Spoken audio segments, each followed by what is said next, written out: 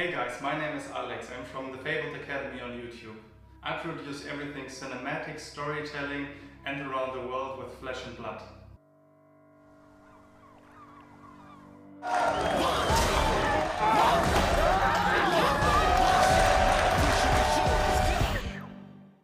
Lately we just released our big documentary about the Flesh and Blood Pro Tour, including very exclusive footage from New Jersey and insights into James White.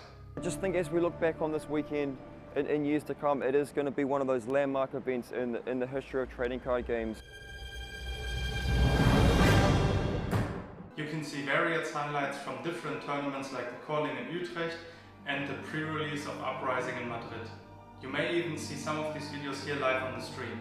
And in the future we even take a deep look into gameplay and review decks with the pro players from Europe. So if you love playing Flesh and Blood, go to YouTube and check out the channel.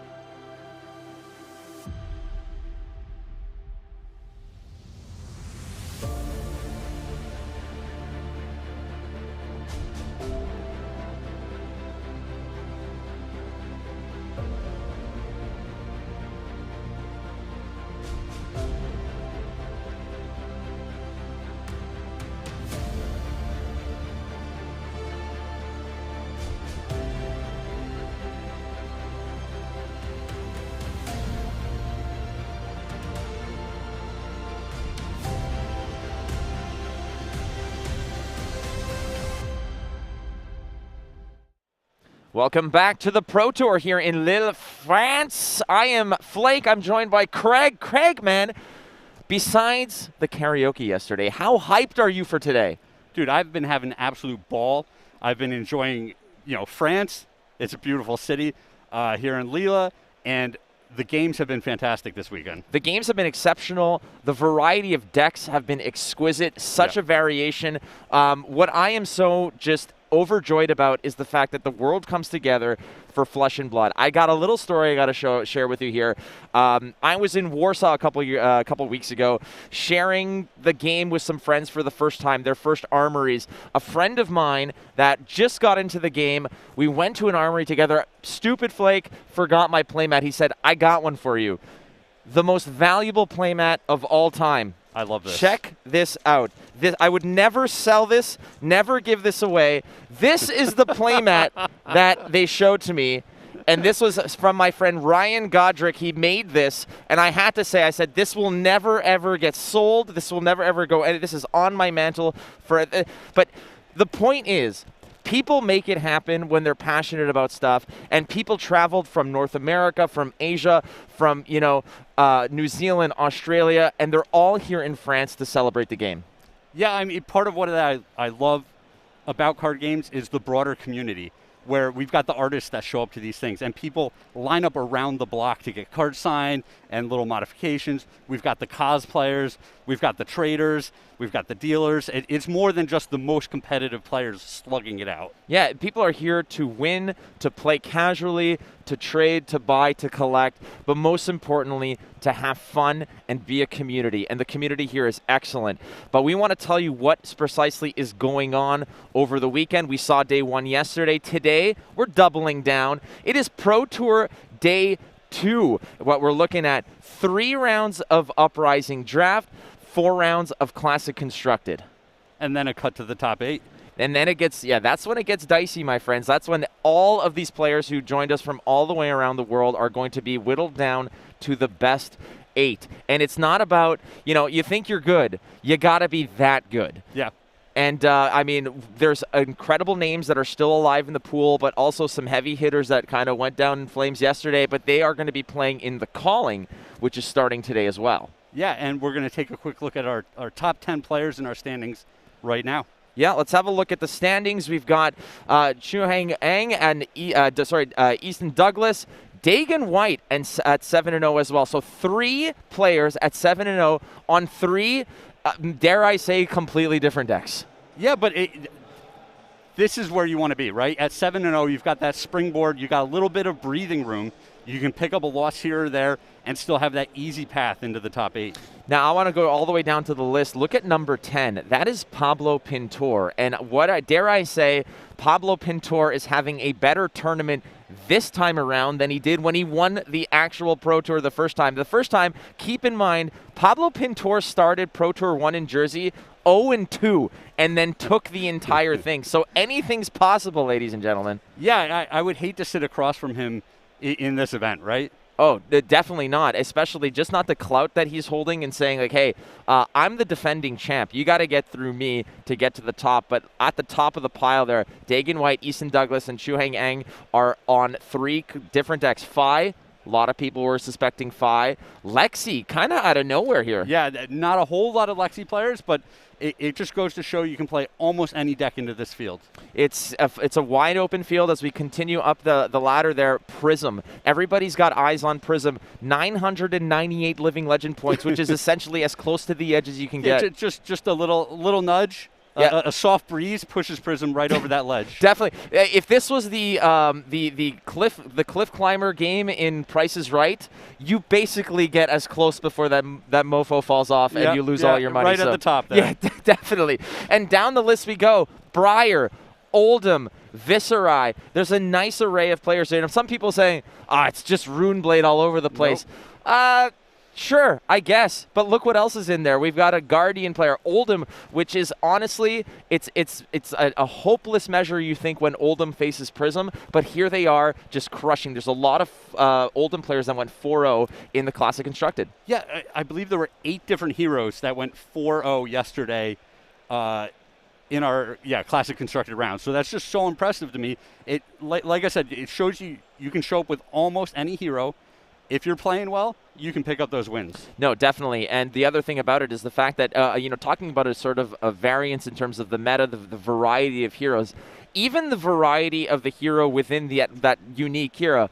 You say Oldhim, you're thinking slower game, defensive posture, kind of drag the game out. But yesterday I got to call a match where Oldhim beat the daylights out of a Phi with like a 14-point red pummel, Earthlore Surge, command and conquer kind of menagerie of psychoness. All right, let's take a look at our prizes for this event. Yeah, we got some money on the line. Obviously, the champion is going to walk away with 25,000 clams here. USDs is what it is, my friend. And but honestly, let's be real. There's money going way down deep into there. Yeah, I mean, let's not forget about all these gold cold foils. I always stumble a little bit when I say that, but they're nothing to joke about because these cards are gorgeous and they demand quite a mint. Absolutely. So we're going to go to the start of round number 8. It's Tarek Patel, the U.S. national champion, versus Oscar Cruz on Phi.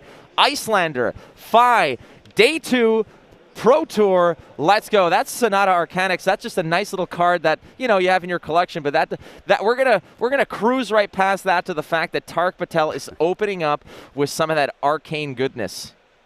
Oh, and I already like what Oscar's doing for us, being very clear about how he's using his cards.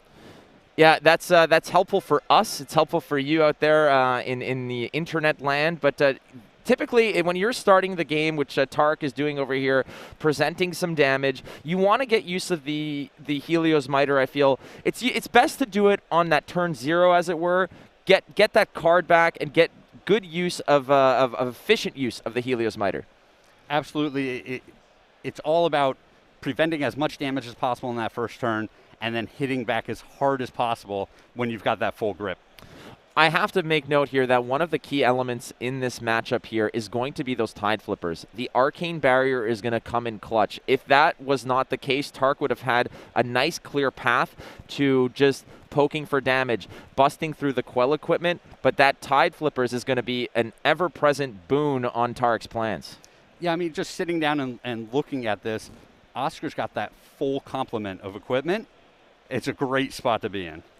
Tarek not too shabby himself, using the you have the helmet there. That's going to freeze up an arsenal spot, which against the Phi can definitely come in handy. Freezing that arsenal in a critical time is going to be important. But Tarek's got his work cut out for him because once Phi gets rolling, it's going to be nasty. Mounting Anger is the opening salvo here. That is a 4 with Go Again. Yeah, I always consider playing the Helios Miter over the Ice Helmet. In these types of matchups, often the Phi players just using every card every single turn, and even stalling them for one turn on their arsenal, they're just going to play it on the following turn, right? Yeah, Tarek now is going to be blocking. Part of the block there is going to be Feindel's Fighting Spirit, and what's beautiful about that card is when it blocks, if you are at a lower health total, it's kind of like an extra piece of block because it boosts you up by 1 life point as well. 4 attack as keeps the hits keep on coming here. Stoke the Flames again, 1 for 4. See a lot of those 4s here, and if it's you can return a Phoenix Flame from the graveyard to your hand, and if you do, Go Again. Break points with Phi, big combat chains is the flavor of the day, but it's essentially the calling card for that hero. Well, and this is a perfect spot to get this Stoke out, right? You led with a 1 for 4 with Go Again. You got 2 cards out of the opponent's hand. You know that they want to play this card out of the arsenal and then use their staff. But this card demands 2 cards to block it as well. So you're in a great spot just to start the game. So in this case, again, when you're blocking kind of with a card down here, what you're signaling is like he's just doing the math in his head. He's not committing the card. When he flips it over, he'll commit the block. He's just basically kind of doing a little bit of the accounting of the situation. He's representing a Singe here. A Singe against Phi is, I don't want to say a worthless card, but it's a card that is essentially not going to be as effective as it would be against, let's say, a Dromai. For sure, but the Islander deck just can never have enough blue cards in it. Agreed. And we watched this draft, and we saw some of the the struggles that some of these players were having just to really complement the deck. We saw super strong drafts yesterday. This one, the power level might be toned down a little bit. Wow. And as I say that, there's a Phoenix Flame coming through. That is a 1 attack again, but we're going to follow that up. Another 4 attack. So Tark has been under the gun for this first turn. He went up to 19, but quickly trickles back down to 15. And Tark saying, hey, I'd much rather be blocking this turn. I can always play my card out of my arsenal on a turn where you have much less pressure. Definitely. And, you know, to Tark's benefit here, Oscar finishes his turn without an arsenal card, so Tarek knows that the next turn won't be as pressureful, if that's even a word, Craig, pressureful. What am I, a linguist over here? Yeah. You can make up whatever word you want while we're in the booth. Yeah, we are not sponsored by Webster's, but we definitely should be. Nonetheless, we're still pushing through here. More attacks coming through from the Arcane style. That's a lovely card, Frosting. 3 arcane damage. It's an ice card, so that's helpful, but frankly, it's free damage. 3 arcane. They can't really, Oscar can't really block much. Only 1 arcane barrier. Yeah, and the way the last turn played out, it was actually pretty good for Tark being able to block with all of his cards. Because he had a red color stripe card in his arsenal anyway. He wasn't going to be able to play that on the opposing turn. No, definitely. And just being able to play it for free on that turn, nothing to really commit. So on the clapback here, though, again, Tark doing the blocking thing. Dust Runner Outlaw into another 4 attack. You know, you gotta weather this storm, and it's tough. Fi goes wide, Fi goes hard.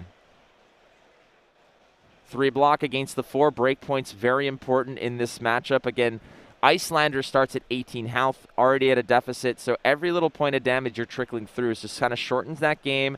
And again, the benefit, Craig, I find in this is for Fi, beyond the fact that it's a go wide, go fast deck, is this is the only hero who has a weapon that can attack. So you always have an outlet to deal damage. Well, and the weapon is so good, right? Because anytime you're swinging with a weapon, you're almost always going to be returning the Phoenix Flame as well. So it's almost like a 4 attack weapon, but it's spread across 2 cards, so it's a little harder to block.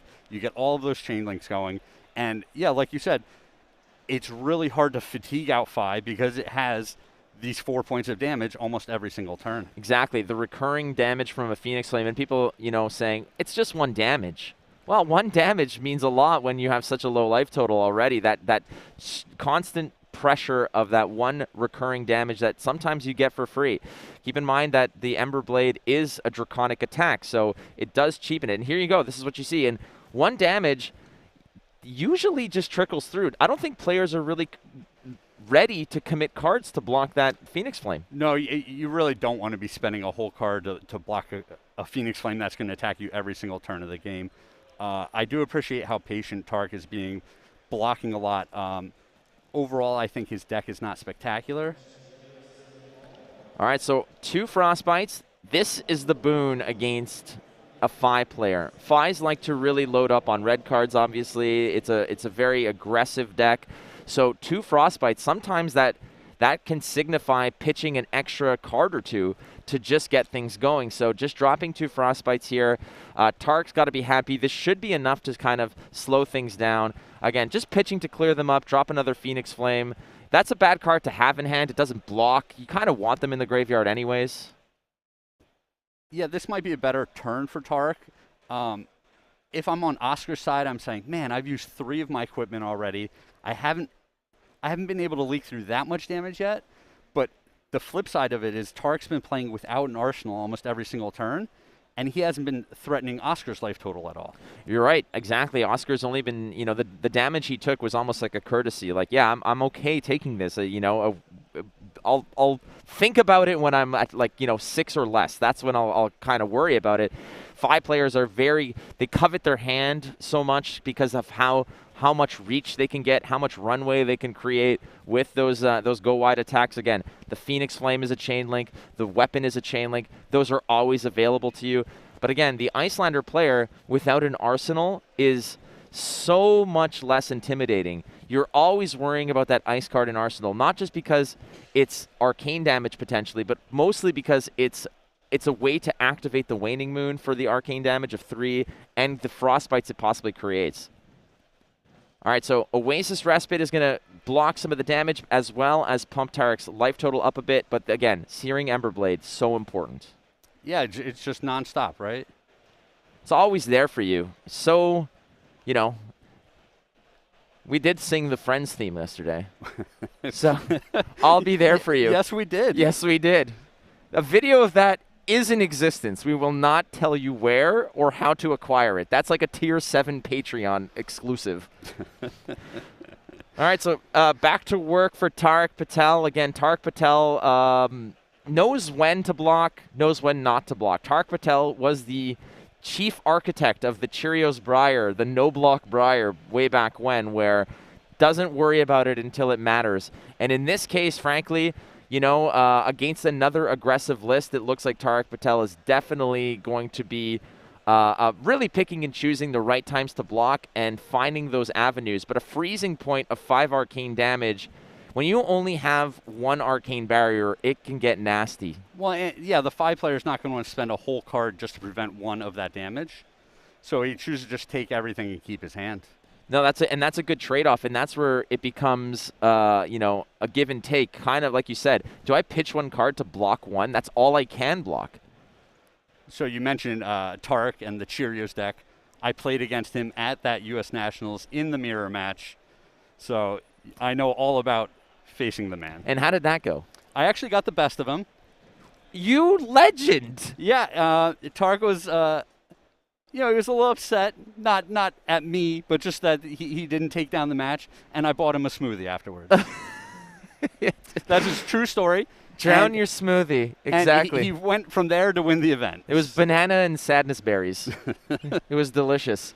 So Ronin Renegade, a great card to have over here. It's kind of like a head jab with the draconic flavor of it on it, and again, a great way to start the turn as well. It's free. It's 3, and again, it follows up with that nasty Emberblade. Yeah, we get to see just how consistent this Phi deck is with attacking over and over, and I think Tarek's plan is block a lot right now. And then when they go to second cycle, the Phi deck is going to have just blue attacks left in their deck, and so he can take a little bit more of that damage. So do you think at a certain point Tarek's thinking, you know, let's extend this game, let's block out as much as we can, really pick and choose, wait for him to stutter, and maybe find an avenue to rock that arsenal? I feel like if your Icelander deck is not loaded with blue cards, that aggression shouldn't be your game plan. I agree with that, but there's a flip side of this where Tarek needs to be careful about which cards he's blocking with, because he does need to win the game somehow, right? And if he's used almost all of his burn spells to block with, how is he going to close out the game? Very good point. The Waning Moon is not active unless you play an attack, an action card. So if you don't have that going, you know, you could pitch and block, but ultimately fatigue's not going to matter if you can't deal damage to them. Yep. You know, because eventually Oscar can just pitch Emberblade, and then win the game that way. All right, so blocking with an Ice Bolt, blocking with a Brain Freeze, and there is that nasty, pesky little Phoenix Flame that always manages to trickle through. And this Scar for Scar is a pretty nice way to end the combat chain. You know, it doesn't have Go Again, but all your other attacks do, so that you can just finish up with your big attack. Were you intimidated when you sat across from Tarek? I've known Tarek for a long time. So he was hanging around Jersey for several years when we were all playing other card games. So, you know, the short answer is no. I'm rarely intimidated by any opponent, but Tarek in particular, we've played a lot of games, we've talked a lot of cards, so I know the man pretty well. Tarek, I was part of his I went to his place ahead of coming out here to Europe to play in the Pro Tour. I was part of his drafting kind of practice squad for a day, and I mean, that was, again, sitting across from Isaac Root, Sean Dhaliwal, Tarek Patel, Joel Repta, Matt Dilks. It was this murderer's row of Canadian assassins, yep. And I felt so outclassed, but it was definitely a great learning experience, get a lot of the knowledge, and Tarek, again, he takes this so seriously, and he's so talented, and again, 8-4 against Phi, you feel like you're kind of in a bind here, but Tarek can definitely pull this out. That's an Aether Dart. I believe that's blue, if I'm not mistaken. Yeah, it's going to tickle you for 1. This is what I'm saying about him being careful with his burn spells. you know, coming at the opponent for 1 a turn is not going to close out the game. It's tough because you want to almost follow that up with a waning moon or something, but it just doesn't seem like Tarek's got the right situation. However, he's got an arsenal. He's counting his cards here. He's being very, very careful. Look at him. He's okay, that's 4. How many more cards? How many more turns do I have? Well, you know, he's at 4 health already. It's not like he can choose to take a turn off and just take a bunch of damage to preserve cards.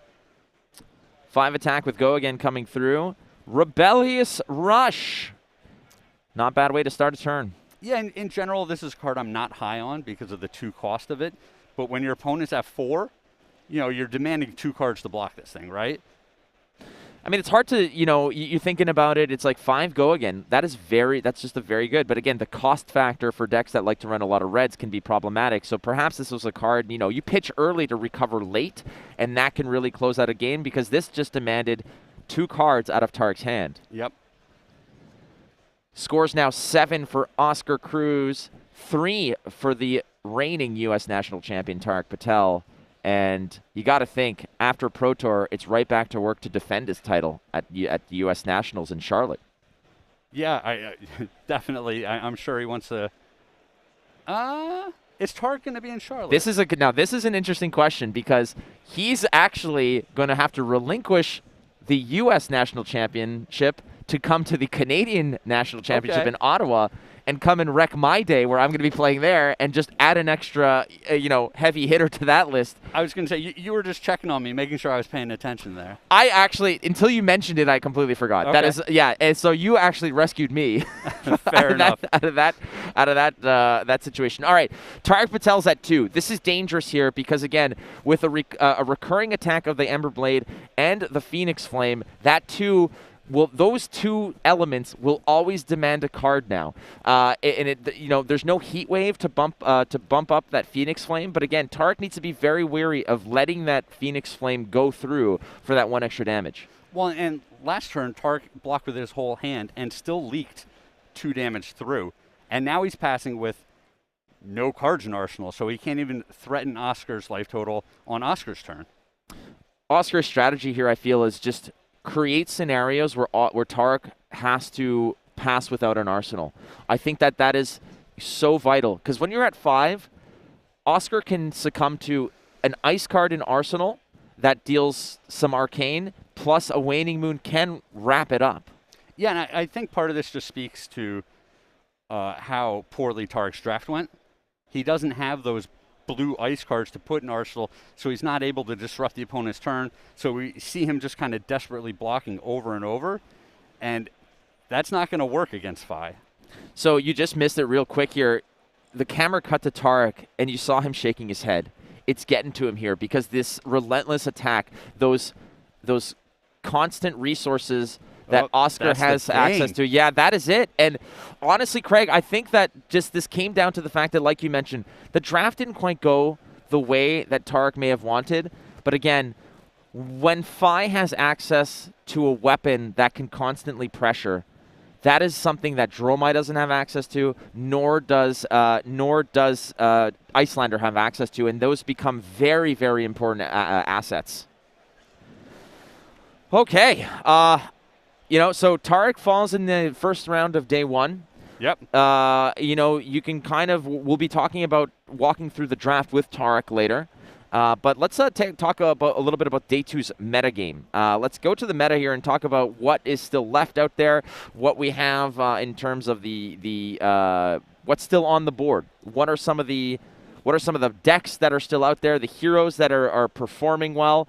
And here we have it. I said this is what is still left after yesterday, and what stands out to you here? Well, coming into this, we knew that Briar and Viserai were going to be some of the top decks played, and they're showing some of the top conversion rates as well. That's not a real big surprise. Oldham kind of moving up our board a bit with very high conversion rates. That surprises me just because I think into this very aggressive metagame, Oldham, I think it can be great against Fi, but it's not always great against Viserai and Briar, and it's terrible against some of these other decks. Bravo should beat up on it. Prism should be a just the easiest match.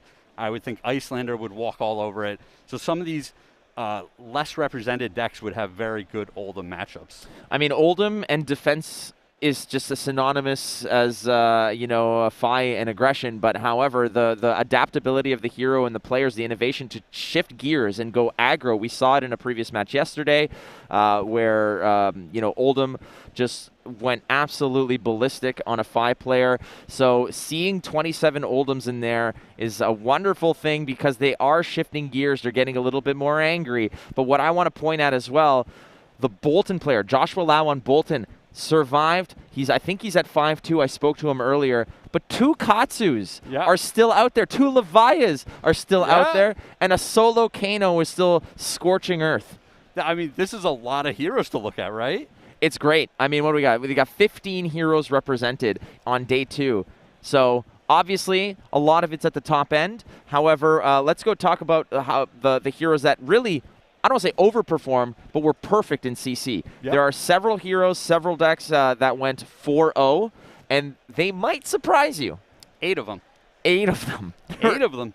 And of those 8, here are what we've got for 4-0, Craig. Yeah, again, there were so many Briars coming into the field, right? You expect some of these to do well. There were a ton of Fi decks, but look, again, Oldhim is very high on this list for the number of decks that went 4-0. And it did not have nearly as many players as Fi or Briar. Beyond that as well, I want to, on the opposite end of the spectrum, one that I would think maybe underperformed. A lot of people were very high on Dash. Dash was the talk of the town after Singapore. Jason Zhang won Singapore on a very aggressive boost Teklo Pounder deck. And everybody said, this is the deck to beat. Some people had it as an S-tier deck even prior to Singapore, just kind of reading the runes on that. But here we are, and only one Dash managed to, squeak through at a 4-0. Yeah, I think, Briar was able to catch some people with their pants down, so to speak, and, took that tournament by storm. But it just brought it back into the forefront of the conversation. And now everybody in this event is ready for it. They're not going to be caught off guard. Yeah, that's it. A lot of people are saying, we're almost cursing Singapore because they were like, we did not want to see Dash win that. We wanted to keep our secret sauce secret. The herbs and spices, leaked onto the internet, and suddenly the Colonel's looking for a new job. Not what we wanted to see. Either way, that is it for the first round of day 2, round 8. There's so much more, 2 more rounds of limited, of draft, and then 4 more rounds of CC. And we're going to throw the draft coverage somewhere in there as well. Absolutely. We're going to bring it in there. We're going to show you. We're going to walk through Tarek Patel's draft, the Icelander list. Much like we did yesterday, Matt Rogers, very insightful. I learned a hell of a lot. You know what I learned the most? I suck at draft. Well, sure. This draft, though, might be almost the polar opposite of the other one. For everything that went right for Matt, went wrong for Tarek in this draft. Yeah, Matt Rogers was basically telling everybody at the table, or telling the world that he's like, yeah, I drafted for 4 players practically, and in this case, Tarek might have a different tune. But speaking of tunes, you guys need to stay tuned because we will be right back with round number 9 of the Pro Tour here in France.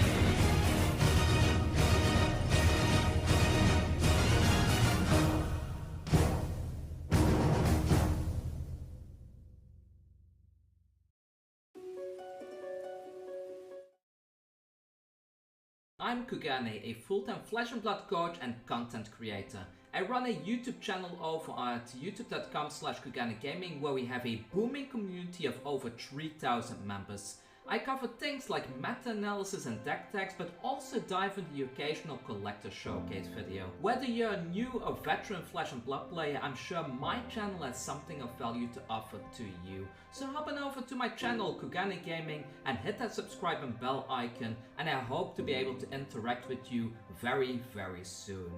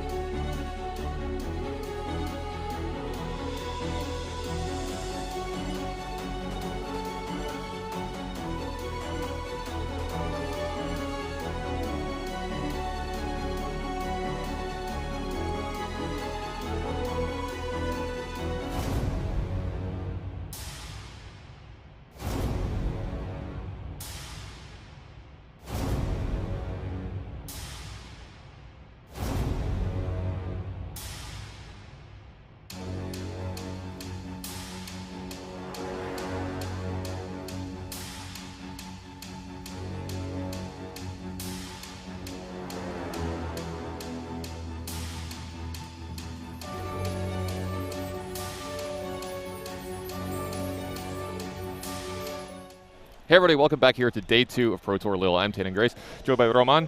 How's it going, buddy? You doing all right today? You're not Flake, are you? No, I'm not Flake. Oh. What am I going to do now? I know. I'm just saying, look, you're going to have to suffer through with me, apparently. I'm sorry, but that's what's going to have to happen. It's going to be perfect. Yeah, it's going to be great. So we just got finished with round 1. We're going to be moving into round 2 of that draft that we've been seeing. But before we get into that, let's go ahead and take a look at the draft metagame that we've had so far here this weekend. And this is about what I expected, but it's a little bit, I think, more condensed than I expected. Yeah. No, I think Fi is what's to be expected. It's easier to, if you need to force a hero, it's probably the easiest to draft. It's probably easiest to draft if there's like 2 other or 3 other 5 players at the table. You know, it's a more efficient way to play, and I think. The fact that there's a lot of Icelanders means that there's probably bad Icelander decks in the pods. And as we've seen with Tariq, he had trouble. He wasn't happy with his draft. He felt that there was at least 2 other people with Icelander at the table, and he lacked blues at some point during the draft. So it was a struggle. Let's leave it at that. Yeah, let's go and take a look at that pod view that you're talking about, the pod that we actually were covering. And, you know, we talk about this a little bit, so we could talk about the fact that Matt Rogers and Joel Repta here, the 7 and the 8 seats, they were both in the same hero. And then I think it was Tark and one of the players to his side, I'm not sure exactly which one, both of those were in Icelander. And absolutely. While a pod can support 4-2-2, like we've talked about this a lot this weekend, you want them separated. Yeah. You don't want to be sitting exactly next to the same hero. And that's what he felt like. He knew that the players playing Icelander were too close to him, and at some point he was going to have trouble, but it was too late to switch. He had a Spellfire Cloak as his first pick, pick 1, pack 1. So he went with it, and he didn't really get rewarded with his pick. Yeah, and, you know, Matt Rogers, again, drafting Jerome again today, it's kind of hard to top that deck that he had yesterday. Yeah, it was insane. I have to tell you, I couldn't talk about it because I wasn't casting the game. It was Craig and you guys, and you did it very well. But I wanted absolutely to talk about it because it was probably one of the best draft deck I've ever seen, you know, in this format. It was incredible. But yeah, Tariq didn't go as well. But we see what we have next in...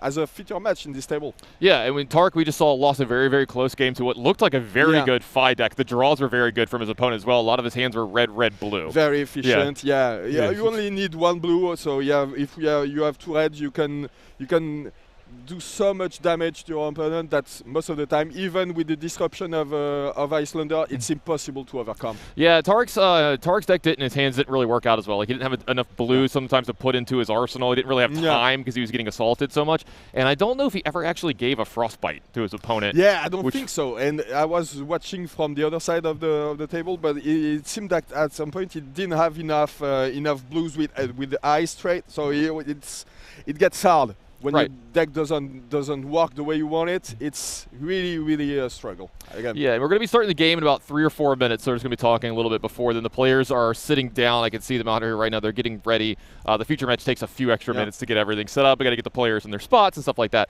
And yeah, that could be a big thing, not getting a single frostbite to your opponent, or maybe even just one the whole game, because just one can disrupt an entire hand from Fi. It's exactly the same thing as what we talked about with Flake yesterday when you're playing Fi in CC. If there's only damage and no disruption, Fi is going to run over you. He's way too fast, he's way too efficient, he's got these blues, and as long as he's got his blues, he's going to be able to attack with 1, 2 red attacks, so that's 3, 4 damage, and then attack with the Ember Blade, and then attack with the Phoenix Flame, and then it's off to the races. As soon as there's one good turn, it's almost impossible in this format to go faster than the others. So like in my opinion, when you have a Fi deck and you're playing with it, the best possible hand is 3 reds and a blue. Yeah. And generally it's going to be a 0 red, a 1, and then, you know, with just the single blue, you're able to pay for your entire hand, you're able to pay for your Phoenix Flame and for your Ember Blade, and I don't think it gets better than that in this limited format. Yeah. If you get this hand, you're golden, and you usually keep it. You never block. Yeah. You just give me the bill. Yeah. Let's go. Yeah, exactly. I'm ready. Yeah, exactly. Now, Icelander's been. So, what is your choice hero other than Fi? Like, are you an Icelander or are you a Dromai? I am definitely in the Dromai team. Okay. I think it's not as picked as Fi. So it's you're generally a little more. It's a bit more open, let's say. But I'm not comfortable with Fi because it's when you're on the mirror. Yeah, it's definitely hard to navigate, and I'm the kind of greedy player that never wants to block. And if the other opponent has a better hand than me, I mean, let's just say that I don't want to leave it to the fact that my opponent has a better deck. So I'd rather play Dromai, get these Etherwatch Ashwings going, attack with the Senipais, and and play it like that. And I have to be honest, I'm not comfortable with Iyslander in this format. I think it's really hard to play. I love to see other people play it, especially the good players. When they play it, it seems so free flowing, so flawless. But I'm not as comfortable with it. So I think Fi is a good pick because you can usually take the better cards and just go with it. Yeah, and so like I'm kind of like the complete opposite. I actually have the least experience with Dromai. That's just kind of the way that my drafts have worked out. You know, I've either just had a Fi seat or I've had, you know, I feel a little more comfortable in the Icelander. You know, I've played a decent bit of Wizard. I like playing that kind of game where like, hey, I might not be doing a lot during my turn, but I'm doing a lot during our turn. Yeah. You know, that we always joke about that kind of thing. And, you know, with the Dromai, the problem is like I don't feel comfortable with the non-Cinnapai decks from Dromai. Like the Dragony decks, like I feel like I make some mistakes there, or like where you're just relying a lot on Dust and Aether Ashwings, I'm not doing as well. But if I get passed into it early with a bunch of the Cinnapais, that's when I'm like, yeah, this is my Dromai deck. I want to be attacking, you know, 1 for 5s or 2 for 8s. Like that's where I feel that deck really gets going. I think that's probably the better deck. And I think it's the best deck seen yesterday, Matt Rogers had a lot of Embermo Senipais. He had the Dune Breakers that have go against, so he can do a lot of damage and be pretty fast. And I think it's probably one of the best decks if it's open. Just go for it. Yeah, absolutely. That would be my advice, yeah. Seems like the players are taking their seats, so they'll be going down to that feature match area very soon. We'll see who's going to be making their way out of this. I don't know if y'all called it the pot of death. One of the pods of doom. It looks like the pot of death. I think none of the players were happy about being in this pod, yeah. You know, you and I were watching this pod. I was kind of perusing the other ones as well as walking up and down the top tables, you know, the top 7, top 8 pods. And there's a few with, you know, some players that I recognize, and there's a few with like I very well know half of this table. And you know, you like the challenge, but at the same time, you like, maybe I'd want a slightly easier pod, or maybe some people I don't know. Not saying they're not great players, you know, they're Pro Tour players, but, you know, if you could avoid a pod that's got Matt Rogers, Tarek Patel, Joel Repta in it, yeah, I mean, yeah, put me in another pod, please.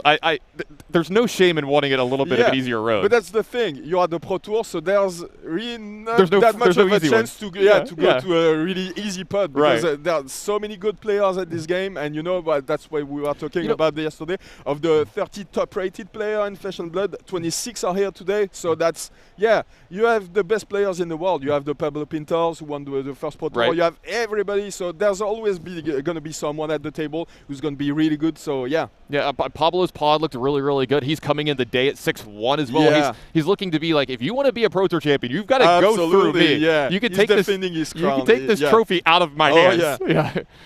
So it does look like we've got our round set up. It looks like Joe Cologne versus Christian. How do you say this? Weisling. This is why I like having you in the booth here, because I was going to not get that correct. I think you should pronounce it Weisling. He is probably German, I guess. And look at this. We get a matchup of the non-fly decks where it looks like we're going to have Icelander versus Dromai. Yeah, Dromai, my favorite. And so this is a matchup that can come down to the Dromai deck putting the Icelander in a position where it's very hard for them to win. Yeah. Usually, on paper, Dromai is supposed to win. But you know how it goes. Sometimes there's too much disruption on Icelander's side. She can, if Icelander can manage to be efficient during the opponent's turn, propose a lot of, give a lot of frostbites and damage at the same time. If the Aether Ice Veins are efficient, if the hands, because we know that Dromai needs red in the deck to be functioning properly. So if Dromai has too many red hands, and there's a lot of frostbites on Joe Colon's side, it's going to be a struggle for Dromai. Oh, we see a dragon, but I don't know. I haven't watched his draft, so I don't know which dragon he drafted. We'll find out together. Yeah. Now, is there a specific card that's usually in the sideboards for the Icelander decks that you're looking to really have in this matchup? Yeah, you need the Singe. Yeah. You know, the Singe that can help get rid of the dragons, of the Ashwings, and sometimes if there's a dragon like Vinceraka, you know, the one that's it's the 6-1, attacks for 6 and deals 3 more damage if it hits, but he only has 1 health, so Singe can get rid of it instantly as if it's in the arsenal or during your turn if it's what you want to do. All right, looks like turn 1, Christian's going to go ahead and activate his Mitre just to make sure some Ash is happening. Just want some Ash, yeah. That's a good first turn. I don't know what. It's hard to remember what the name of the dragon is. It's the second coming from the bottom. Oh, this is a great first turn. Yeah. This is a red Rake the Embers. Yeah, amazing, because it's going to give him 3 Ashwings. This is the I call this the dreaded start. I've been on the other side of this as an Icelander player. Looked at my hand and wondered, how am I supposed to win from here if I don't have a Singe? Yeah, and especially a red Singe. Yeah, we're gonna see how many poppers he has. Maybe he can stop him in his tracks, and it's not that important when you're killing Ashwings, but sometimes it can cancel the turn entirely. So he could be fine if he has enough poppers. I don't see any in hand. Looks like we're going to activate the Mitre here, preventing some of this damage. Yeah, you absolutely don't want to take any damage on turn 1 as Icelander, obviously, because you are starting with 18 health. All right, back over to Joe here for his first turn. Looks like we got some defensive cards boarded in here. Yeah. I believe I see a Scar for Scar in his hand as well. That's a card you don't normally see too often, Wizard, but this is going to have go again here. His life total starts lower than his opponent's. It's pretty good when you're playing with Icelander and you're okay with dealing physical damage. It doesn't matter as much in this format. Usually surprises your opponent when they're getting attacked, right? Yeah, if you attack with critical strike or something like a Fighting like Spirit. Scar for Scar, the Fighting Spirit, absolutely. And you see how important these Ashwings are here. That's a Scarf Scar going straight to one of those Aether Ashwings. He doesn't even hesitate, straight to the Ashwings. And we see a nice bind. You got to clear those up when you can, right? Yeah, especially on the first turn. It's you can't leave him with 3 Ashwings on the first turn. Looks like there's going to be a healing bomb for 2, I think, here? Yeah. Or is this for 3? It's the red one, so that's for 3. Okay. We took 1 damage, yeah. Yep. Looks like up to 20. There you go. It's going to be an arsenal here. Use the Scar for Scar and go again, and then go back to 20 with the healing ball. That's pretty good turn. So that's the billowing mirage. It looks like we're going to have a red billowing mirage from Christian here. Oh, that's mirage. Yeah, sorry. Pardon my French accent. So it creates an Ashwing. That's another one. And it's attacking for 4 here since it's a red as well. Absolutely love this card in the Jeremiah decks. It is great, yeah. I hate seeing it as an Icelander. This is one of the nightmare cards along with the red Rake on turn 1. This is exactly what you don't want to see. So oh, it's not, is it? It does look Joe's got to point one of his... Oh, no, it's the card that gives +3 to the Ashwing. Yeah, right. My bad. Yeah. So it's not a mirage. Either way, the card's going to come in for an attack for Joe, and he's going to use the blue card out of his arsenal to shoot it down. Sorry about it. It's hard to gouge the cards over here. Players tied up at 18 here. I think we're back over to Joe. See what he's got. He gets to actually have a couple cards in his hand during his actual turn here. This is really nice as Icelander. This is something you don't get to do very often. Yeah, absolutely. But I think I don't know if maybe he doesn't have enough blues, but he's going to have to play during his turn. Yep, looks like a red Ice Bolt here. This is for the 5 variety. This is one of the big ones. And we see a little bit of Arcane Barrier as well here. You know, he's got 2 Aether Aether Ashwings here. Let's see how Christian wants to play this. He's got to be careful. Got to protect that life total. So it does look like we're going to have 2 pitches of red cards here. He had a bad hand, so I think he needed to use it to... At least he's getting something out of his bad hand, right? Absolutely. Like this is, making the most out of it. So he's going to make 2 Ash here while preventing 2 of that damage. Does look like we're going to have an arsenal and a pass here from Joe. Yeah, trade in if you can't set it up in your arsenal. It's not very useful in this situation, so it was good to use it to prevent some damage.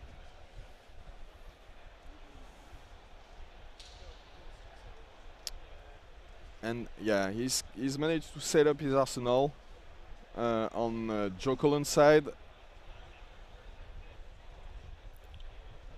He's done. Okay. So we got an attack here from Christian. Is that a Flame Call Awakening? I think so. Yes. Looks like a red one from here. Yeah. But I have to say, so far it's going pretty well for Joe. Not many attacks on Drama's side, so I don't know how he's gonna come back from this difficult early game. Looks like he's going to take the damage here from this. A lot of life to play with here as an Icelander. He's at 21. He can definitely afford it. And now this is going to be followed up with quite the attack, the big though. Sunny Pie. Yeah. That's a nice one. I didn't see he had it in hand, so that's a nice attack. And now you have to respect it and to block. So he's going to have less fuel in his next turn. You can block it, but it's not efficient to block it all the way when it attacks for 7. So yeah. So this is a yellow Ember Moss Centipi. So this one's attacking for 7. And I kind of got to agree with you. This has been a great start for Joe, considering how bad it could have been from the Jeremiah side, just because there hasn't really been any action other than that, but Christian's turning that around this turn. The second hand on Christian Weisling's side was really shaky, so yeah, I think Joe Cullen is okay right now. He feels comfortable from this position. I don't know why he set up in his arsenal, but if it's a blue one, he manages to use his Waning Moon during his opponent's turn. He should be okay now. Looks like they're going to block from a critical strike here. Only with the 1? I think that's what Joe's considering here. He's like, how exactly do I want to block? Because he's got a lot to consider here. He's got the card in his arsenal. If it's a blue, he's going to want to play it, possibly have to pay for it, pay for Waning Moon, and then he's probably wanting to keep at least like that. I think that's a blue Cold Snap in his hand as well that he wants to set up for next turn. Absolutely, yeah. Yeah, choices. Yeah, I think these are the really hard spots. It looks like maybe he just took it. Yeah, he just took it. I think he wants the most efficient hand. Yeah, so he's playing. Is that an Ice Vein? Yeah. Yeah, it's a blue ice. I think it's a polar cap. Oh no, it's polar cap. Yeah, it's a blue polar cap. So he's killing one of the Ashwings with it. Yeah, it's going to kill one of the Ashwings here. Not fusing, apparently. Yeah, there's a fuser going after the Ashwings. Right? Yeah, it doesn't need it.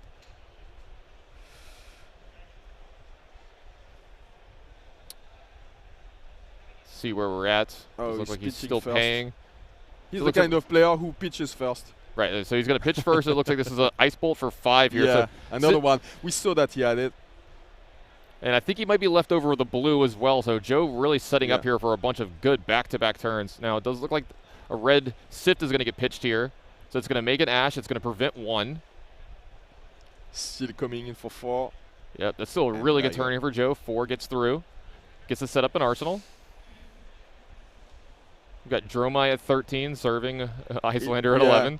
It's probably a blue ice card because he had the cold snap, so if it wasn't, he would have kept it. All right, now we get to find out what dragon one of these let's is. see. I hope we get to see it. Yeah, he has the actual one. Also, that's Uvia, the one that makes all the dragons. She comes in with she can turn an ash into an Ashwing when she comes into the battlefield, and then into the arena. Sorry, and at the beginning of each turn, she's gonna create another one. So that's the kind of this needs to be answered dragon quickly. You need to get rid of, but it's really hard right. for Icelander, obviously, because she can't attack it directly, and it has 6 toughness as well. 6 health. Yeah, that's so much. That's a lot. Yeah, we saw Not Joe many decks can get rid of it. Yeah. I know, right? So we saw Joe take down another. Can do it, but it's really hard for Fight 2 because he usually needs to put 2 attacks into it. You don't want to do it, but if you don't, you're not in a good spot either, so it's really complicated. Joe was able to take down an Aether Ashwing here during this turn, and now it looks like he's activating a Waning Moon, which I believe just went all the way through when we went into the Arsenal phase here. So not a lot of cards left over here. This Uvia might be sitting around for quite a while, and that's got to be a little scary. We'll see what happens for Joe here. But unless Joe manages to kill Christian pretty soon, but yeah, this Uvia is probably here to stay. Yeah. Yeah, I find that these can be some of the hardest spots. Like you've seen Joe taking down the Aether Ashwings, and he's thinking about doing it again here. And it's at some point you have to think about do I start just going face? But I mean, so he does take care of an Aether Ashwing and set up a Arsenal here, and he's going to draw back up to 4. So we're back over to Christian this turn. Uvia does another Ashwing then. Oh, we see another dragon in the end of in Christian's end. And so we're at the start of turn. Let's see if Uvia is going to turn this Ash into an Aether Ashwing. Yeah, if he doesn't have another way to create ashes, maybe he's gonna keep it for the dragon. Yeah, that's a hard choice, right? Like, do I want to keep this Ash around to turn it into a dragon? It looks like that's the choice he's gonna make. He didn't use it for the Ashwing and he kept it for the dragon. Which one is it? It's a 2-cost one. Let's see. We can find out later. Oh, that's Themai. It's probably the worst one you're playing. This is the scariest one for Icelander. So you absolutely don't want to see it. Yeah, so players can't play or activate cards during their or activate abilities during your turn, meaning Icelander can't really play her game. Guess what Icelander likes to do? I like to do stuff during your turn. Wait, what's going on? Wait, you're cheating. I mean, Joe's played a decent bit of this game during his own turn, but you still need the option. Yeah. You need it. It's the only way to come back from to have deficit. I mean, it's not the only way, but that's why the hero has been designed like that. You know. This is an absolute nightmare for Joe. This is the worst thing that could happen to him. Yeah, it looks like Tamai's going to go ahead and get into that attack as well. And with no poppers, it's going to be hard to get rid of it.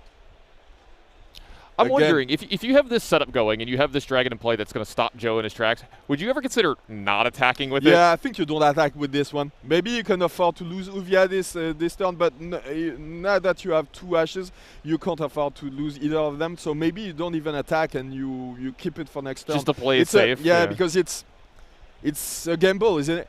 Right. It's a gamble. If there's a popper, you lost Themai, who's probably one of the best weapons against Icelander, so you don't want to lose it. But I think he attacked with it. He did attack with it. It was just a block from Joe from his hand here. Unfortunately for Joe. About his opponent not having what he needs to pop it. Oh, the Ice Vein. It's a yellow Ice Vein, I think. Yeah, so that's nice. He can. Oh yeah, he can target the dragon. Yeah, there we go. Looks like he's going to put some damage on Tamai here. And you absolutely have to go after this dragon. Absolutely. It looks like Tamai's going to get put into the bin here. That's a big win for Joe. Yeah. Very important. We see another dragon in Christian's end, so again, sorry about that, but it's hard to know what it is from the. Yep, and it looks like we got a Waning Moon activation from Joe here. I don't see any Arcane Barrier on the other side of the board. No Aether Ashwing sitting around, at least. You can maybe quell it with the quelling sleeves, but it's not really efficient. That's not what you want to do. So I got to say this, for how bad some of this setup for Joe has been out of the Dromai deck, he is putting up quite the fight here. Yeah, and his deck looks pretty good, and I think that's one of the reasons that Tarek's deck might not have been as good. Yeah, it might have been one of the reasons. If we see another Icelander players from the table, we'll understand better how it went for Tarek. Yeah, it looks like Christian did just take that damage, so he's down to 9. And you know what? This Ash is going to turn into an Aether Ashwing this turn. It makes a lot of sense. He has a Dragon left over, but we have an extra Ash here as well. It was just a harder decision last turn. That's one of the 4-cost dragons. Oh, this is one of the big ones. See which one it is. Oh, it's Dominia. So that's the one that takes cards from your hand. From the opponent's hand. Yeah, this one is really, really powerful. It says, whenever it attacks a hero, reveal the top card of your deck. If it's a red card, look at their hand and banish a card from it. And you're going to have a lot of reds in your Dromai deck, so the chances of this are pretty high.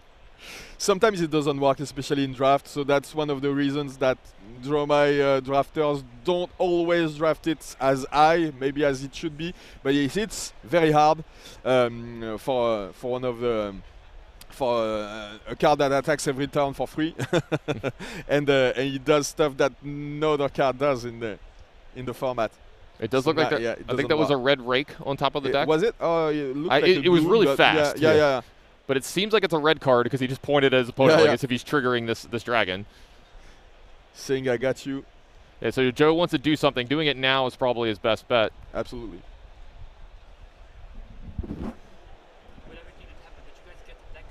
Decisions to make, Joe. We don't even.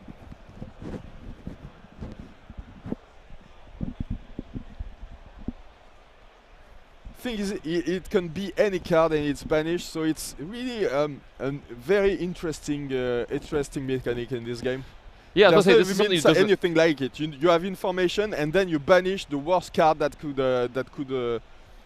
You can even banish a proper big 4 is defending with it, so it's really a good card in the. Yeah, this is almost a one-of-a-kind type effect in this game. You don't see many. Brain Freeze is another card. You can look at the card, but it doesn't get rid of it permanently. Right. So it's really important. Does look like we're gonna have a SAS activation after we got a block here, and here comes a red rake that's gonna turn some of this Ash into Aether Ashwing. So that's 2. Yeah, I think it's gonna give him 3 more, right? Oh, so I'm sorry. It's gonna give him the 3, and then the other one comes in. Yeah. And that's a lot of dragons, and you don't want to see it. Yeah, I mean, does he have enough to kill him in 2 turns? Because he's not gonna have. He's not winning the game in any other way, right? Yeah. I don't think you can afford to kill Dromai, Dominia, and Uvia, and get to leave. Yeah, and he's in a really, really hard spot too. Because if he wanted to go face, I think you're supposed to, probably respond to the rake there, so that he doesn't have as much Aether Ashwings in place. He doesn't have much barrier available to him, but it looks like he's going to go ahead and just take down one of those Aether Ashwings. But only one, and from what we've seen so far, Christian's deck is really efficient as creating a lot of these Ashwings. So I do see a Singe here for Joe. I think he's arsenalling it. Yeah. It might have been a yellow one though, unfortunately for him. Still enough to get rid of 2 Ashwings. Let's see. Won't be able to use it during the opponent's turn. Obviously. Yeah, that's the scary part. I might have been wrong. It could have been a blue, and it's hard to spot sometimes from here. There's another attribution, creating 1 Ash. Yeah, the red card has been played this turn. The red card has been pitched this turn. Now the dragons are off to the races. Yeah, this is so much damage for Joe here. And Christian doesn't have to commit any more cards if he doesn't want to all these attacks as well. So there we go. We've got a block out of hand from Joe. And here comes presenting lethal now. Yeah. I mean, that's with the dragons on the board already. It's lethal. So. Oh no, that's a red card as well. So yeah, he's gonna show his hands. Here, one less card to block with. doesn't look like he can do much with the card in his arsenal either. So. Right, yeah, this is really, really hard for Joe. I was going to say, Yeah, I think taking the Brothers in Arms is the correct choice here. It's the biggest defending card. So that's 4 damage. Does he want to block it? I guess Joe is in a really hard spot here. Yeah.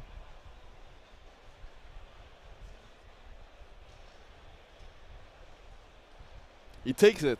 Okay. Taking Wiluvia now. He knows that there's nothing to fear now. There's no popper in hand, so. Yeah, the floodgates are open for the attacks here. Joe down to 3.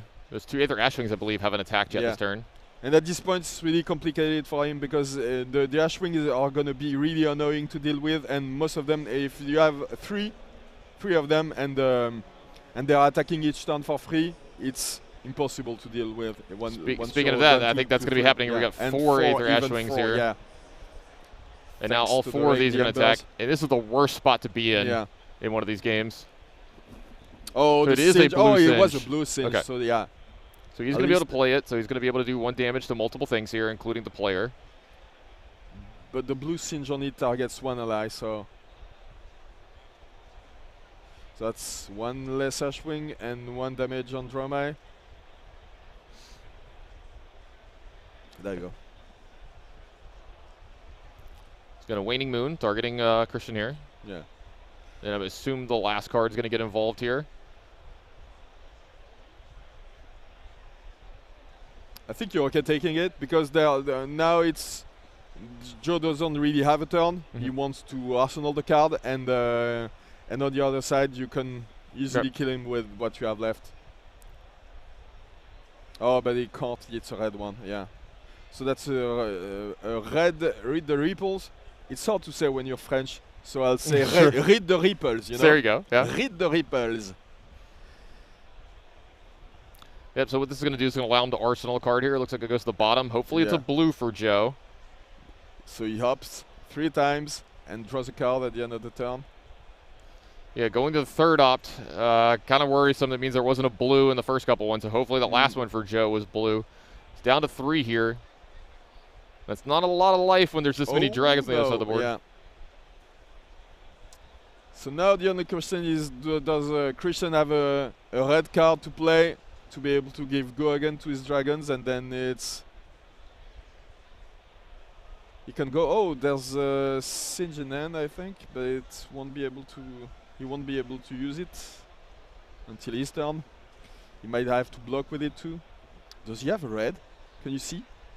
Oh yeah. So this is a red right here. Yeah. So here we go. We have a red. So we're playing a red. So this is going to allow the dragons to have that go again this turn. Very important.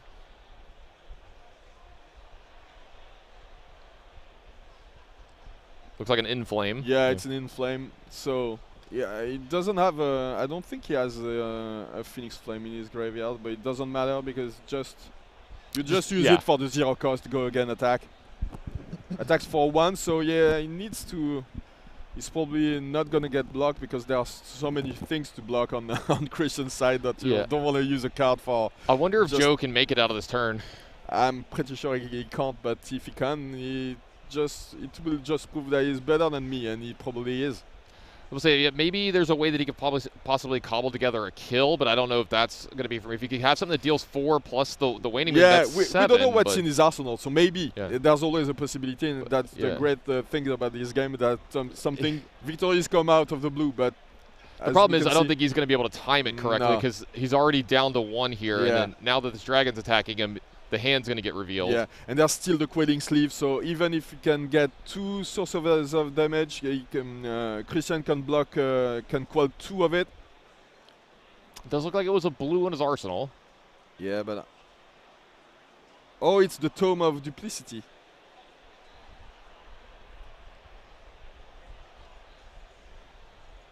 So Dampen, preventing...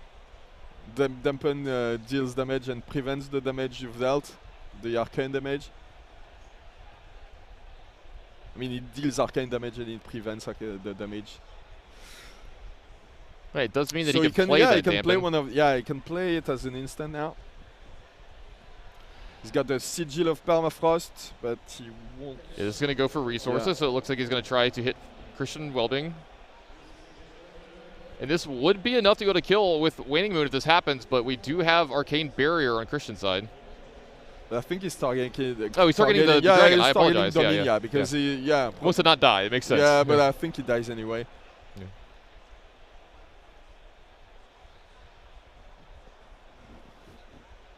Yep, the Singe is going to be the last card that's going to get taken. And he has no other cards in hand, so. Yep, and then it's going to pass the turn back over to Joe. There you go.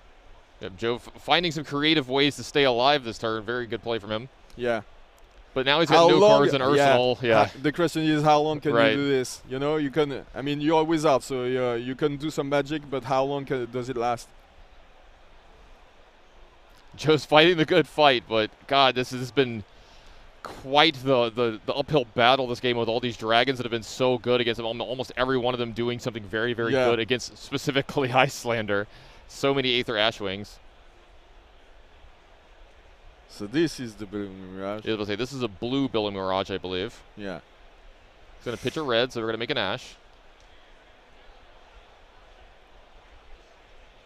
Still needs a red card to be able to attack efficiently with these Ash Wings. So we're going to make a... Yeah. I think I see a red card in his hand here.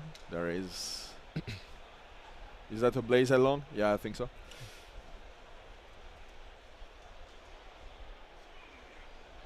Okay, quelling. Quell, yeah.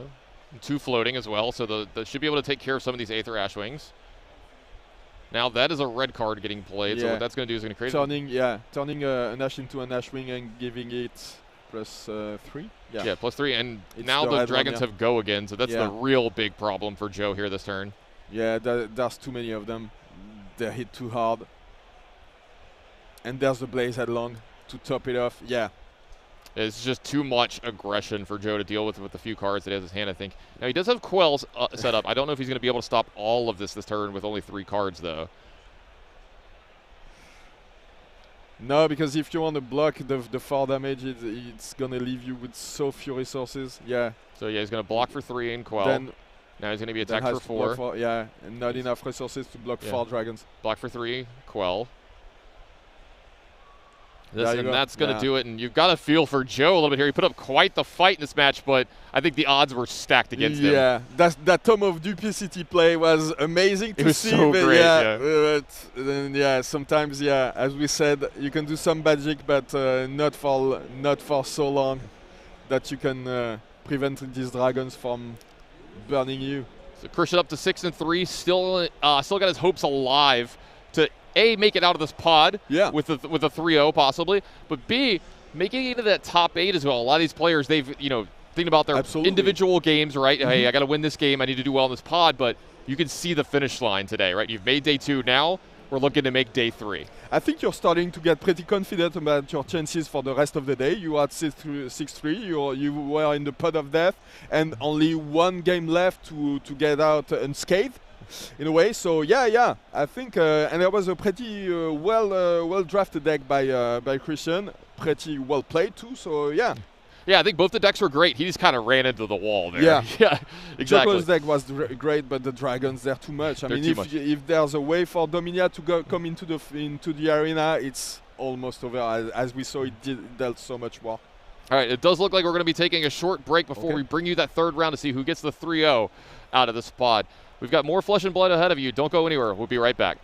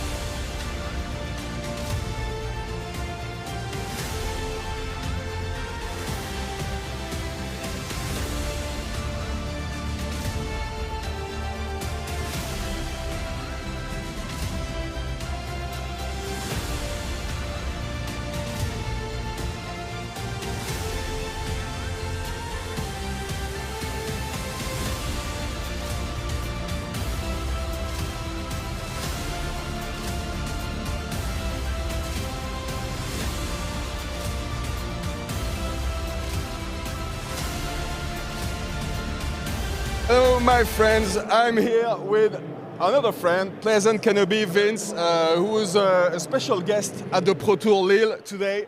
Nice to meet you, man. I saw you a few minutes, 2 days ago.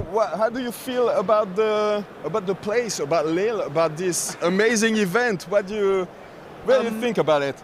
With Lille, I haven't really seen a whole lot of it just yet. I've only been at the convention centre for like Fab so far, but the event's fantastic. It's I'm biased though. I love large gaming tournaments, right? I love the atmosphere and meeting other players and playing side events and weird things you wouldn't get normally to play. Like I played Historic Box Sealed yesterday with a team, which I've never done before. So far, I'm loving it, yeah.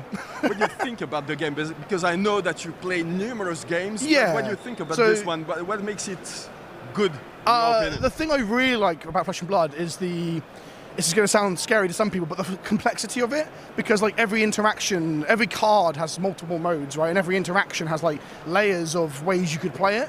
So you very rarely have a non-game and you very rarely have no agency in the actions that you're taking. So like when you are playing, you have so many options available to you that you can, well, it can be overwhelming at first. I've had moments where I'm just like, I don't know what I'm going to do. Yeah, because I'm relatively that's what's great about it. There's always something new to discover about the game. Oh, absolutely. And it's a steep learning curve in places, but I think that's the inherent in any deeply competitive games. The game is quite competitive in the sense that, well, there's pro tours and callings and such. But yeah, steep learning curve, but enjoyable, because every time I'm making a mistake or I do something that seems like, oh, I could have done that better, I feel like I've learned from it. I put a defense reaction in my armory for the first time yesterday, playing against Kano. I haven't played against Kano before in my hometown, and I was like, oh, he has no attacks. So that's just stuck there now. I learned from that. Learning opportunities, right? Yeah, it's a mistake to discard Kano as a non-aggressive. I'd heard of him, but yeah. And now you know about him. Yeah. Yeah. So what's your plan for the rest of the event of the day? More side events, I think. I'm going to try drafting. I haven't drafted the new set at all yet. And then just play some classic constructed. I didn't enter the calling in the end because my deck was built on. I finished it on Friday. I hadn't had the reps with it. I didn't have a very good sideboard, so I was like, do you know what? I'll do the smaller, lower stakes stuff. But everyone in the side events has been lovely because I'm quite new and fresh. So I'm asking to read people's cards. People are translating the foreign ones for me. So people have been very open and happy to help me learn along the way, because I'm actually probably one of the more green players in the room, weirdly, because I haven't got a chance to get out to a big event like this for FAB before. Yeah. What do you think about the cosplay, about all the... Oh, it's sick. Yeah. I mean, that's one of the other big sides of Flesh and Blood, is that you've got quite a strong, like, IP that people can identify with, right? It's good to have characters that resonate with you. So I think cosplay is something, and Legend Story Studios, to their credit, are doing this. They should be supporting cosplay, because cosplay sort of brings that to life and gets people to see like their favourite characters in the flesh and stuff. So yeah, it's sick. Okay, cool. Well, nice to meet you, and I hope we meet again today. Maybe play against each other. Yeah, maybe. Oh yeah. Thank you.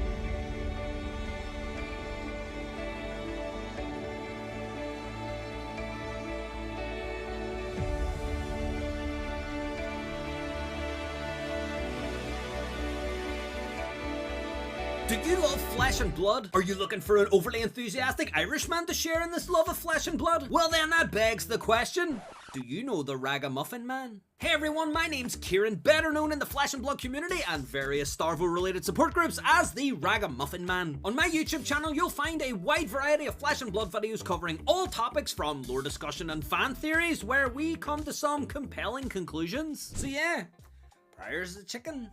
Deck Techs, where we dive into some of the more interesting Flesh and Blood builds. We're not going to be rounding out all 11 pieces here with the most min-max gear. We're going to either win or die in 2 turns. As well as your #1 source for the hottest takes on the latest Flesh and Blood news. Boy, have they got me mad now. Time to take to Twitter and let everyone know my thoughts on this matter. Actually, it's ironic I'm taking to YouTube to tell everyone my thoughts on this matter, but we'll just ignore that. So don't let your memes be dreams and subscribe to the Ragamuffin Man. Anyways, thanks for listening, and hopefully I'll see you in the next video.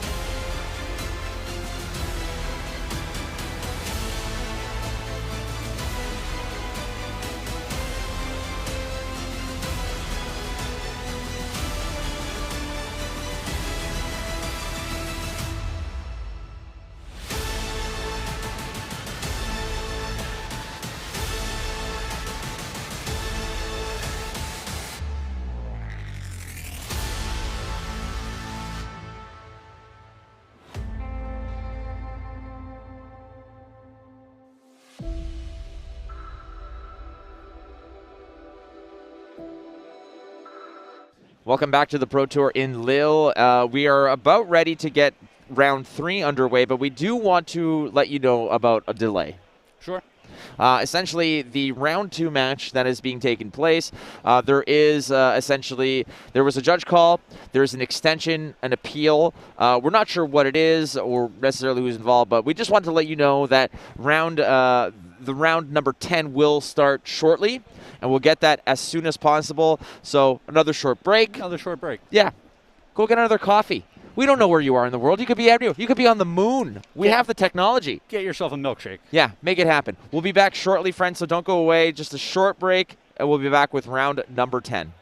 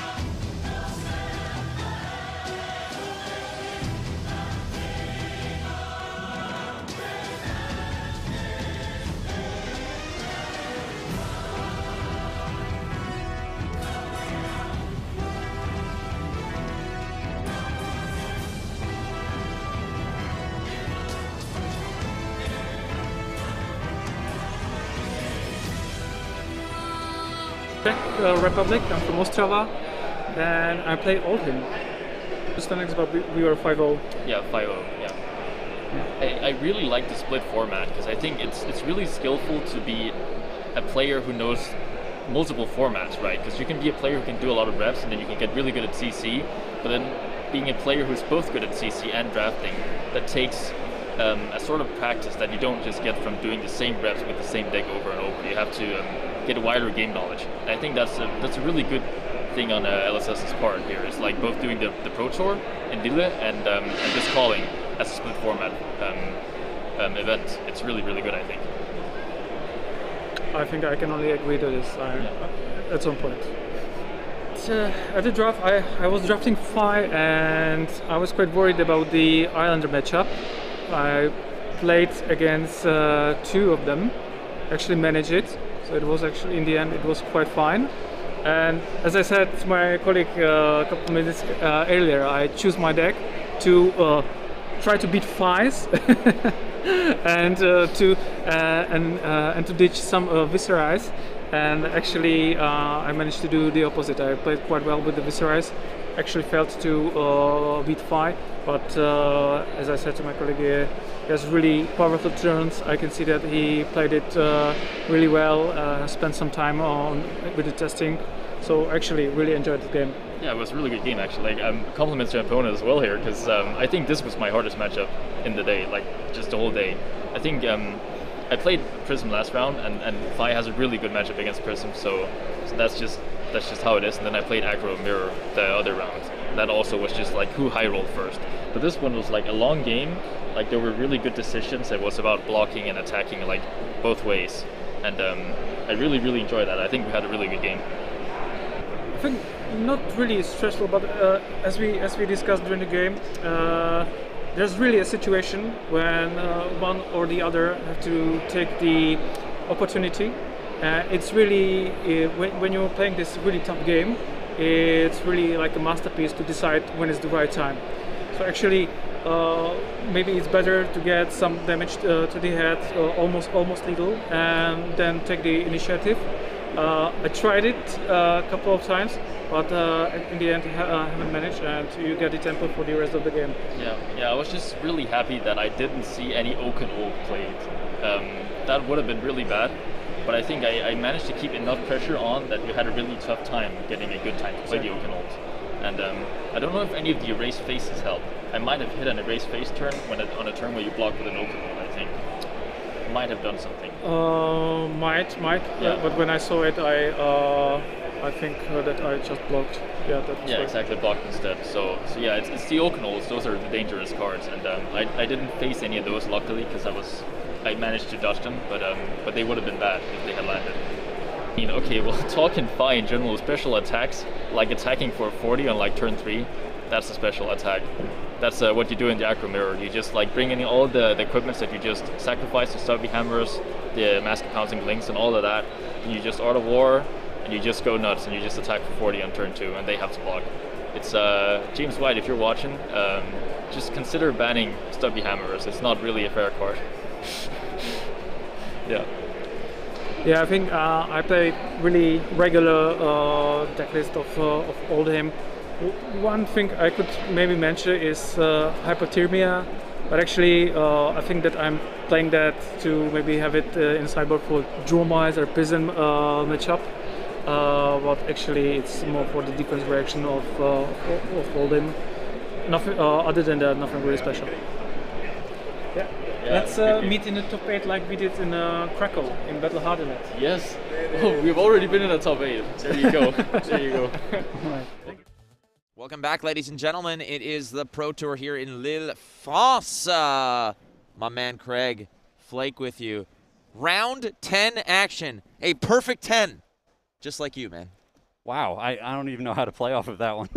A perfect 10 like me. So get out of here. How about perfect draft scores? Perfect draft scores is what we got for you. It is Christian versus Jason, Dromai versus Icelander. This is a tough matchup. Now, you mentioned, just as we were discussing, what's the matchup going to be? And what do you say? You say, this is one hell of a Dromai list. Oh, man, we just watched Christian last round, and it was a beating. He's got a juicer here, a really spicy deck. Absolutely. You're like, where are the dragons? And you're like, right there, and look at those bad boys. But Icelander, Dromai versus Icelander. Dromai kind of the counter to Icelander, but a good Icelander deck can be really nasty. And the one thing I will absolutely struggle with is Christian's last name, because that is one hell of a letter that I have never seen. Yeah, what do you... That is like I don't know. It looks like this the one of those F1 circuits. It looks like a capital B to me. Yes, so I apologize for my unculturedness in terms of what that letter is. So, but we'll just go with Jason versus Christian, and here we go. We're starting it off. Rake the Embers. Let's create 2 Ashwings, and against Icelander, those Ashwings are so crucial. Yeah, I think a big card that Jason's going to need is Singe. We can take a gander at his deck list real quick. Just taking a look, yeah, the wizard cards. He's got one blue Singe. That's not good enough. I feel like especially a deck that how many Rake the Embers is he running here? He's got 2 red and 1 yellow Rake the Embers. Yeah. That creates quite the arsenal of Ashwings. Yeah, and he's got dragons that make more. Like I said, we covered him last round. It was an absolute beating. And we'll see if this is the same thing. Yeah, and Singe, of course, is just sort of one of those deal 1 and 1 to sort of multiple targets. It really just picks off those Ashwings, like kind of like shooting birds at the airport kind of thing. Keep the skies clear, as it were. But 1 Singe is not going to get the job done. Again, he's rocking 2 red Rakes and 1 yellow Rake. So this is going to be an intriguing matchup. I have to lean towards Christian on this one, I think. Definitely. With the way the decks are looking. Yeah, they look real nice here. So Christian on Dromai, Jason on Icelander. Turn 1's kind of in the books, and that's not a bad start for Christian, who's getting an Arsenal and 2 Ashwings. Now, use of the Icelander headpiece already freezing up that Arsenal. Yeah, he gets a dragon and an Arsenal, and then if he deals the damage here, he's going to get to destroy it. Definitely. And he's also saying, he's like, no, one of these is gone. One of these is, not doable. And talking about the Ashwings and just how important they are, they do pack Arcane Barrier. Yep. And that is going to be a hefty tool because there's not much else that he can use. I mean, there's the Quell mechanic, but that's sort of a one and done. But maintaining an arsenal of Ashwings to really dampen the effect of these arcane, like the ice bolts, and that's a nasty one. 5 arcane is hard to digest. Well, and if the game goes late, I've seen Dromai players literally just fatigue out the Icelander side of the board, where they've got 5, 6 little dragons. They can't keep giving it go again, but their deck is just concentrated blue pitch cards, and they can just prevent all of the damage turn after turn. And that's a beautiful part, because technically you're blocking out the damage, but it's not a card that's going to end up in your graveyard. It's a card that's going to end up recycled in your deck, so you will always be replenishing those blue cards. In late game, like you said, eventually Icelander runs out of gas. And this is a pretty interesting line that we see here out of Christian. Basically, he's going to take a turn off in order to prevent all of this damage.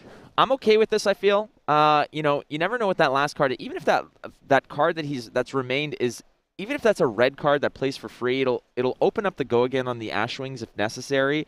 However, you always have an outlet for a free attack. The beautiful part about Dromai is you're playing with cards that remain on the board, constant threats. It's not like you have to draw into your attacks. And like you said, even if it's just a poke for 1, it's just always there for you, like Friends. It's always going to come back to it. Yeah, it always comes back to Friends. And the thing about preventing all of that damage, he gets to keep his arsenal. So, he's saving life and a card. That's it, exactly. And in the long game, if that's your plan, like you mentioned, fatigue, if your plan is, really to just wait out the Icelander player, we saw it in round 1 with Tarek. Tarek eventually just ran out of threats, and he was counting his cards, and it was difficult. But Jason here has an arsenal. That's good to have. We can usually assume that that's a blue card in there. He's kind of taking a glance at it, having a look at Christian's hand as well. Some good stuff in there. I'll make a wager it's not a blue card. What leads you to that? Well, I saw him put it down last turn. Okay. See, you're playing with extra marbles here, man. Yeah, lunch, is that what we wanted to bet on? Hey, and it's a trade-in, and that's not bad to have. Again, out of the arsenal, you're going to go ahead and free go again. So 3 go again, and you can cycle cards. So you can do a little filtration there. That's called insider trading, by the way. Yeah, the best kind. The best kind. All right, so for the trivia buffs up there, what does Craig and Martha Stewart have in common? Oh, man. Not just tasty muffins. No, it is insider trading. And insider trading? Nice. There it is. Nice. Day 2, we're already getting high octane. All buttoned up. Yeah, I promise you, ladies and gentlemen, we'll get back to the game as soon as we're done with these references. But Polar Cap for arcane damage. That's, again, 1 Ashwing left on the board. So this is going to be a little bit more, tough to overcome. Well, and Christian had that very blue heavy hand last turn to prevent a bunch of that damage. Here it's just a question.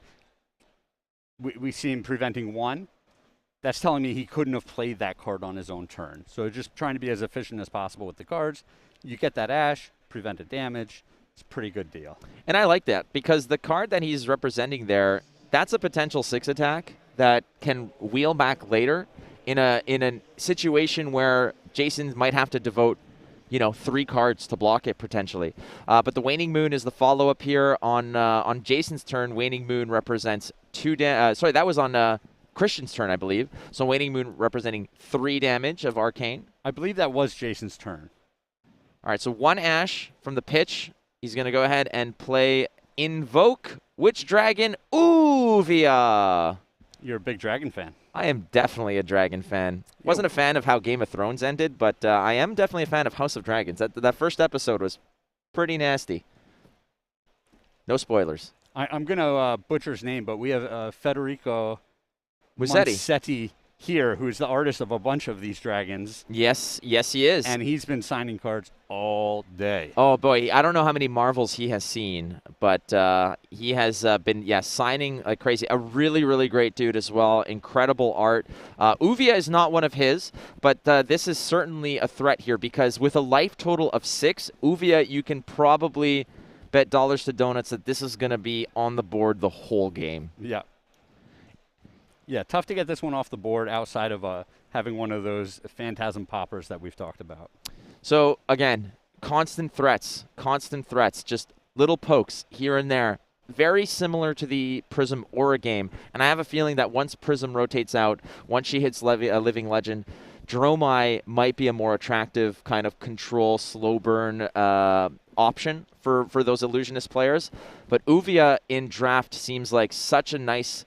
it's against Icelander specifically. I don't think she has the tools to deal with that.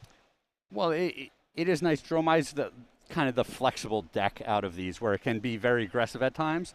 You've got 1 for 5s with go again, 2 for 8, or you just go this more controlling route where you're making all these little dragons, you're preventing damage and dragging the game out. I'm having a look here. I'm trying to find, does Jason have any way to pop the Phantasm on Uvia? There's really nothing in here. In terms of generic cards, not a single option. I'm looking for maybe he pulled a Thaw. There's no Thaw as well. So this is going to be difficult. Not many options for him. Well, I think Jason would be in a little bit of trouble if he put a Thaw in his Icelander deck.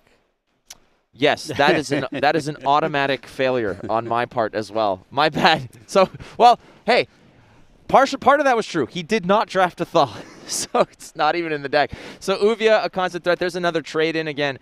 A red card, which is so crucial. Playing a red card opens up the go again on all the dragons. Aether Ashwing swinging for 1. Uvia again for 1. I think Christian at this juncture, at 10, he's taking his licks, but he must feel very comfortable here.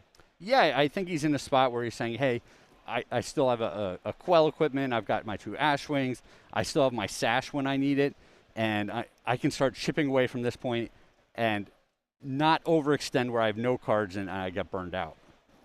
So he's just pointing his dice, and this dragon, and doing a little bit of the, just taking inventory here.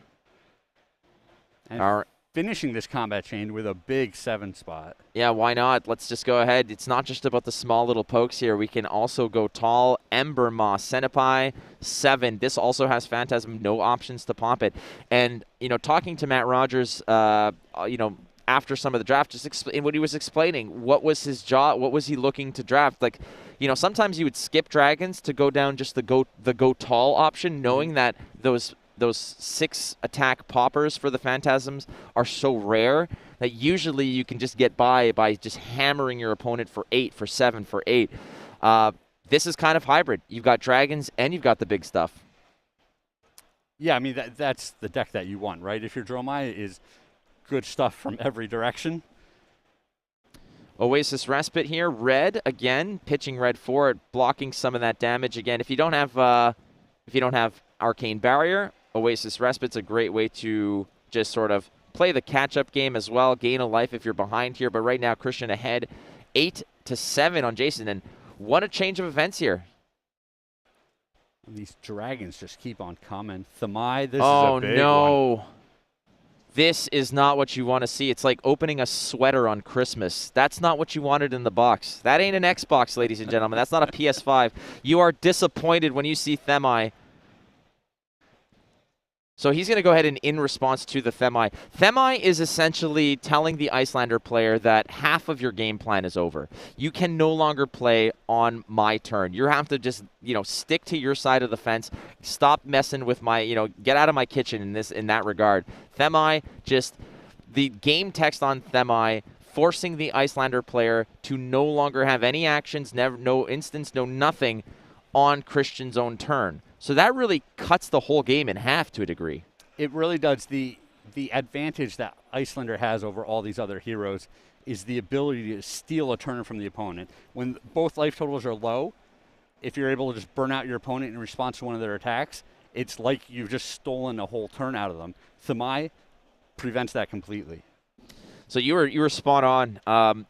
Part of our job here is to just be optimistic and present the game and not necessarily kind of lean it one way or the other, but looking at the deck list, looking at the board state here, Christian's in a commanding position. 2 dragons, one of which is just an absolute stake through the heart for Jason. Thamai is just a shutdown piece for the Icelander. And again, we said no 6 attacks to pop the Phantasm. However, Jason, doing his best here, just flipping a card. This is actually huge. That's a big one. And worth noting, he did fuse it. I believe he showed the card that was in hand. Yep.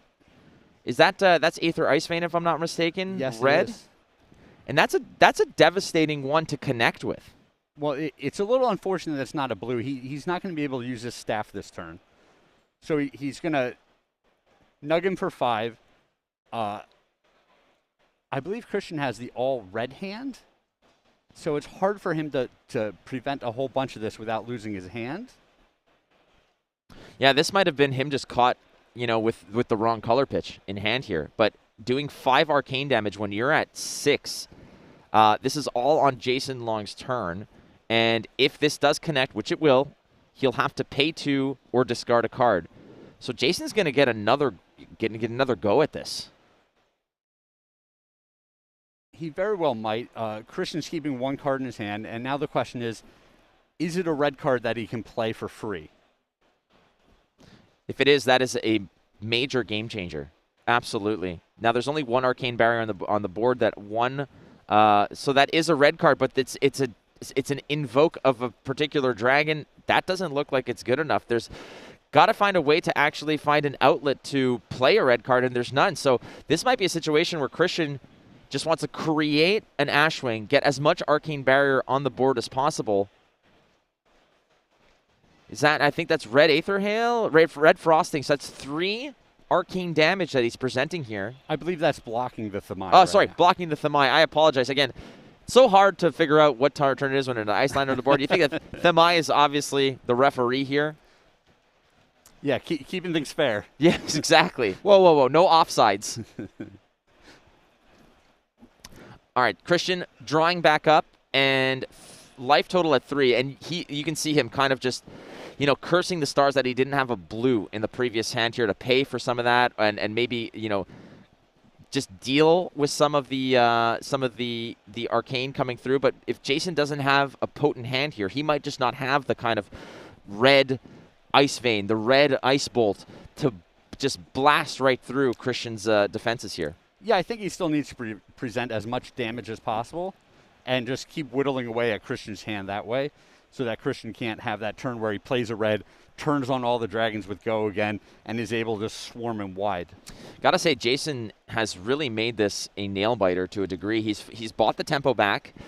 He's staring down a flock of dangerous dragons, Ashwings, Uvia, Thamai, which is the most gruesome of all of them. But if he is not presenting, like you said, enough arcane damage to buy some cards out of Christian's hand, then he has to face a potential, any red card that is played with Go again will turn on all those dragons. It's just feeding frenzy after that.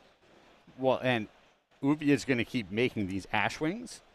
So there's going to come a point where there's so many Ashwings out, you can't present enough damage to slog your way through all the arcane barrier. The door is closing. Definitely. Time is running out. The fuse is lit. On Jason's side, again, one Singe in the list, but it is blue. So he'll be able to, and we've seen it. Yeah, and it's already gone. And so there's not much, there's no efficient way to deal with Ashwings anymore. Singe is such a valuable card in this matchup. You want to find at least a red to kind of keep things on, even keel. But right now, Jason Long is really making a game of this. Christian just evaluating. Both players are in this really critical juncture in the game, and just by having a snapshot of the board is not going to tell you the whole story here, because it seemed like things were wrapped up until Jason really presented that red Aether Ice Vein fused in a very dangerous spot. And like you mentioned, if that fuse card was blue, it would have been lights out.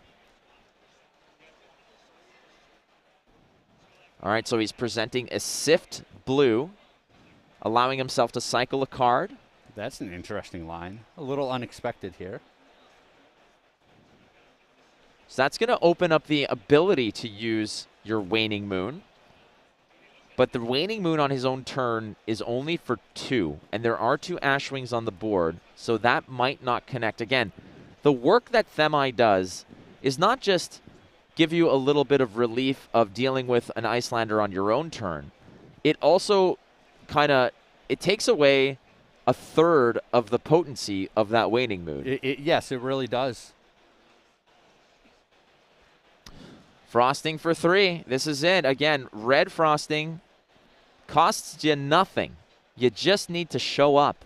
But it's an ice card, wizard action, 3 arcane to any target. Opting to go ahead and I guess he's going to face. That's where you want to, that's the place to go. Yeah, and again, you can't kill the Thamai here, right? Might as well go after the dome. This is tough. Look at that. That is, again, red pitch. It's so inefficient to have to block this way, but he is creating Ash. But again, 2 cards left. Now, if he can pitch to play a red, which it is, that's a dragon. If he has the resources to do it. Well, yeah, I think the only thing he would have to potentially fear at this point is a popper, which we know is not in Jason's deck. All right, so he's going with a Dust Up. Skittering Sands. Create target Ashwing into, transform an Ash into an Ashwing. Give it a nice little 3-point hat.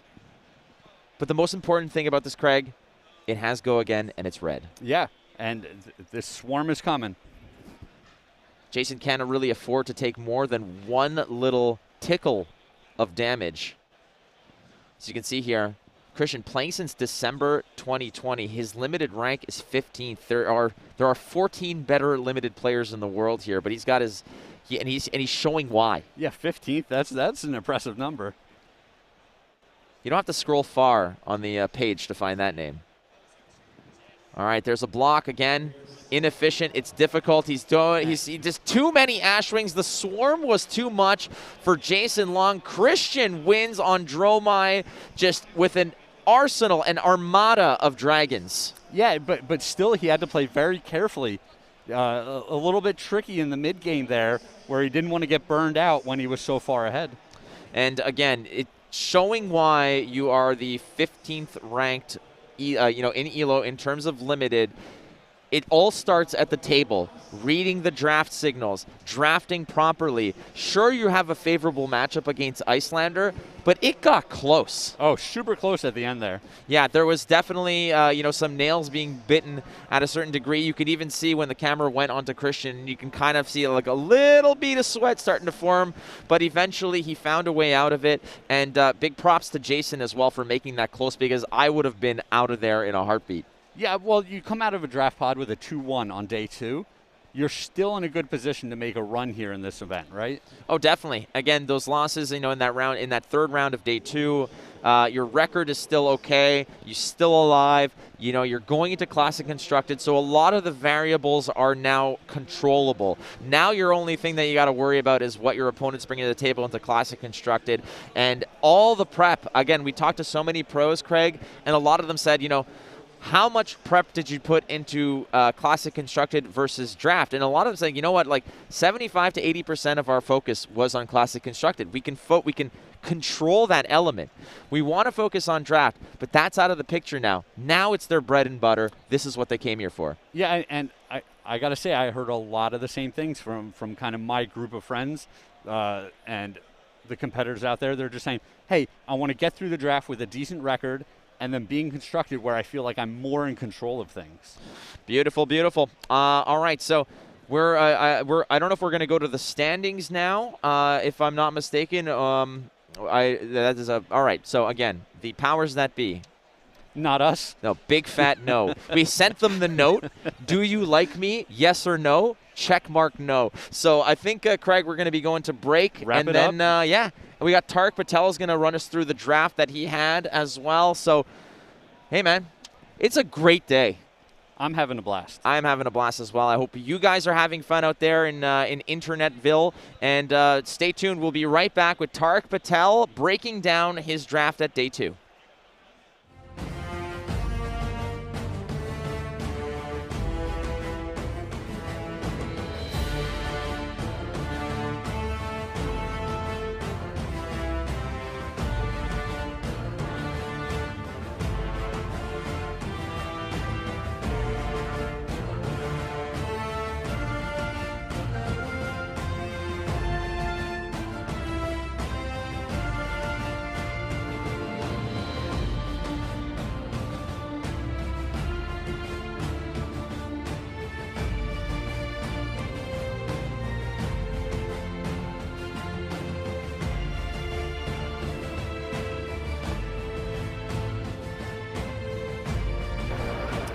Flake here, I've got Daniel Vandenberg, aka Fiendan, doing Fiendel's Spring Tunic, an exceptional job as well. Now, how is your time here in France? It's been really good. Like, it's not too hot today, so coming in on Thursday, it was about 29 degrees. I was a bit worried. The costume is a little bit warm, especially the wig, but I'm having a great time. We're partway through the calling. I'm 1 win, 1 loss. My opponent, round 1, didn't turn up, maybe because they're scared to face a powerful sorceress. But I'm having a great time. I'm a sort of good tier 2 player, so I'm just here to have fun. So in terms of preparation and inspiration for this, obviously Fiendel Spring Tunic, a very iconic card. Was this your first choice? Have you done anything else in cosplay for Flesh and Blood? So this is my first ever cosplay. The idea, as you said, Fiendel Spring Tunic is very iconic. So go back to the first Road to Nationals season last year. Mate of mine, Finbar Begley, aka Steelfur, he won a couple of the Road to Nationals, which is how he kind of made his name, winning 2 of them. And I was looking at his prizes, and we were just having some drinks. And I was looking at the full art card, and I was looking at the full art mat. And I thought, this is such a great piece of art. It's a very iconic card. It was like a staple card to have in most decks at the time. And we were just drinking, and I've never done cosplay before. And I was like, I'm going to do it. I'm going to dress up as Fiendel Spring Tunic. And over the summer, I put it together, and I've learned a lot. I wore it, first of all, to the Road to the UK Nationals in Leeds last year. I was going to say, drinking and inspiration are usually one in the same. So in terms of time that takes for you to do something like this, I've seen, we're right next to Miss Chalice. There's a lot of great cosplayers here as well. And the effort that goes into these. Talk to us a little bit about the process. Yeah, so all in all, Once I had all the materials in place and I'd sourced everything, it was about a week's worth of work in the evenings and weekends. But obviously it's the gender swap cosplay. I'm a little bit of a belly. Finding a dress that can fit a 6-foot tall man that's roughly the right color, roughly the right style. That was one of the harder bits. So in the end, I was looking on online Indian dressmakers. I can't sew, so I sort of decorate rather than build. So I needed to find a canvas. So this is like a style of dress called a kurti, roughly the right color, 5XL, so it fits me.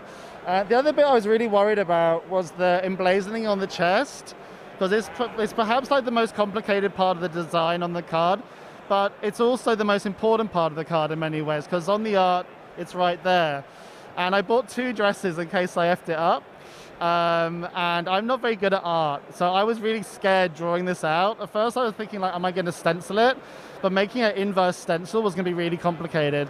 So I bought some textile paint that you can just draw out by squeezing the bottle, and just took my time and had the big version of the card on my iPad, and it turned out quite good. I'm quite happy with it. No, it looks great, and I have to ask you, last thing, what's the next cosplay? It's always about the next one. Yeah, so I wasn't expecting to get into cosplay, but I've had a really good reception the last year.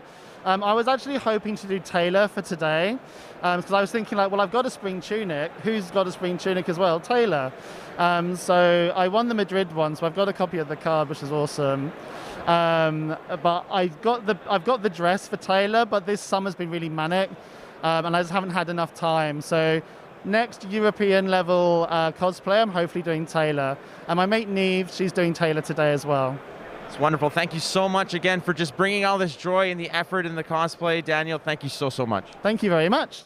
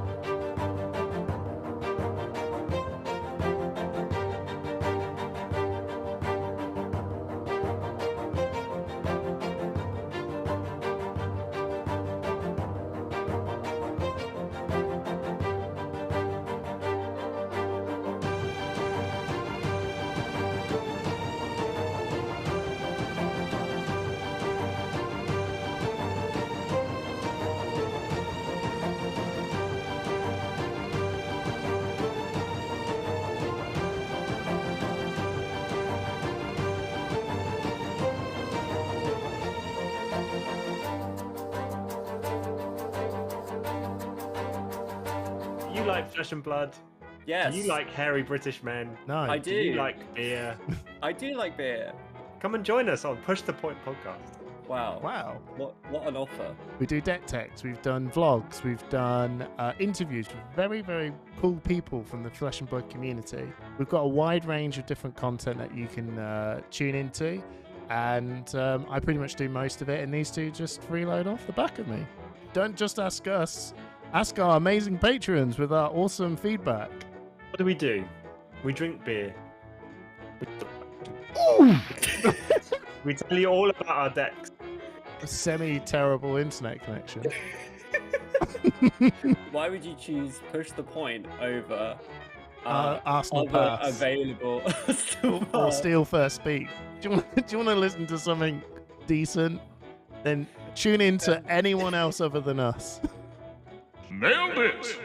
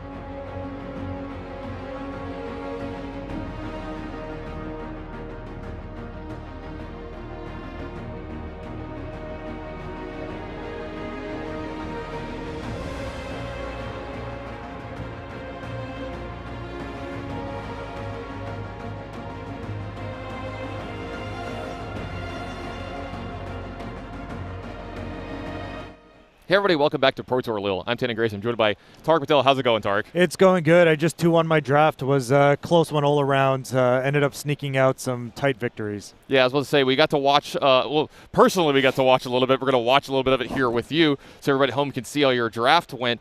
We're going to bring up that draft for you in just a second. I know that it was a little tough one for you because of the people that are in your draft, and we have it here starting on the board. You can kind of tell us and walk us through it. A lot of your teammates were in this draft. Yeah, so the big thing going into this draft that the viewers should keep in mind is that the 2 people to my right, or 3 to my right, are the people I tested with, and I have a strong inclination that they will be going Dromai. So in my head, I'm already kind of prepared for Matt Rogers to go Dromai and my friend Joel Repta to also be more or less Dromai. And they actually ended up both being Dromai at the end of the draft. So let's jump into it. And that's actually one of the questions that I wanted to ask you. Is that strange for you, kind of having that information ahead of time, or does it make it a little easier for you? It definitely throws me off. When I didn't get enough time to really think about what I would do with that information, so it was definitely playing in my head a little bit, and I drafted a little bit atypical to what I normally would do.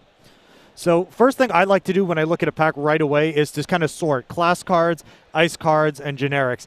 And then from there, I kind of look at what I'm going to be wheeling. Because pack 1, you don't really have any information to go by on what your opponents are doing. So the biggest thing you want to figure out is what's the card most likely to come back. Because your pack 1 is going to have the best wheel out of it. Because it's the pack with the least amount of cards taken. So right away, I take the Spellfire Cloak, which is the best card to see if you're playing Icelander. It's a free resource. And so is this you leaning towards Icelander because you might not want to fight for Fi, and you know that you're probably not going to be getting Dromai cards? That's exactly right. So if I already know my 2 friends have a tendency towards Dromai, and the general population has a tendency towards Fi, that is the perfect pack 1 pick 1 for me. So what's going through your head here in the second pack? So in the second pack, I think the first thing I noticed right away is that there's a Dromai card missing. So that means the person to my right, Joe Cologne, actually pack 1 pick 1 to draw my card.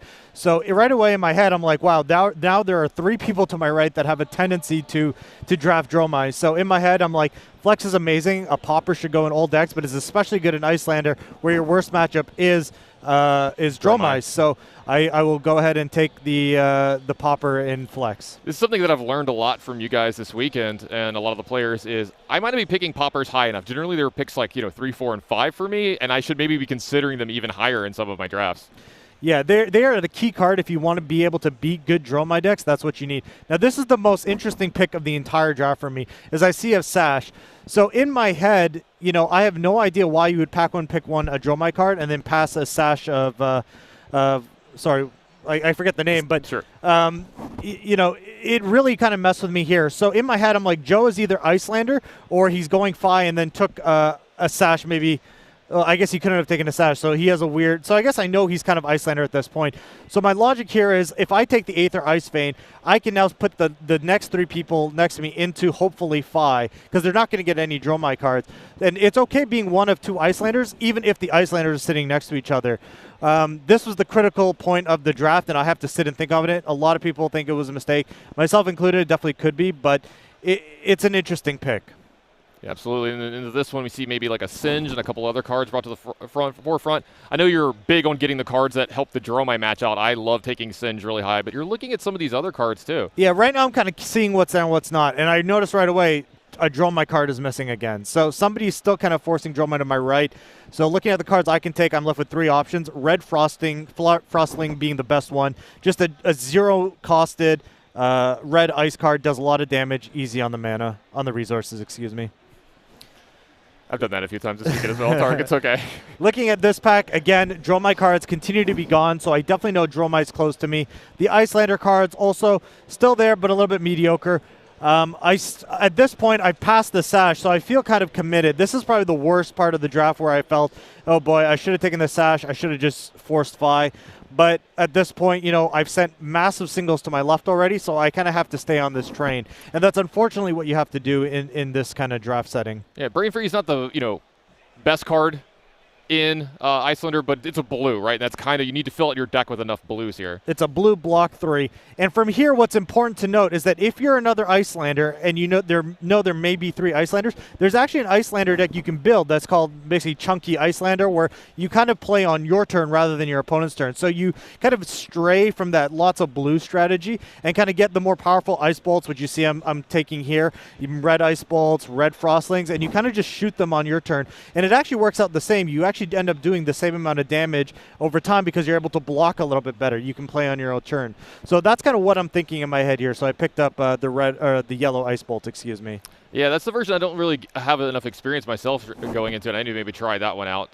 Just the chunks of 5, I think, and the big 4s that I don't see as much because I'm generally trying to take blues as high as I possibly can here. Yep. So I know you said a little bit. Is there maybe a tiny bit of buyer's remorse here in these last couple packs with looking at these 5 cards coming around late? There is and there isn't. So if you notice, the 2 Iyslander cards are also yellow. So a lot of the pack variance also comes into play here. If they were blue Iyslander cards, I would have been on top of the world. And again, we see a red Frostling here. So, you know, it's not the worst because if there's 2 Icelanders at the table, you're actually sitting perfectly okay. Definitely, yeah, there's a little buyer's remorse after I passed that sash because I know I'm just locked out of 5. If I pivoted now, I was going to get nothing pack 2.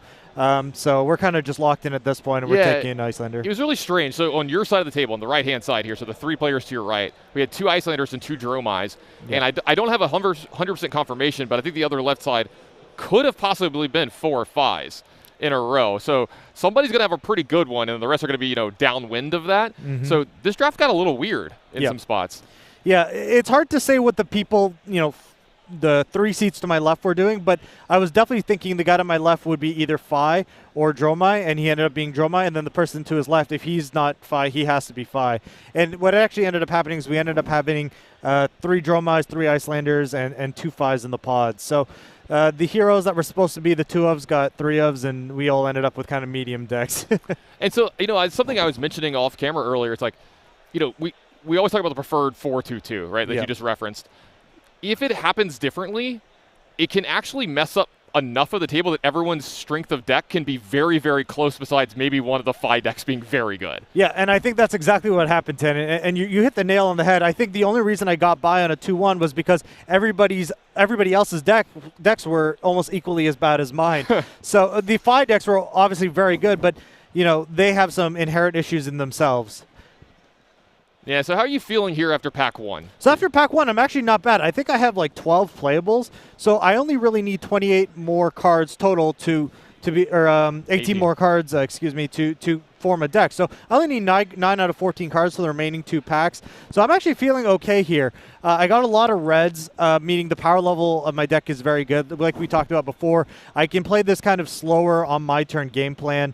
So all I'm really prioritizing here are blues, specifically blue ices. Yeah, and I was going to ask that. You know, since it's pack 2, are you always going to be taking the blues higher here, knowing that you're not going to be getting as many in pack 3? That's exactly right, because I already have a strong suspicion that Joe to my immediate right is on Icelanders, so I'm really going to take ice blues over everything. And right now, I'm just praying to God that there isn't an Icelander sitting on the other side of the table, so it will hook me up pack 2.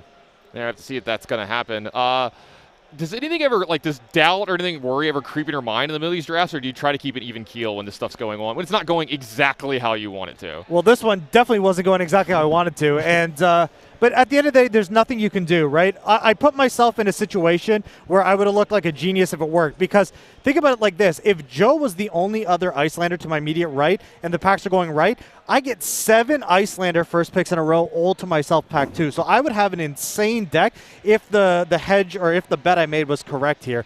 But, you know, that's the nature of a hedge. I can't control what other people are doing, so I just kind of stay in my lane and go forward. And here we talk about some of these cards that are generics but very high picks. That's a Fighting Spirit. It's another one that's a really high pick on, I think, most people's list. And is this one of the ones you're going to be taking first pick here? That's exactly right. Same logic. Dromai is one of the worst matchups. You want to be taking those poppers highly. I see an Ice Bolt red and a Polar Blast, I want to say red as well. So the one thing that worries me is I'm looking at cards I'm going to wheel, and there's no blues that I'm looking to really play if it wheels. So that's the concerning part to me. So more reds for the deck, that's great. But at this point in Icelander, like I said, I really need to start to picking up some blues. Yeah, you're hoping to maybe wheel one of the playable cards on the pack, but the pickings are slim. And if there's 2 other Icelanders that you're talking about, that was going to be a problem. Yeah, for sure. So right here, the headpiece, very good. Very good against Dromai because it freezes a ally and an arsenal, so it almost takes an entire turn off them. Red Frostling, like I said before, just a premium 0 resource for 3 damage spell. Those are the 2 packs I'm going in. The headpiece, you know, kind of okay by itself. You really want to do it with the arms. I believe it's conduits of something. But, you know, right here, I'm thinking to myself, I need playables first. Maybe the headpiece will wheel. Maybe that'll give me some sort of single, so I end up with the red Frostling. Yeah, I think this is one of the more picks that you can talk about a lot in this pack. Is like, that's one of the ones like I think I would have leaned headpiece, but I like your reasoning, and I start to lean more your way after hearing that from you. You want to make sure that you have enough of these playables. And here we see a Singe in a blue one at that. How high is blue Singe on your picks here? It's decently high. Like I said, at this point, especially because of the way my draft's going, any blue is like I will take that almost over everything else. Yeah. So blue Singe kind of high for me. Aether Dart also very good. Just being able to play on your opponent's turn if you draw only yellows or reds are very good. So in my head right now, I'm thinking, what's better, fixing my resource curve or being able to take another hedge card versus Dromai? Because if you have a blue, those cards are almost exactly the same. One slightly better, but because I have so many reds and yellows previously, I actually take the card that's better on my resources. Yeah, that makes a lot of sense to me. I like that idea.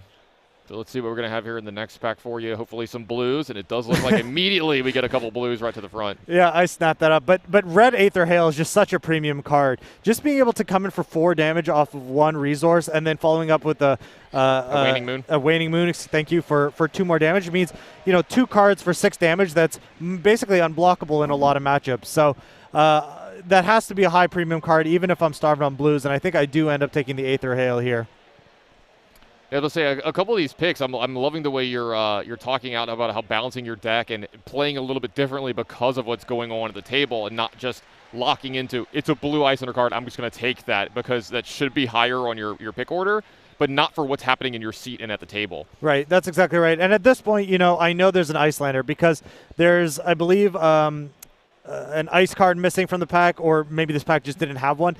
But at this point, I should be getting hooked up way more than I would normally if Joe or the person to my right was the only Icelander. So this is when that creep started kind of setting in. But again, another 0 for 3. This is basically like a Frostling that isn't an ice card in case. I end up taking that, happy with that, played in my deck. So although my deck is largely reds and yellows, I actually have a very low resource curve, which is good because that means even if I draw reds and yellows, I'll still be able to block and play my Hound out as I normally would. This is perfect, actually. When I see this Arctic Incantation, this is exactly what I want. Blues that are ice and that I can play on my opponent's turn to kind of slow them down and give them 2 Frostbites. Every other pick, I'm just kind of scouting out what's going on to my left, what I can kind of expect going forward, what I want to cut in pack 3. But this pick's already locked in my mind. Yeah, it's so important to, get those blues for your Icelander deck, just to have something to do to your opponent's turn and activate your Waning Moon. But anything that's got ice on it as well, it's just super high in everyone's picks for Icelander because giving that Frostbite can really mess up turns, especially against Fi. Yep. It might cost them an entire half of their turn. That's exactly right. If you can make Fi skip a beat, you save so much damage. You almost get an entire extra card. Here, there's not a ton going for me. There's that blue trade in and blue read the ripples. At this point, I'm trying to remember how many blues I got, and I'm like, yeah, I just need blue, so I take the blue read the ripple. I think your total's like 4 or 5 right here, which is not ideal going into pack 3 as Icelander, but like you said, you had a plan, you have a backup plan for your, and I think that's a good thing to have coming in, especially out of testing, going into a pro tour, going into the high level drafting where, look, you're not always going to have everything go right for you at the table. You're going to have to think on your feet. You're going to have to adjust. Sometimes your deck doesn't go the exact way you want it to. And having these backup plans, because I didn't even know about this plan that you're talking about of this chunky Icelander you're talking about where, hey, we're going with all it's pretty much almost like the 5. We're going for the 0-3s. Right. And we're just trying to win from there, or the 1 for 5s. Yeah, that's exactly right. And it's an underdrafted strategy. So in the week of testing, we explored a lot of different variations just for scenarios like this. Like there's a build of Fi even that you can do where you take a lot of the Surging Strike cards from this set, which are the 2 resources for 5 damage, because those always go around last. And you end up playing a Fi deck with like 13 blues, and it actually works out pretty good. So we had a couple of those in our arsenal, and this big kind of Icelander deck was one of them. And I'm glad I practiced it because I kind of understand what I needed to do at this point, even if it may not come together. It's nice for some of that practicing paying off, right? Because it's definitely not your plan A. It's probably not even your plan B. And so sometimes when you got to scrape the bottom of the barrel, you got to have an idea of what to do here. So, all right, so we're wrapping up pack 2 here. We've talked about, what the overall plans. What's going through your head here going into 3? What are you looking for? What are you hoping for? It does look like the horns did wheel for you here, which is nice. So that was fantastic. Going into pack 3, after that last pack that had 0 Icelander cards, I am now 100% certain there are 3 Icelanders at that table. And that's okay with me. At this point, my reds and yellows are done. My damage output is high enough. I just need to make sure I can cast my cards. So going into pack 3, I am literally taking blue cards over everything. And we'll see that going forward. I even take some generics that normally wouldn't be in my deck, but I need to make sure I cast my spells from now on. Yep, so when we get into this pack 3, that's what we're going to be doing. We're going to be looking for those blue cards. I think we have a little bit of a delay here because one of the other drafts was catching up, so you'll see this kind of take a moment here. And how are you feeling about your deck overall here? Are you a little okay with it? Are you a little on the fence? Are you a little worried? Yeah, I'm a little bit worried. I'd rate this probably about a 5 out of 10 if I could. Like, I have some very premium red cards, so that I'm happy about. Obviously, I'm not happy to be one of 3 Icelanders at the table. But the other thing that kind of gives me comfort is there were not very many good draw my cards going around either. Right. So my worst matchup was actually probably being cut too. So in my head with this time here, I'm thinking to myself, okay, if there's 3 Icelanders, 3 Dromai, 3 Icelander, 3 Dromai, that means there's only 2 other Fi, and Fi is an okay matchup. So if all the Dromai decks are kind of medium, I actually have a shot here because I can foreseeably, cheese out a win versus Fi. Yeah, I was about to say, you were talking about this version being, a little more damage heavy, right, on the main phase. You get, 4s, 5s, 0s for 3s, and Fi is not very good at having Arcane Barrier and stopping Arcane damage. So this seems like you're in a spot where you're going to be doing pretty well against one of those 2 Fi drafters or possibly 3. You're not 100% on that number, but I will say I think you're close to having the table almost 100% right. Yeah, so over here, again, just kind of sorting through my cards, a huge power level. So, look at all these reds. I got red Aether Ice Vein, multiple red Frostlings, Arcanic Incantation. I have an Encase. I have, I think, a Frost Text, the one that's also 3 for 5 damage. I might be getting the name wrong. So a ton of damage actually kind of pent up in my deck, and all you really need is 1 blue to end the game, right? 1 blue to play on your opponent's turn into a Waning Moon that will kill them. So my priority will be spells that do damage that are blue in pack 3 are #1 priority, and then any blues behind that. Absolutely. So let's go ahead and see if that comes to fruition. We're going into pack 3 here, hopefully opening one of those blues that you were talking about that deals damage. A nice one would be very nice here as well. Yep. Blue Frostlings, blue Aether Hails, I believe they're called. Blue Aether Ice Veins, anything like that would be absolutely phenomenal. I would even take Aether Darts or Singes, anything that's blue and can deal damage on my opponent's turn. Because at this point, I really do think I can get my opponent low enough with all the reds I have that all I really need is 1 good finishing turn. And as we go through this pack, it doesn't look like that is there for you. I have to say, I don't believe there was a blue for you here in Icelander, so a little disappointed. Yeah, I definitely lost the lottery in terms of opening up really good Icelander cards. I'm getting all the reds, so I'm kind of seeing the other end of the spectrum. Aether Ice Vein versus Aether Hail. I'm taking Aether Hail more so because of my resource curve considerations, I believe. It's an ice card. It can fuse with the already ice fusion cards I've taken previously, but I just need to take more resource-efficient cards. I can't be taking all these expensive 3 reds forever. We talked to Matt yesterday, and he was talking about he wasn't really forcing Dromai, but it's definitely his preference. I know you're giggling a little bit because it feels like he has. But he was trying to stay away from Fi if possible. Was that an idea of yours coming in as well? Yeah, so in our testing, we really didn't like that Fi. Even a bad Fi deck could beat a really good Fi deck if you ended up going second in that matchup, because the whoever went first or second was such a huge advantage that even a bad deck could beat a good deck, and then you had trouble beating decent Icelander decks as well. So we actually went against the common consensus of not actually liking Fi in the format, where if you talk to the general population, the common consensus was everybody should just force Fi. Yeah, the forcing Fi might actually just be the best strategy. Yeah, I've heard a lot of discourse on that. Yeah, so our testing house entirely, actually, we all moved away from Fi. Like, in actuality, our preference was Dromai, Icelander, and then Fi. Did that affect your drafts in your draft house a little bit too much if nobody wants to draft Fi? Well, we only came to that conclusion at the end of the draft camp, not before, and we kind of got other people in there. So it was okay to test good ideas against other people. Here we see some a blue Icelander card or two, but it doesn't look like it might look like you're going for that that frosting a little bit. Yeah, sticking to that plan. This is so tough for me because I'm like, Red Frostling is like the best card like Icelander can have. Just being able to set it in the arsenal. It's still 0 for 3. You can block for 12 because you can use your entire hand. But I'm like, I need this blue damage spell. Like I said, going into this pack. So I'm really struggling with what I know to be the best card versus my plan that I made at the beginning of pack 3, and I'm sticking to the plan I made at the beginning of pack 3. We saw Matt run into a similar problem yesterday with his A+ of a deck where he got into pack 3, and he's like, I could tell, I saw him counting his cards in pack 2, and he's like, I could tell he's like, I need blues, right? And then he opens a busted red card for his deck, so he's like, okay, I'll take the red card, and then the next pack he gets past Erase Face and has to take that over a blue that would have been good for his deck. You can see it like, he's like, what do? I need this blue, but these cards are so good for my deck. Yeah, and this is just me being really disciplined here. Again, there's a Singe versus an Icebind. I think I end up taking the Singe because same with the blue damage spell that costs 0, the wizard one. I want a card that's slightly better against Dromai if I play against it. I have 1 Singe from earlier. This will be my second one. And you really don't want to be playing more than 2 to 3 Singes, so I'm all good on the Singes from now.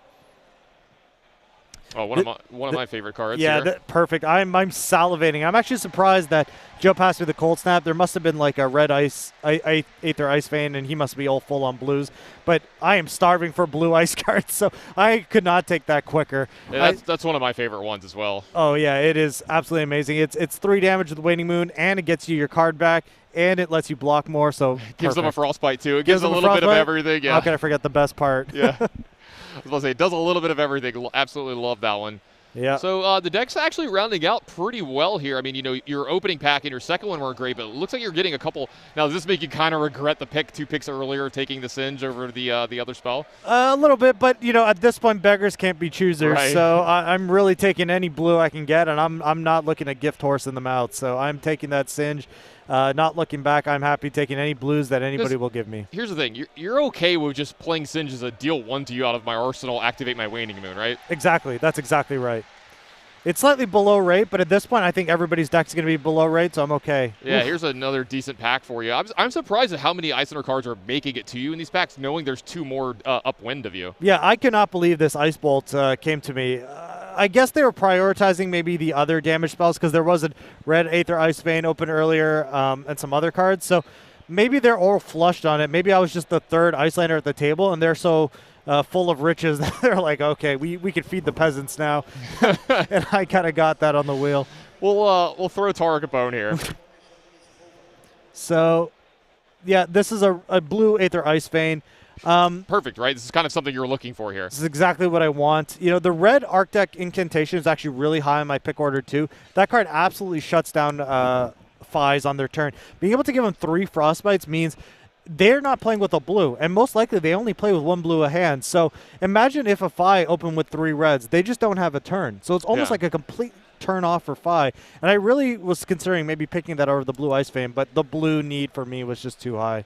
I've been hit with the red version of that card a couple times as a Fi player. I'll tell you, we do not like it. Yeah, it is not a fun one to deal with. So as we're wrapping up pack 3 here, probably not too many big-time picks for you left here, maybe 1 left that matters, really.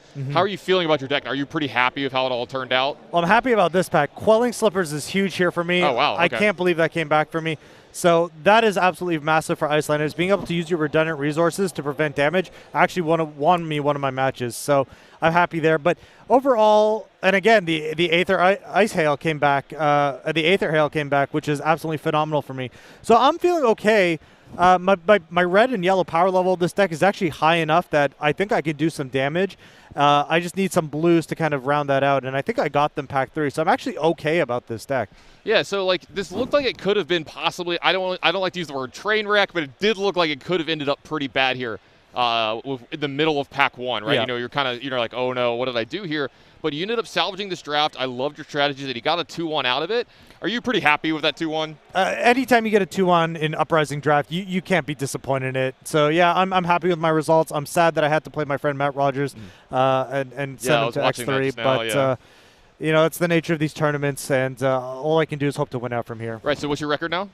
3 losses. 3 losses. So we're still alive. Yeah, we're still alive for top 8. You just got to do really, really well in the CC format for the rest of the day. So good luck, Tarek. Thanks for helping out with us today. Tanner. Yeah, we're going to take a really, really short break and be right back with the standings for the tournament. Don't go anywhere. We're right back with more Flesh and Blood.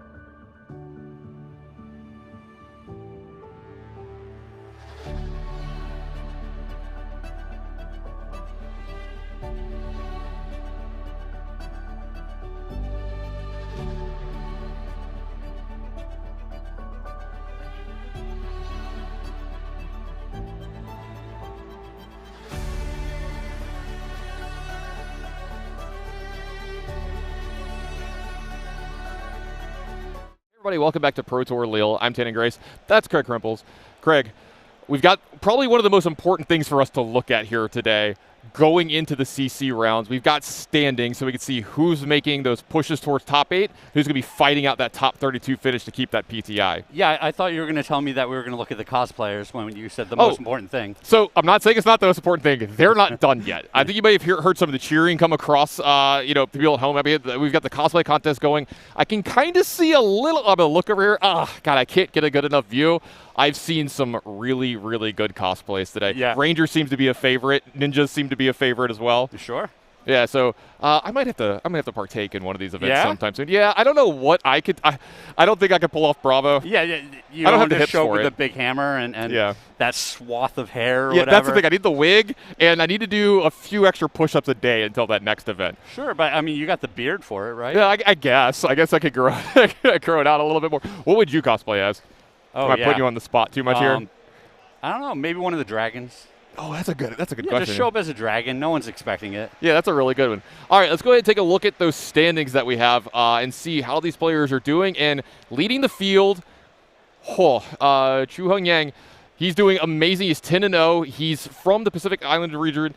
We're going to try to have an interview with him later today, try to do a player profile on him, but he is pacing the tournament at 10-0. Yeah, the lone 10-0, and this is the sweet spot, right? When you're this deep into the event, you're no longer worried about catching that loss with a really bad matchup. You're saying, hey, I've got a little bit of breathing room. I can probably pick up 2 losses and just walk right into the top 8 as the top seed. Yep. And that's what he's looking at. Yeah, and I want to bring up the second place person here, Easton Douglasville. I watched him play one of his rounds. Very impressive display, but that's Lexi in second place. So these are 2 heroes leading the field so far that I might not have had at the top of my list. Yeah, one of my buddies was just asking me, hey, Craig, what's in that Lexi deck? And I said, I haven't had a good chance to go over it top to bottom, but I'm excited after the event to take a look at what's there. We're not going to go through all of these players, but I do want to point out the number 3 player because that's a pretty big deal. At 9-1, Pablo Pintor, our reigning Pro Tour champion. Just feeling it, right? Yeah.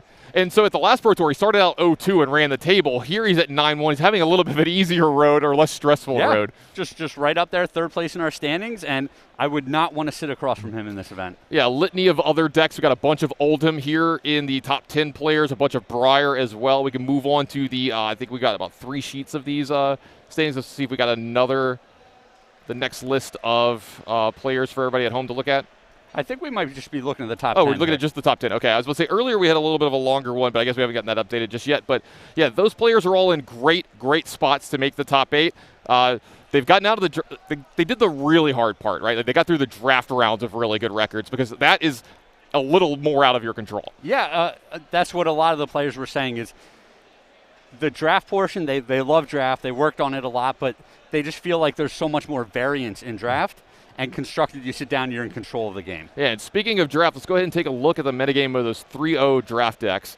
And no surprise that Phi is leading the way here, but it's tied with one of the decks that we've heard a lot of people say they wanted to almost try to force this weekend. Yeah, I mean, Phi, Dromai, Icelander just 2 spots behind, right? This just shows what incredible parity there is in this draft metagame.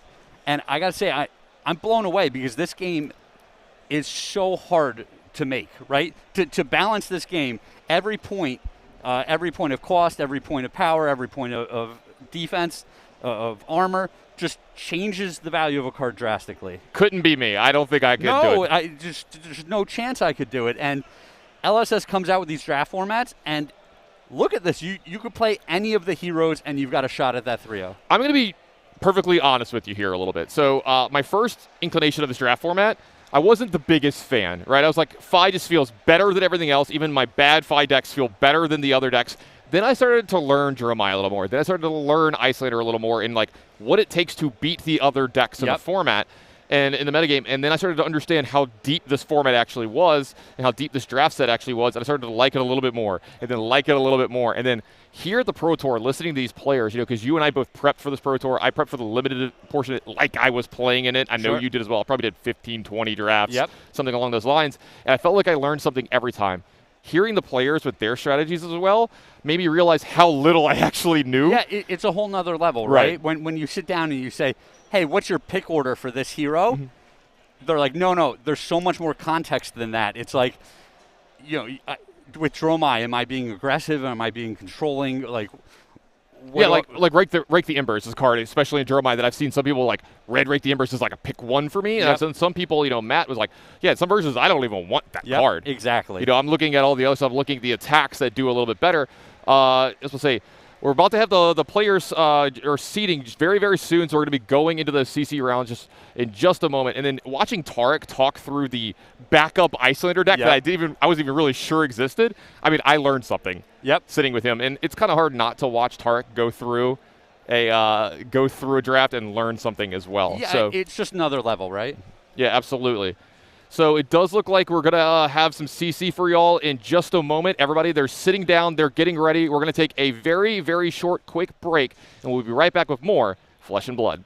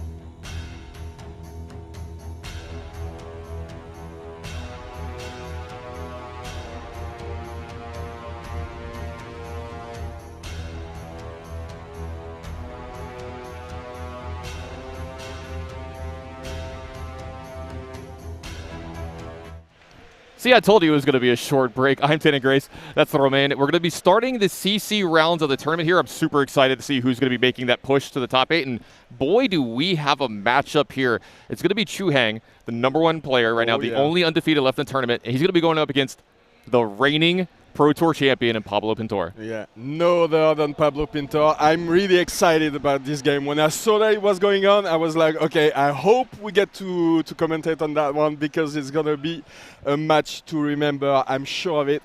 It's a hard matchup for Prism, but I'm pretty sure when you come to the Pro Tour with Prism, you know what to expect. You know that there's going to be a lot of Viscerai players and you came prepared. So I'm anxious to see what's going on. We don't have the deck list yet, so I don't know exactly how he's going to fare against a deck as fast and as efficient as Viscerai, but let's see.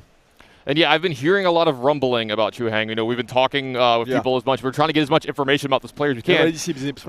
When you start 10-0 in a Pro Tour, people are going to take notice. Oh, yeah.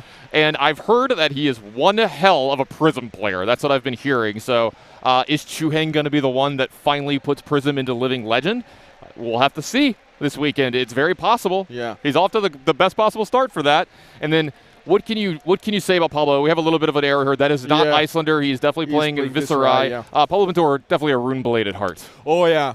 I don't know if people at home remember, but he won the previous PT with Chain. Yep.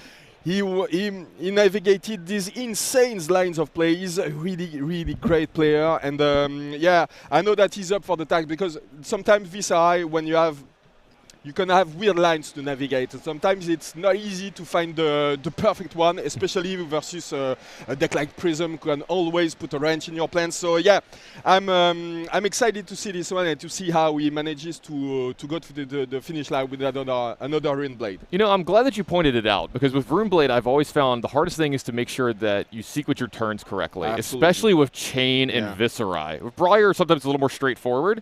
You know, not saying anything bad about Briar, just like, you know, you have Chain Mod Heroic, attack. Definitely, right? Yeah. But with these, they have a little bit more complications.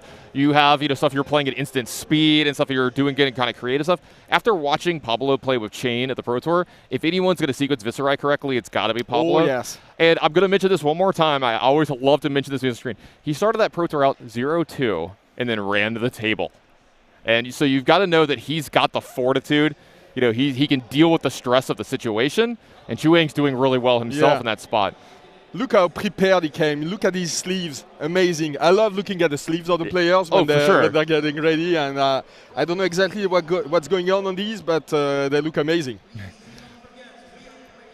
Pablo Pintor and Rosetta Thorn. Tell me a better duo. I don't know how Rune Blade players are going to be able to are going to react when at some point probably Briar is going to go to Living Legend and the Rosetta Thorn is going to go to Living Legend with her. So that's going to be interesting to see how they adapt to it. Absolutely, and sorry for all you limited fans at home. We are done with a limited portion of this Pro Tour. You are getting Classic Constructed, the Cadillac. All the way. Yeah, for the rest of the day. And then into tomorrow, we'll be getting all of the top 8 matches tomorrow as well. So, like you said, you're super excited. I almost can't contain what I've got feeling inside here for the rest of the day and for tomorrow. I really want to see how the calling is going to go too, because it's going on at the same time. So I think we're going to be calling the... It looks like a turn 1 Merciful Retribution here. Which is the perfect turn 1. You only need 1 aura, and it's one of the good ones. Yeah, absolutely. So aura setup and an arsenal. Great turn 1 for Chu Hang. So the hard thing to navigate against the Prism is that sometimes, usually when you're playing Viserai, you need to do your non-attack action first. But when you do that, you're giving him an opportunity to come back with a card like Arclight Sentinel, who forces you to attack it, and your turn is basically over after that.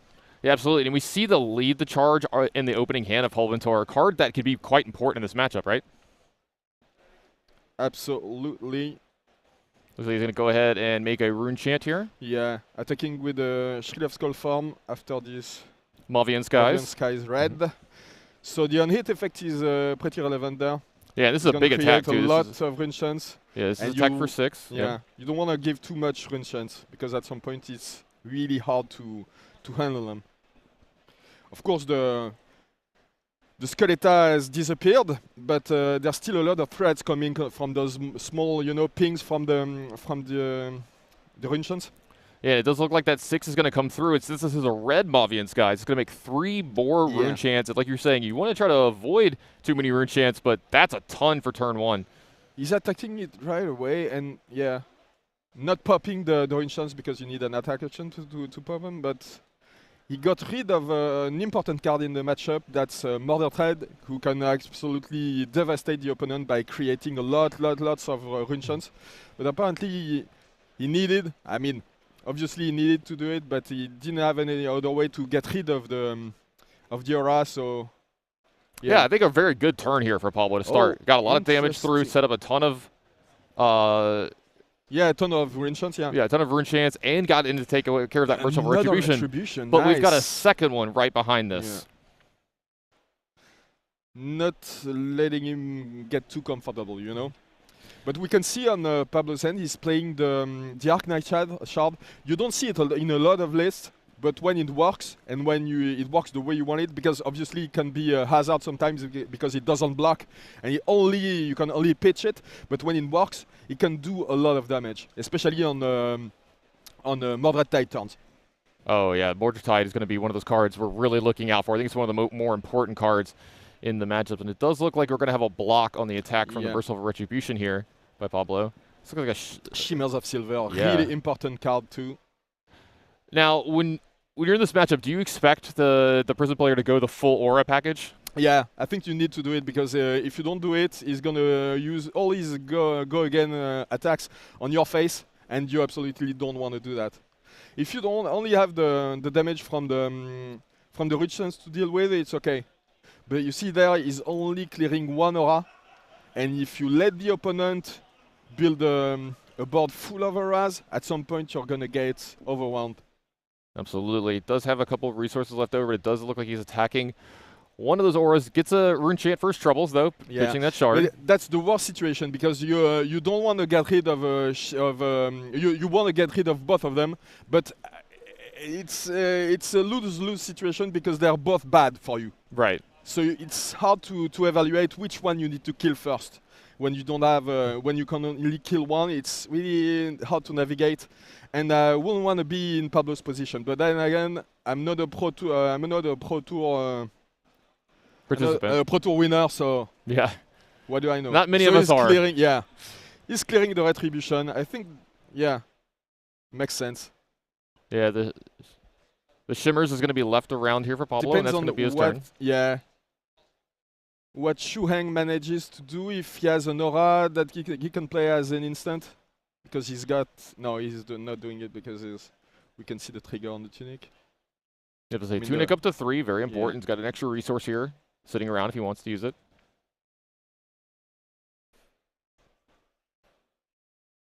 Is this a Phantasmaclasm possibly getting played here? Does look like it is.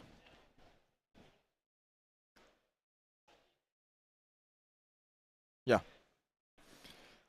Looking at the hand, yeah, you want to get rid of that erase phase because it's a popper for one. Yeah. Right. It's a popper, and also it can annoy you by getting rid of the light aspect of your cards. Yeah, really important to get rid of anything that's got 6 power here. You know, Pablo brought that card into his deck just for this exact moment to be able to, you know, we talked about, you know, a popper, something with 6 power or more that when it blocks something with Phantasm, that thing just dies immediately. It's so important in this matchup. And this Phantasmaclasm, when there's no way to pop it, it attacks for 9, so that's a lot of damage. I don't think there's any other card in his list that can do as much damage, so it's really important to be able to play it when it's not popped. And unfortunately for Pablo, he only had 1 card that could pop it. Gonna go ahead and use the resource from Tunic here, except getting possibly a yellow card into the... Yeah. Just, yep, it looks like another. Is that another Merciful Retribution? Yeah, that's the 3rd one. No, it's... Yep, that is another Merciful Retribution. Okay. So that's all 3 of them now, I believe, in this game. So Pablo got his work cut out for him. He's at 29 here. Shu Heng at 34. Get rid of it. Oh, this is a big card. Oh, yeah, that's important, yeah. Yeah, big card important in the matchup. This is a lead the charge blue from Pablo Pintor. It probably means that he'll be able to clear both these auras, so yeah, that's really of paramount importance in this game. Attacking with the rune chancel, the rune chancel coming as well. I believe this is a blue Spellblade Assault? Yeah, Spellblade Assault blue. Attacking for 2. Yeah, 2 and 5 it looks like here, but the 2 is going at I think it's going at the Merciful Retribution. Yeah, probably. That's what he's done so far. So, oh, maybe at the face. Is he coming in at the face with the Spellblade Assault? Well, let's take a look. Let's see what happens. The players might be, doing this verbally. We can't keep up. And since they're not really signaling what they're doing, it's hard to evaluate. See a Springboard Somersault in the hand of Shu Heng. It's not a card you see a lot. Nice little generic defense reaction there for him. Yeah. And another really important card in his hand is That All You Got, the new card from Uprising. It's an attack, it's a defense reaction, sorry, that lets you draw a card as long as you defend an attack that's 2 power or less. Love that. Really important when you want to block the Rosetta Thorn. Love that little screen that we just got to pop here. Just reminding everybody at home, Pablo is the #1 ranked player in the world in ELO right now. He is. So using both of these yellow cards to protect some arcane barrier. Yeah, 4 of them. 4 of the rune chants. So it does look like a little bit of damage is going to get through, and it's going to be able to, Dispel Assault is going to take down that third Merciful Retribution of this game. So now he's rid of them, and Shimmer the Silver is not as important right now, but as soon as he manages to get some of these shields going, okay, that's it might be a problem because you can put counters on them, and then they become really threatening very fast. And Pablo weighing his options here. Yeah, the Spellblade Assault hasn't resolved yet, I think. Oh, it did maybe. Okay, oh yeah, he did obviously because he buffed the. Yeah, right. sorry. So he's gonna make he's gonna make something with the Arcanite. There you go. Grasp of the Arcanite as well, and then he's gonna go ahead and clear that Shimmers with the Rosetta Thorn here, and that's gonna be the turn for Pablo. They're gonna move back over to Chu Hang. Really important to clear them. So yeah.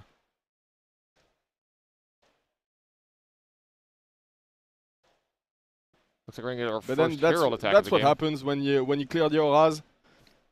Coming back with the big herald. Oh, popping it with the second raise face.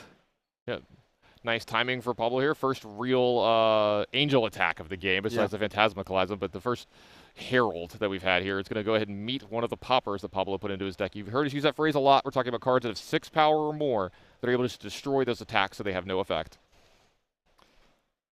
So now it's going to be important to see what Pablo is going to be able to make out of this turn. It doesn't look like he has many non-attack actions, so yeah. It's like a blue Vexing Malice here with a 2 Rune Chance attached. So it's 1, 2, and 2. Absolutely.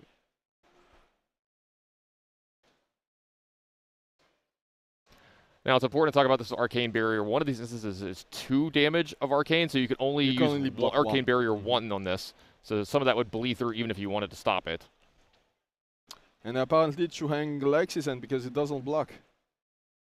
Yep, looks like he just took all of the damage here. Players look like they're tied at 28. Yeah. And 2 resources left over. Oh, he's got the Rattle Bones in the arsenal, so that's yeah, that's why he was looking at his graveyard obviously. Using the resource from the tunic here. Yeah. And attacking with the big Shrill of Skull form. Yep, he's going to go ahead and make a Rune Chant as well for his troubles. I think this is a yellow Shrill. Yeah, that's the one he used on the first turn, so that's the yellow. It's going to attack for 6, I believe. Yeah. Yeah. I love these dice, by the way. I need to find a pair. I mean, everybody that's been passing by the feature table has asked how they could buy them. I was gonna say I've been tweeted at multiple times. Like everybody at home wants to know, where do we get these dice? As soon as I find out and buy mine, I'm gonna let y'all know. Well, okay? I have bad news for you because you can't buy them. Oh no, they're just for us. LSS did them specifically for the Pro Tours for the moment. Maybe at some point they're gonna. What a tease. Yeah. But once they see the reaction to them, maybe there's a chance that they let us buy them.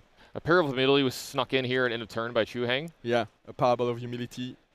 Oh, and the Haze Bending. So he's not attacking, but he's rebuilding his board full of auras, giving... oh, we can see, yeah. Oh, and here's another big lead the charge from Pablo here. These have been well-timed. So that means probably that both of these auras are gone now. This looks like another Spellblade Assault is going to come in. I think this is a red one this time. It's going to be going after that Haze. You know, that's the sign of a good player, when you get the exact card you need at the right moment. Chu Hang released the pressure a little bit, just wanted to rebuild his board, but Pablo Pintor said, no, I'm coming back with the second lead the charge, and I'm clearing both of them.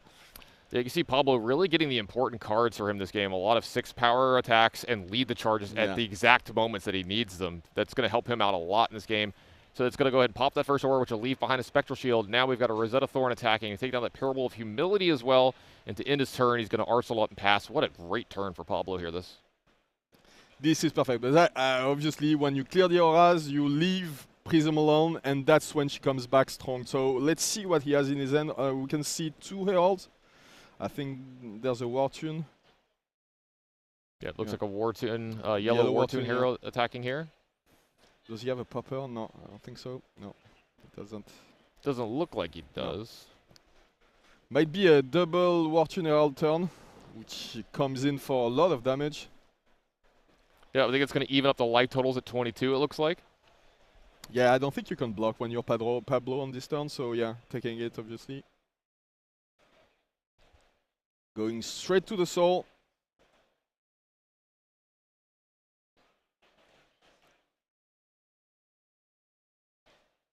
And yeah, Gonna go ahead and that's when you get the spectral shields, yeah. Make a spectral shield here. This is going to be able to attack as well. Pablo down to 21. Now down to 20 from the spectral shield attacks. And with Look the at last this army. resource, That's the blue one. Okay. Yeah, with the last resource, we got a blue War Torn Herald attacking here this turn, and that's going to bring Pablo down to, I believe 16.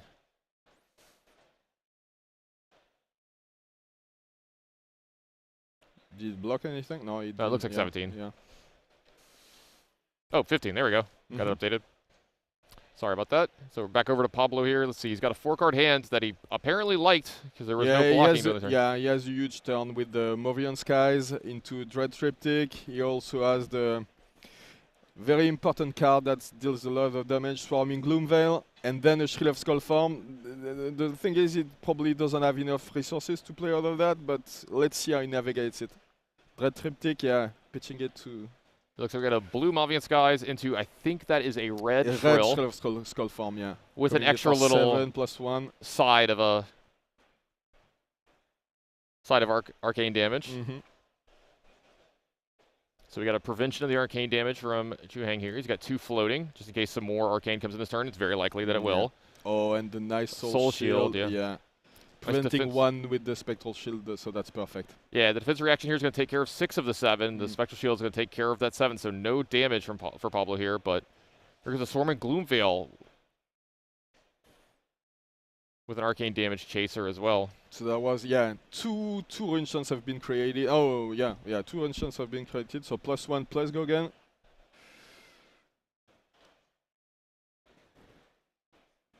Only defending with the Soul Shield, yeah. Yeah, it looks like it's going to take care of the arcane damage. Yeah. The 4 from the Swarming Gloomveil looks like it's going to come through.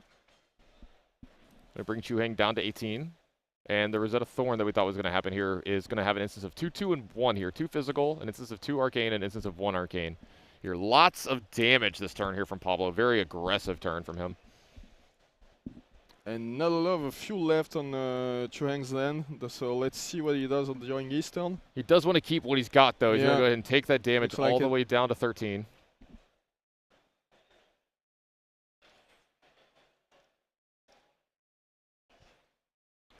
The health totals are really low, so if he can manage to pull together two herald attack without poppers on one side, it might be a nice turn. So that's the Merge and Metamorph. Yeah, big attack. Nice, big attack.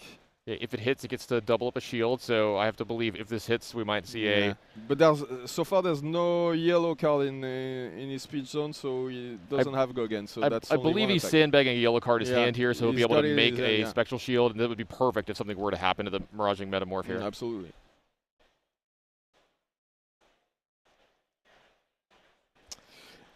And we've seen already seen Pablo's hand. He's nice because he's showing it to us all the time, and we see he's got the 3rd lead the charge, just in case a board full of Voras comes back. So okay, starting to block with the equipment now.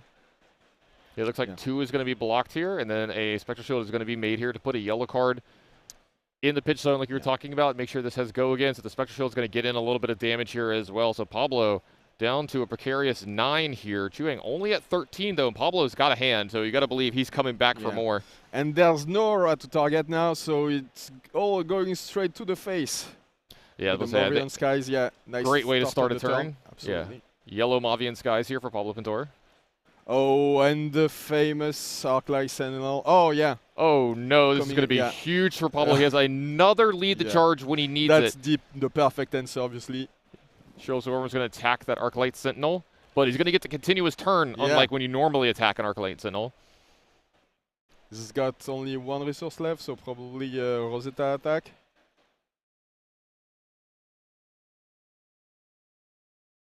It does look like it's going to be Rosetta Thorn. 2, 2, and 1 here. 2, 2, and 1. Another great time to have a lead the charge for Pablo. They've come up very big in this match. That's what he said earlier. The best players always have the best, the perfect cards at the right moment. So yeah, you see what we mean when you say he's one of the best. He's been practicing at home and making sure he has the lead the charges right when he needs them. Yeah. It's just had to draw it, you know. Just draw your cards and. So it does look like the Spectral Shield jumping in front of one of the Arcane, a prevention of another Arcane. So 2 resources floating, and a little bit of damage is going to come through on the Chu-Hang. And I think that's possibly going to be it for Pablo here. Still get that card as Arsenal as well. Spectral Shield made at the end of turn for Chu-Hang here.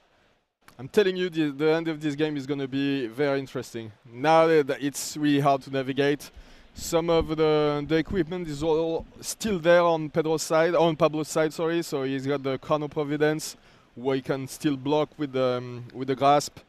Still has the tunic up, and once it's used, he can maybe block with it. So it's going to be really interesting. The life totals are pretty similar. Yeah, 1 damage coming across by that Spectral Shield for Chu-Hang, and he's going to go ahead and Arsenal and draw back up to a 4-card hand here. We're back over to Pablo with an Arsenal and a 4-card hand, but he's got tempo, as we like to say here. He's the first one that's going to be attacking. Definitely. And I think I might have spied a 7-power attack in Pablo's hands. It'll be interesting to see if he uses that for an attack here or possibly holds it back to pop an aura. We'll see how he wants to sequence his turn here. With Chu-Hang being this low, maybe he's trying to figure that out right now. How aggressive can I be this turn? You need to count the number of auras that can enter the battlefield as an instant. So yes, it's really hard to navigate this turn. Oh, you see the. Looks like we're gonna start with the Become the Arcanite. Yeah, the Become the Arcanite that lets you have a lot of options. That's what we said at the beginning of the game. It's a hard deck to navigate because you have these kinds of decisions all the time. You discard an attack action, and now you have all the choices in the world. What do you get from your deck? Yeah, he's got to get a Rune Blade non-attack here, but this is the one that, you know, you're going to get this one pretty often. Yeah, this is I believe this is a belief. If you have no other way to get go again, you take the Movian Skies, yeah.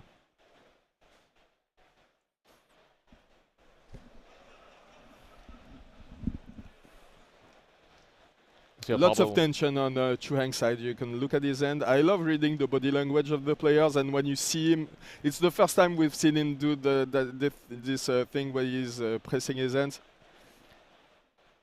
Yeah, but he's starting to feel at danger for the first time in the tournament. There's a lot of pressure in this on this turn. Oh, this is a huge attack. Huge shrill, yeah. Huge Shrill of Skull form here with a arcane damage added to it, plus the on-hit for Mavian Skies threatening here too. And this is an attack for 7, which is a really good break point. All right, looks like we're going to start off by pitching a blue here. Got 2 resources floating, going to prevent 1 of the arcane damage. Here comes some of the blocks. Yeah, with the Miragem Metamorph because it can't do much on your turn. Oh, and the Springboard Somersault, yeah. Blocking it all, but then the turn is not over. Yeah, but there you go. Rosetta 2-2-1. Yeah, 2-2-1 here. Rosetta Thorn coming in. Yeah. Pretty decent turn here from Chu, though. It doesn't get hit by this giant Mavian Skies. Much, and he still manages to keep 2-card hands, so that's, yeah. I think this is a win, like a nice win of a turn here for Chu-Hang. Absolutely. Navigating through this, one of the bigger turns here for Pablo. I'm not sure he still has Nora in his hand to give an option to Pablo to tell him in a way like attack the aura or I'm gonna come back with something really annoying next turn. No, attacking, yeah. Looks like another Phantasmaclasm. He's coming in hard with the Phantasmaclasm. Oh, he can actually take the only attack action he has in his hand. The triple Movian Skies doesn't do much. This is really bad for Pablo if that's not an attack action in his arsenal or what he draws. This could be an off turn for him. I think it's a Shrill, so he should be okay. But still, it's 9 damage, so you need to give away an equipment. Still got that Crown of Providence sitting around too to maybe get some filtering going on. Absolutely. Still got some options. But as I said, still 9 damage, so you have to respect that. You know, it's still a massive attack. Yeah. Let's see how Pablo wants to play this turn. He's starting to get in massive jeopardy here. So, all right, this is 2. This is 1. So this is 3 total. Now. 4 total. Is he blocking with this? Right, No. maybe a little bit of a step back. Yeah. It's always nice to keep the Spellbound Creepers because it puts the opponent in a precarious situation sometimes because there's always some magic that can happen because of that piece of equipment. You can use some of your non-attack action as instants to gain action points, so you never know what's going to happen. Looks like a block for 6 from Pablo here, so Yeah. 3 damage going to get through. He's going to go down to 5. But he's going to lose a lot of his blocking from his equipment here. Now going into a turn where he does have a tunic. He probably had an attack action in his arsenal because he got rid of the skull form. Yep, looks like Mommy's guy's into a runic Oh, reclamation. Runic Big Reclamation attack is here nice, from Pablo. yeah. Well, it can't target any aura, but still coming in for 6. Yeah, with go again. With go again. Making a rune chant as well. That's something important for what's going to happen after this because you got to believe that Thorn is coming in right after Yeah, this. that's exactly what I was going to say. We all know what's going to happen next. So it looks like we're lining up a triple block here from Chu Hang. Yeah, he's giving away the skull cap. Yeah, skull cap and 2 heralds. That's 7. Here comes the Rosetta Thorn, the 2/2 and 1 that we've so much been saying these last couple turns. Is he taking it? Yeah, he's going down to 3.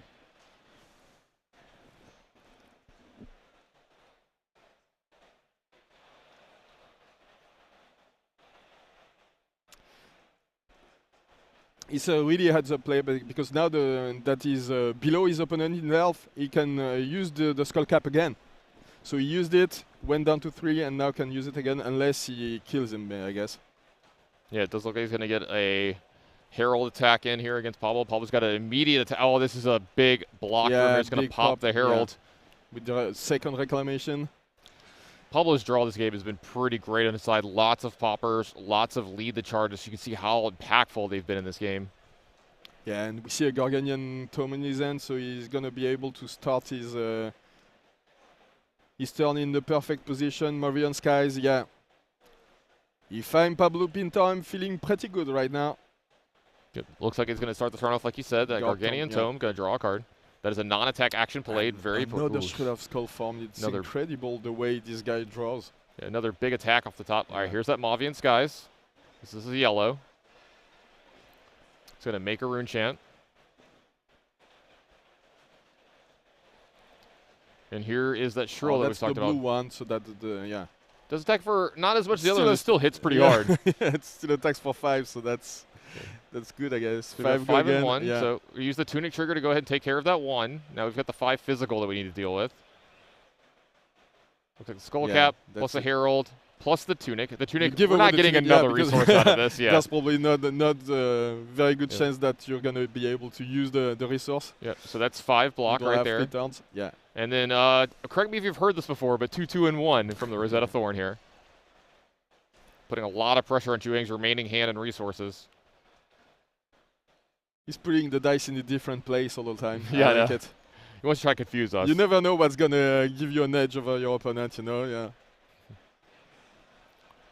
It looks like a parable getting pitched to take care of 2 of the 3 rune chants. So Chu Hang down to 2 here. Facing lethal, he's going to have to block, so it does look like a block from his hand, and that's all you got. That's perfect. Yeah. That's exactly why you want this card in your deck. So it's going to give him 1 card. Yep. Very well played on both sides by these players. You can see them getting the maximum out of all of their cards. I have a feeling we're going to be seeing these guys play a lot today and tomorrow. Yes. Looks like we got a Herald attack here as well this turn. Try to strip some cards from Pablo. But did it's I see only the one. Did I possibly see an erase face in his hand? I think I did. Oh. Does he want to use it to pop here? Or does he want just to have the big attack? It looks like he's considering possibly not blocking with it. He has so many rune chance capabilities. Right. Yeah. I forgot about this. The attack actions have 1 less, so he can't actually pop here with the erase face. Yeah. So much text in all these different angels.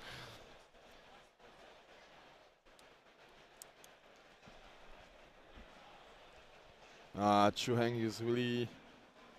I have a feeling that 281st ranked place doesn't really tell us the full story of the No, skill of Chuang. What I've been seeing today is definitely not somebody that should be ranked 281st, and will be ranked much higher after this weekend.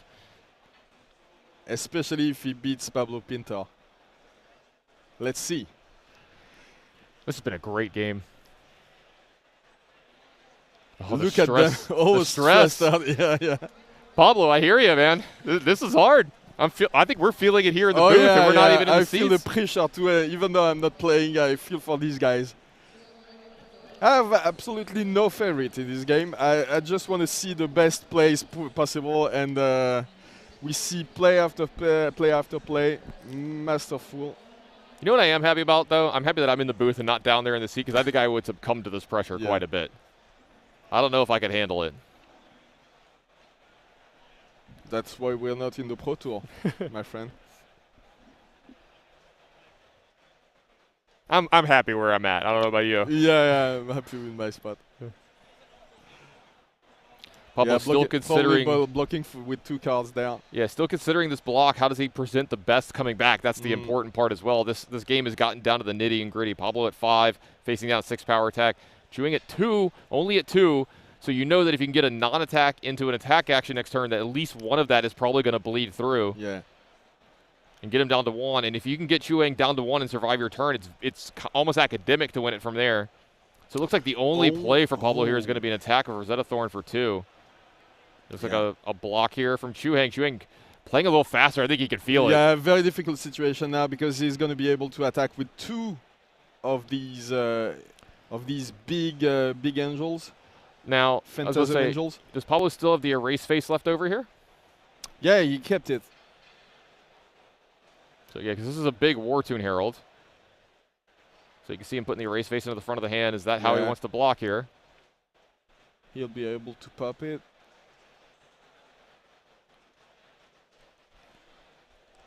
Pablo considering his options, mapping out his own turn as well. But I think that's the reason he kept it. He wanted to bluff it. Your opponent figures out that you don't have a popper, so maybe he attacks with it and feels pretty confident about it. But yeah, he's going to go ahead and use that resource to get his action point back here. Looks like we're going to have a pass. We have an arsenal here from Chuang. Going back over to Pablo. This is a big turn for him. He's got 3 cards, a card and arsenal. He's got 3 counters on that tunic. Again, a lot of options, you know, with the... I think there's a Become the Arc Knight in there as well. Become the Arc Knight and the Rattlebones. Looking at his graveyard because there's lots of options. Oh, he might take actually the first Swarming Gloom Veil. So yeah, getting Become the Arc Knight, and he's gonna be able to come in with these 2 Swarming Gloom Veil. Yep. He's got 1 in hand. Yeah, that's gonna go ahead and make a Rune Chant as well. So it's gonna see that buff. We've got a block from Chuang. So the first one gives you a go again. Now, second, he's creating another Rune Chant, so it's attacking for 4 now. Yeah, this is a lot of damage. Oh, plus that's that Rune a lot Chant. of damage, yeah. Chuang on the back foot now. I'm pretty sure Chuang doesn't die this turn, but he's going to have almost to nothing make a left. lot of blocking, yeah. What can he come back with? He's going to go ahead and prevent that. Got one resist floating. Have to. Going to have a block from hand and from equipment. It looks like the footsteps. Ooh, maybe not. Still thinking. This is a hard spot. Chuang realizes these decisions are going to decide this game. I think people don't always realize how blocking is important in this game, you know? Sometimes you feel like you can just attack and not worry about it, but blocking is really the most important skill in this game, I think. So he's going to block out the full 4 there. Now we got the 2-2-1. The famous 2-2-1, yeah. Does Chuang have a... I think he has a resource floating here. No, that's not going to be enough. That's the end of the game. What an actual game. And you see he points at the erase face there. So important. And I think we need to really point out that play from Pablo there, that he was disciplined enough to keep that in his hand and only attack for 2 with a Rosetta Thorn that turn. That ended up being the tide of the game. The double blocking the Herald of Tenacity and then blocking the War Tune Herald on the next turn. No, I mean popping it with the erase face. Amazing play.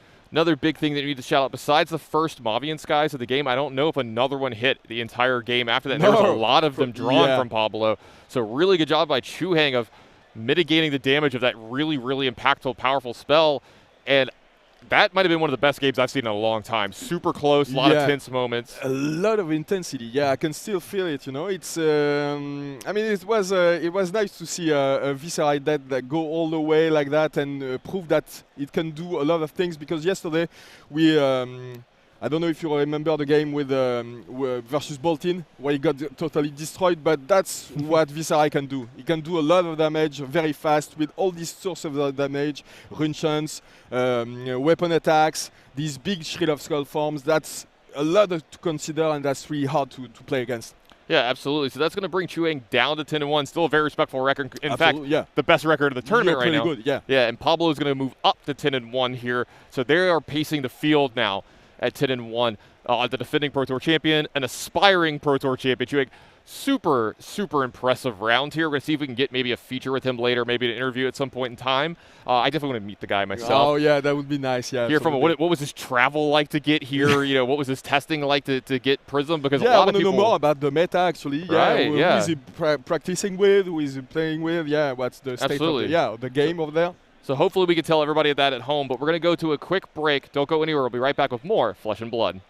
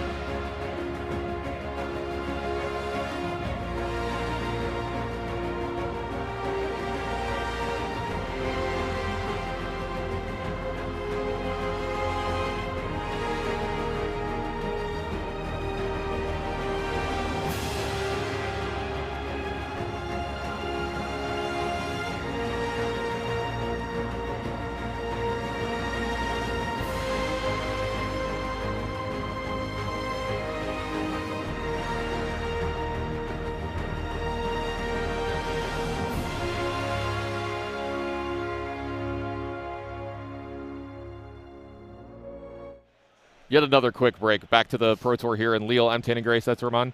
We are going to be bringing you another feature match from this round. We have enough time to be able to probably bring you the entirety of that match, hopefully. Yeah, probably, yeah. I haven't confirmed the matchup yet, but it sounded like it might have been Fi versus Briar, and if it is, I think we could fit that one in. It is, yeah. It is. And it's going to be very fast. Yeah, I was going to say, for as meticulous as that last match was, let's make sure you don't take any extra damage, make everything. This one's going to be, we like to say this, two ships passing in the night.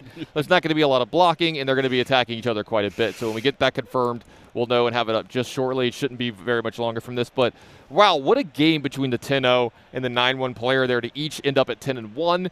And I got to say, I was very impressed with the play on both sides. Yeah, it was. You know it's going to be a long battle at the top. It's going to be it's going to be a mess at the top. I wouldn't like to be in their places because they are giving each other blow for blow. It's going to be it's going to be an intense end of the tournament. I mean, and end of day 2. I mean, this might not be the last time those two play each other No, in this tournament not, as well. yeah. You know, they're both in the best position possible to make There's the top a pretty 8. good chance they're going to face each other in the top 8 if they go all the way. And from what we've seen so far, there's a good chance they can go there. Absolutely, and I'm going to pull up some of the data that we have here for day 2 while they're getting the stuff ready for the next match. I'm trying to get the conversion rate on some of the decks or the ones that made it into day 2. I know that for draft, the 3-0 decks for day 2 was actually really, really, really close. I don't know if you saw this. It was 9 Fi, 9 Dromai, and 7 Icelander. Very balanced 3-0 Yeah, list. that's what it proved, that this metagame is in the draft portion, in the limited portion, it's really balanced actually. So yeah, there's no easier hero to play, and it's down to your personal preference, I guess. But sometimes you need to be able, like Matt Rogers did yesterday, to read the signals, to send the right signals, and to maybe mess up with the signals to dupe your opponent. So that's really an interesting format. Yeah, I was going to say, so I have the calling day 1 metagame here in front of me. I know we don't have something to put up on the screen, but I could talk about it just a little bit. It's very similar in a lot of ways to what's going on here at the Pro Tour. You know, Briar leading the way with Viserai very, very, very close. But Prism and Dash coming up right behind that, followed by Fi into Bravo, Dromai, and Oldhim. So But a lot of Guardians and defensive decks here. Yeah, but I think the metagame looks more like what we expected. I didn't expect that many more Briar than Viserys, and as you can see in the calling, it's closer than definitely. that. So yeah, that's definitely what I expected. A lot of Viserai, a lot of Briars, and Oh, we're live. We're about to go live into the match here in just a moment. We have 5 versus Briar. The one thing I wanted to point out, though, we did have 4 Azaleas in the calling as well. We have 7 Levia, 6 Katsu, 7 Kano, 7 Bolton, 9 Rhinar. So all the heroes really well represented in that calling. But let's go ahead. You have to give credit to the Azalea players. They know it's a hard hero to navigate and to play, but they're still going all the way with it. I don't have the courage for it personally, but yeah, I love seeing the people stick to their guns. Yeah. We have a couple of Azaleas as the cosplay contest as well. People really, really love that class. But let's talk about what's in front of us here. We do have Bri. That would be the matchup. It's Bri. There we go. It's Fi versus Briar. Is that a call for Fi? I think it is. And, it's you were talking about this. Can so I love this this too. You talk about how you like the sleeves and how people customize their stuff. Yeah. I love seeing cold foil and super cool looking foils and how great their decks look, especially for Classic Constructed. This is a labor of love for a lot of these people. Yeah, and it sends a message to the opponent. It shows what you care about and what's important to you. And as I said earlier, any kind of edge you can get against your opponent, it's important. Yeah, I have a couple of cold foil heroes myself at home for when I do get to play, but it's not always the heroes that I play, but just the ones I like a lot myself. You know, I've got a Briar, I've got an Oldhim. I'm a big Runeblade Guardian guy. Okay. So I've got a lot of that stuff, and then a couple of the specific cards that I've kept as well. You know, I've got cold foil weapons that I like quite a bit. All the cards that LSS has sent me as well. To make sure that I keep those because they're nice keepsakes and stuff. You know, helps have memories. You don't need to play them, but you keep them in your collection and you're happy about it. I have a very nice cold foil Benji. Oh. I love it. He looks exactly like my son. I have a 9-year-old son, and he looks exactly the same. And I actually gave it to my son, but it's mine. But I gave it to him. But yeah, you could get it back if you needed it. Yeah, it looks so good. I'm telling you, if you ever see that cold foil Benji, it's amazing. Yeah, I need to maybe get some of these sent in to Matt Rogers to get them graded, get them slabbed up and really protected. I haven't gotten to do that just yet, but I'm going to get around to it. You know what? He's here this weekend. I probably should have brought him with me so I could just hand him over. I might have to do that at Worlds. That's not an idea for anyone at home. Don't assault him with your cards that you need slabbed up. Leave him alone when it comes to that. Send it in. Use the service. Don't bother him personally. Yeah, that's just for me. I can get away with it. Oh, interesting. Most of the time, the Fi players, they prefer to play the combo package and combo Fi and use the Mask of the Pouncing Lynx. But you can see the Mask of Momentum on Jakub's side. It's really funny. Whenever we're talking about Fi now, we actually don't say headpiece anymore. We say mask slot. Yeah. Which mask are you running? Yeah. I hope we get other masks for the ninjas. I think it's really cool. And 2 pretty good defensive equipments here for Jakob as well. Yeah, you've got Crown and you've got Grasp. Each one of them can block for 2. Grasp can block for 3 over time. Oh, this is a little belittle version of Phi. So it looks like we have a belittle here, revealing an attack, so he's going to be able to go get a Minnowism. Looks like a blue Minnowism. So yeah, that's usually the way they play this out. Yeah. They have a blue Minnowism, they have some red Minnowisms in the deck.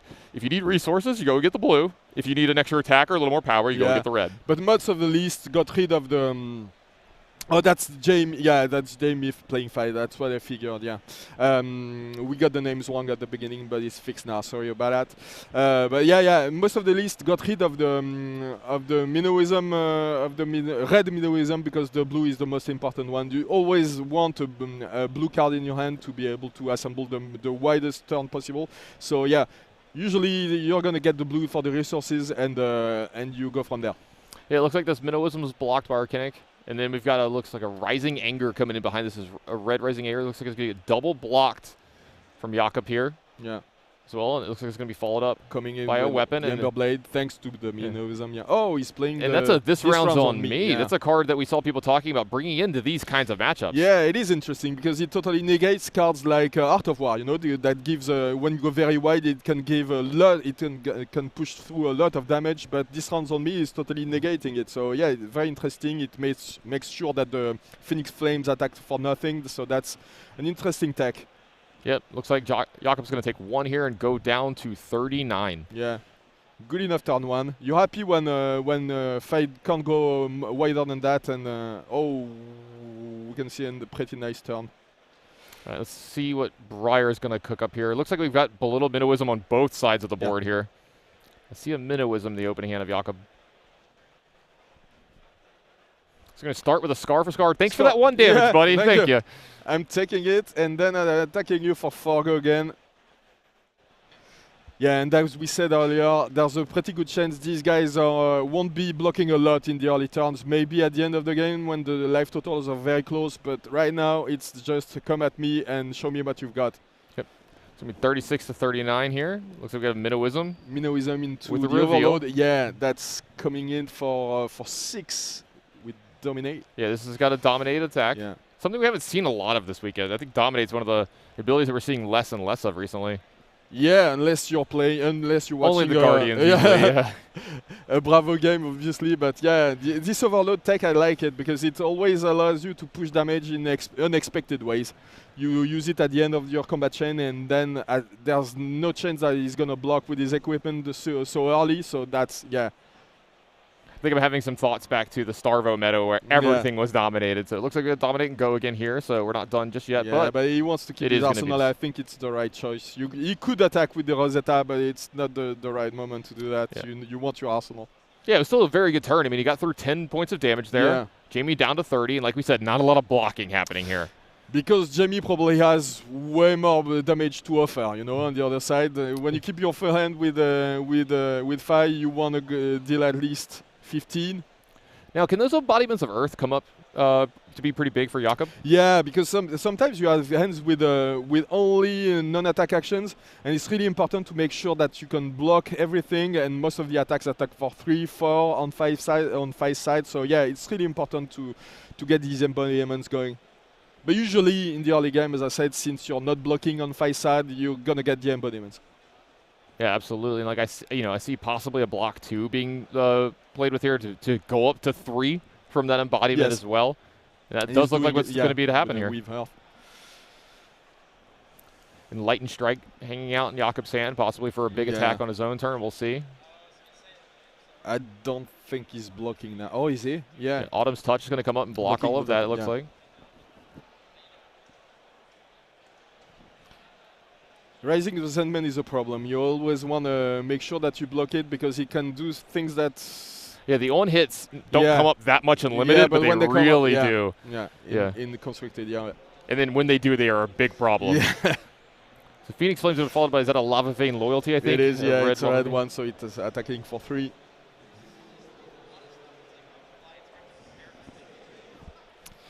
Yeah, what...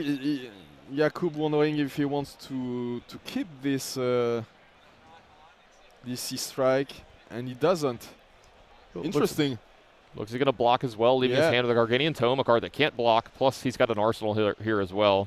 I'm telling you, Tannen, maybe we were wrong and these guys want to block. I mean, Jamie doesn't look like he does, but Jakub decided to block the first big turn from his opponent, so... Yeah, it looks like we're going to be improved wrong a little bit here, so let's see what's on top of the deck for Jakub. Yeah. Maybe he believes in the Gorgonian Tome. He's going to read something and come back with it. Oh. Playing from the arsenal first. Okay, it looks like Rabble. Yeah. And so this gives him a little extra information, right? Yeah. If he wants to draw it. If not, he can go ahead and arsenal up the Tome. Absolutely. Set that up for a big turn next turn. Yeah. I mean, Tome, the card you want to reveal over Ravenous Rabble, but this is really cool. This is using everything to your disposal here. This is getting a little extra information. Is a really good play. So he's going to go ahead and pick up that Minnowism. He's going to use the Minnowism. Oh, yeah. Able to attack with the Rosetta then. And this is 2 and 2. And that's what Briar does, actually, you know. With only 2 cards in hand, she can deal... Like, she's going to be able to deal 8 damage. I mean, do you want to take 8 damage?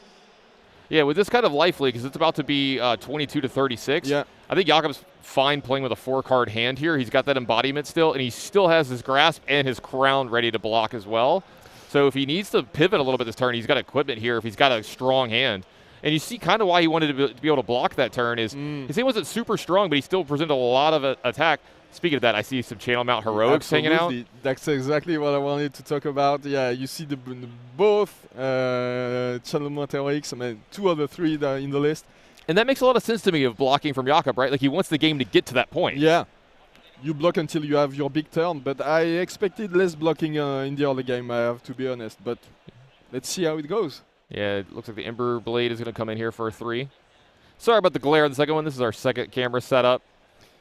And looks like you got glare exactly on that spot right there where the first attack comes from Jamie every game. Channel Mount Heroic block here. That's got to signal a lot to you if you're Jamie. Is that a Stoke the Flames behind it as well? Yeah. Attack with the Phoenix Flame now. Yep, free attack for the Phoenix Flame here. We're at 30 to 22 right now. Looks like that's going to get through as well. 28 to 22. And that's going to be a Lava Burst as well. The end Rupture coming through in a big way here. Yeah, that's a big attack now. Attacking for 6, I think. Yeah, 5 here. Attacking for 5. But there's a +1 with the Spiting Flames. Oh, that's right. Yep. I don't think Jamie got the information about the dice. Yeah. To help us a little bit. So yeah. Oh, look at you. He heard you. There you go. Oh, 7. Jamie, actually, thanks, buddy. Yeah. We must have missed one. Thanks, Jamie. Thank you so much. Yeah, we can't see the whole chain here, so maybe we missed something.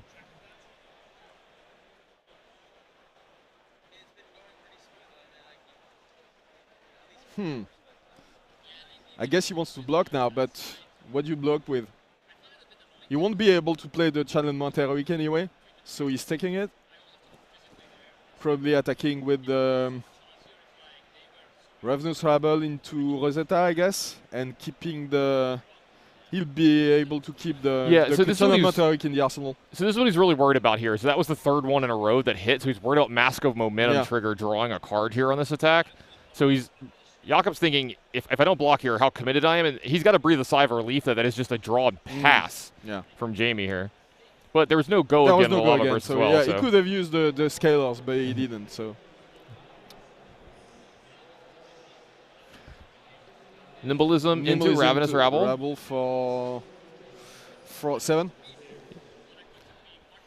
Yeah, but I wonder if he's just going to follow this up with a Rosetta Thorn as well, just to get through as much damage as possible. I think you want to keep the Channel Mount Heroic to present an impossible turn for your opponent. He's at 21, so he can afford to take it all to the face, and if he has a nice hand, he can come back with the Channel Mount Heroic, and if he doesn't have a nice hand, he can just block and try to go for it on the next round. Yeah, you can keep wash, rinsing, and repeating, right? Yeah.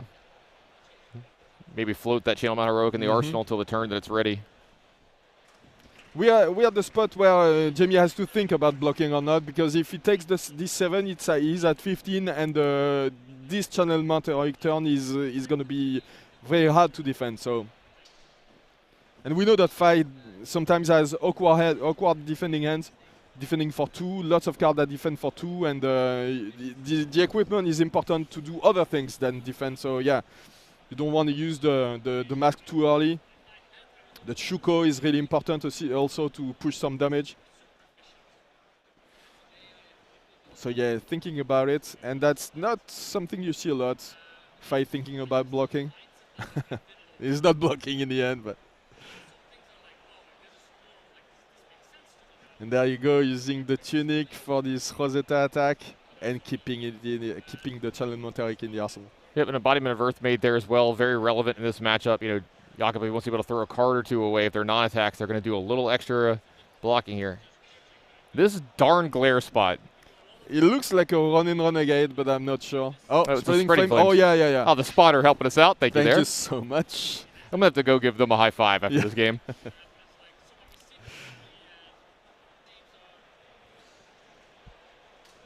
And the thing is, he has now the Channel Monteric in the arsenal, and as I said earlier, if he has a good end, he wants to go for it and keep his end.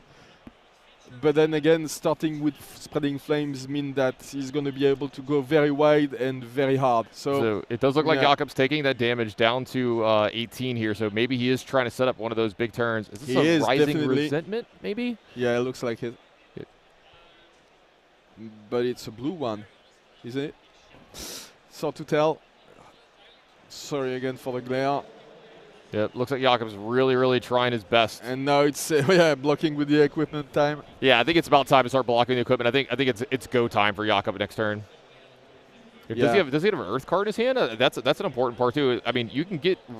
It looks like maybe he's looking for one here. Because you could maybe get by with only one turn in Channel Mount Heroic, but you'd love to. I think he wants a blue actually. He only has red cards, so.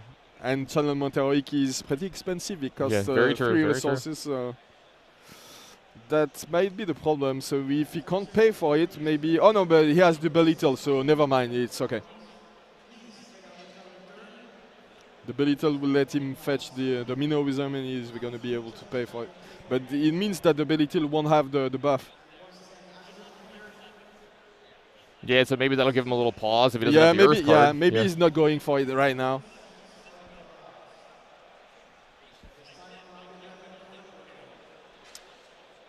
So Rising Anger is going to come in as well here. Yeah. Mounting Anger? I'm sorry, Mounting Anger. Mounting Anger, yeah.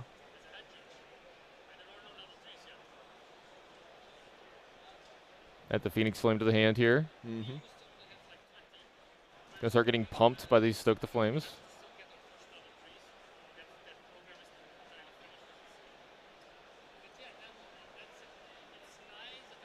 And now what do you do? Yeah, attacking with the Phoenix Flame. Yeah, I believe this is for 2. It should be. No, 3 with the Shuko. Right, the Shuko, yeah.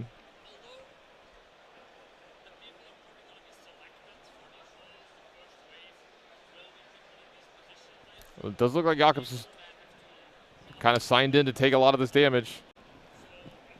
And a Ronin's going to follow this up. Yeah, finishing it off with a Ronin Renegade, the red one. So yeah. These life totals are getting pretty low, and Jakobs has to be really careful now. It does look like he's heavily considering finally blocking now. A single Art of War on Jamie's side now can finish the game. So. You see maybe a little nerves getting into Jamie here too. I'd be a little worried with an Arsenal and you're keeping 4 cards. Yes. Now this does look like we're going to have a big block here. Ravenous Rebel plus the Grasp is going to block that out.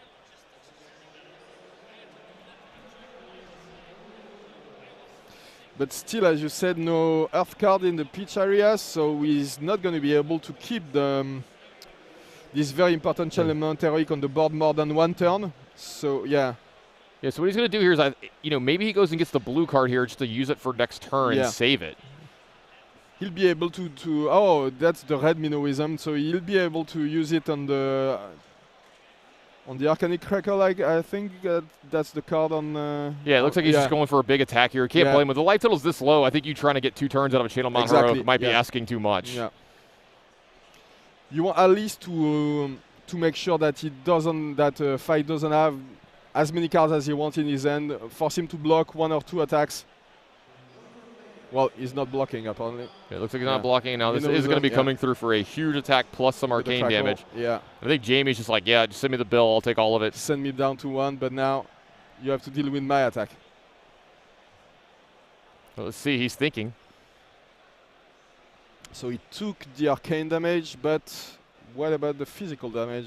You don't want to get down to 1 because you even 2 is way too much because of the Rosetta Thorn. So it is about time for some of the armor to come out here. This really makes sense here. It looks like Snapdragon's going to give go again. Yeah, and he's going to be able to attack now with the Rosetta Thorn. Down to 6 plus the Rosetta Thorn attacking in now. Looks like another 4 is going to get through. Yeah. It might be the... Oh, well, it looks like he might have blocked a little bit extra here. Maybe some verbal blocking. Looks like he's only down to 4. Yeah, going to 2 is really, really scary when you can't stop Arcane. Absolutely. It's we are at the point where if he leaves Jakub with 2 turns, he might be dead. Yeah. I think that was a brand with Cinderclaw to start to turn off. Yes. But we don't see the stripe, so it's hard to tell for how much is threatening. It does look like Jakub's just going to go ahead and take it. Oh. We'll use the life totals at the bottom of the screen here. It looks like it's going to be 7-4. Here comes the weapon, attacking for 3.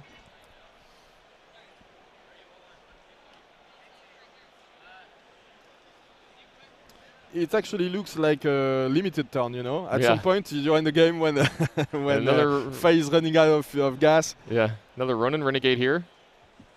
Yeah, has to be the red one.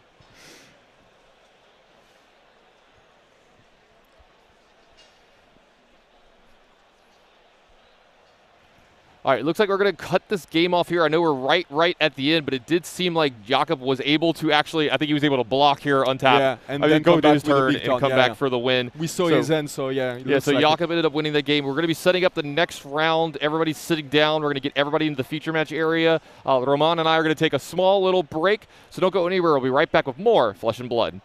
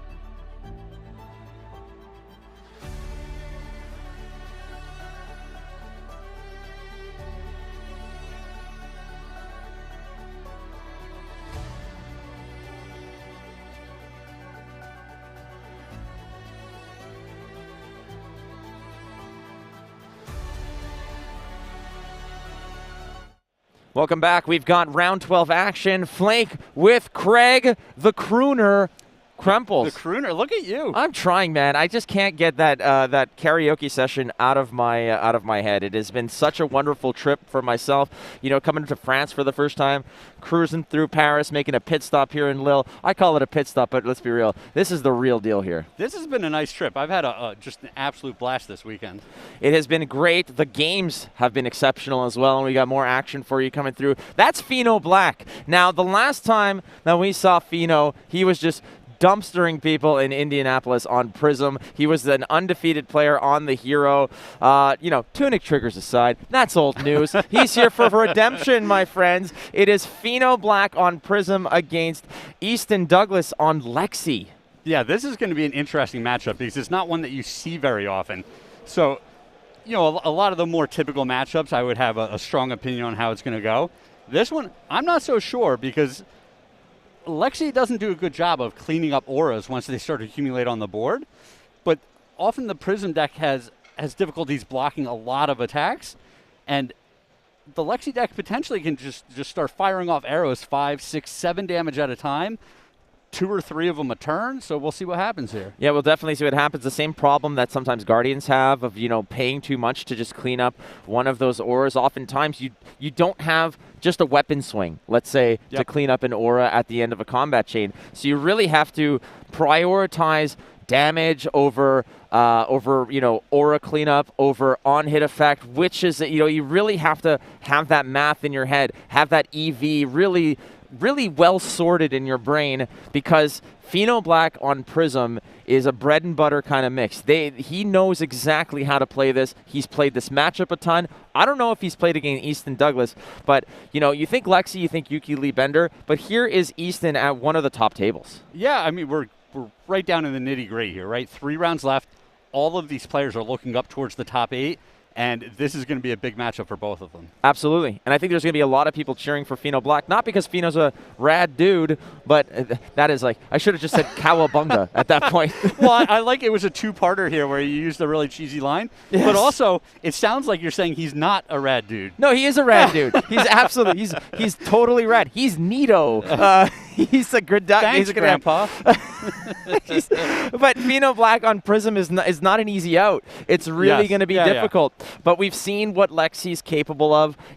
People figuring out, Yuki Lee Bender really setting the tone for the hero, saying that I can go tall and go wide. Yep. Why not? So let's get nasty here. But Fino Black on Prism is somebody who has a lot of reps, a lot of understanding, and just a lot of confidence. And a lot of the times when you're playing a hero that is, let's be real here, as much as people really don't necessarily like the hero, there's a lot of haters. It's a very polarizing hero. You gotta know the hero inside out. It's not a straightforward hero to play. Yeah, and I'm very familiar with Fino Black playing Prism because he's a Northeastern player. I'm a Northeastern player, so he's got, can I call them cohorts? He's got a squad with him, and they all roll on Prism. So I've run into them at qualifiers. I've had that trial of fire, let's say. And so I know that he knows what he's doing, his boys around him know what they're doing, and it's never an easy match. There's probably going to be a lot of people cheering for Fino purely off the fact that if Fino wins the tournament, that should be, we move that hero to Living Legend. You think there's a lot of people looking forward to not worrying about if Prism's showing up to this event? Yeah, I mean, let's just be real. If this happens, that's going to clean up a lot of controversy, a lot of questions about the hero, and just say we don't have to worry about it. Let's round out that Living Legend kind of system. We've got Chain in there. We've got Starvo in there. Let's just slide a little Prism action into there as well. Why not? Well, Prism is a real thorn in the side because it's got this 2-forked attack, right? Where it has these, they're almost unfair how big the attacks are for their costs, but then it also has the aura plan that just accumulate on the board, and you have to give up an action point every time you want to get one off the board.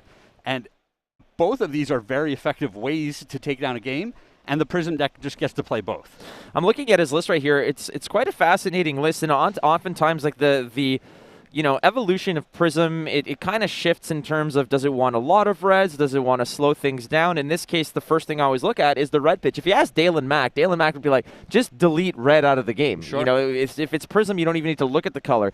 But we've got 2 fractal replications, 2 phantasmaclasms, 2 prismatic shields. But what this really indicates to me is that this is a deck that can really, beat the hell out of you. It really can. The phantasmaclasms, always a super effective card, but the fractal replications are a little trickier. There's definitely times where you're blocking a lot, or they blow up your attack with a Phantasm Popper, and you're just not able to get any value out of that card. I think that's why you see 2 and not 3 of it in the deck. And this is, like you mentioned, the Phantasm Poppers, Lexi is not known to, just in her repertoire, have many of those. I don't know if we're taking a look over here at the list. There's 2 Command and Conquers. You can probably assume that those are going to be in the list. Those are going to survive the sideboard. I'm just trying to, continue to sort of go through here. I think that might actually be it. That is it. So really, when it comes to stopping things like Herald of Erudition, there's 3 of them that Fino's going to be busted out. What else do you have? Are you prepared to, let's say, donate some of your equipment, of which Lexi's equipment, like we've mentioned in the past, it's all utility. It's not defense. Yep. Lexi's not known for blocking at all. A lot of the arrows have 3 defense, but the equipment is not what you want to be blocking with. You really need it to execute your game plan. So putting the Lexi player on the back foot and making them sacrifice one of those pieces early could be critical. Let's take a look right now at Easton Douglas's equipment setup. You're not donating your tunic. This game's going to go long. You're not giving him New Horizon. That's going to really hurt your feelings. And if we look at Fino Black's equipment, well, he's stacking it 2x2. That's the meta now. Did you know that? That is the meta now. I don't know how these kids come up with these cockamamie ideas, but you won't see me doing this. Now there's a word. We've got Kawabunga and cockamamie. Hashtag cockamamie. I don't even know how to spell that, so that's up to you, chat. Figure that one out. Hashtag all washed up, I think is for us. All right, this is the way you want to start. Fino Black going first, dropping a Genesis. That is a nice way to start the turn. Now, the best way to follow this up, Craig, is you want to drop a blue aura. Is this the perfect start, perhaps, for Fino? It might be. Even just playing an aura and arsenaling is a very solid start. So what Easton here is doing is he's going to make use of Voltaire Strike twice. That's an instant on any turn, so you can use that to go ahead and just fill your arsenal and filter your hand, get 2 cards out of there. And yeah, that's what he's doing here. And he's attacking with Genesis. Why not? He said, you're going to get an option to go ahead and filter anyways. I'm going to sneak through. Yep, poke.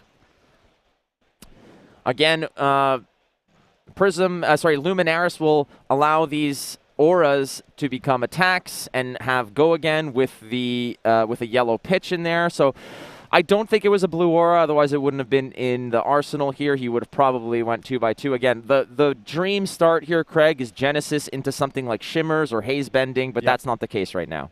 Yeah, and then on the opposite side, if you're the Lexi player, you get to cheat with the bow, arsenaling a card, and then still have the 4-card hand. So you get that additional card on your very first turn almost every single time. I see an Ode to Wrath in hand. I believe that's a Wartune Herald as well. There's a blue aura, if I'm not mistaken, or there's a illusionist card, not a light illusionist, so that actually could be something like Phantasmaclasm. And the big thing to me, both players have counters on their tunics. Hey, Fino, you're ahead of the game, buddy. You learned. Good job, Fino Black. Let's see if he can keep it up. The streak is alive. Easton's turn. It's game to Easton here. Again, drawing up after that turn 0, as it's typically called, and this is where we're going to see Lexi start to do some nasty stuff. The bow is already loaded, and Voltaire is ready to rock and roll. Oh, there's a Phantasm Popper that we didn't mention. Oh, that's true. Again, you never think of looking at the yellows. That is Fyendal's Fighting Spirit, but there's only one in the list. So pitching yellow, going to make use of the Voltaire. You can probably suspect the mode was going to be go again. He's taking a look. He's like, what the hell is that? I believe that's a Frostlock. Yeah, sure. Why not? You're not familiar with the Frostlock? I mean, it's not exactly my first order of business when I'm playing a Ranger because I don't play a Ranger. So there we go, Frostlock. Again, Ice Fusion. I don't believe a fuse was made, but in the case of Easton Douglas here, I think the name of the game here that he's looking to do is something along the lines of, fire 3 times perhaps, go face aura, face aura. Yep. Yeah, and I think there are certain auras which, Easton might want to ignore and just say, hey, I'll take one for the rest of the game from this thing.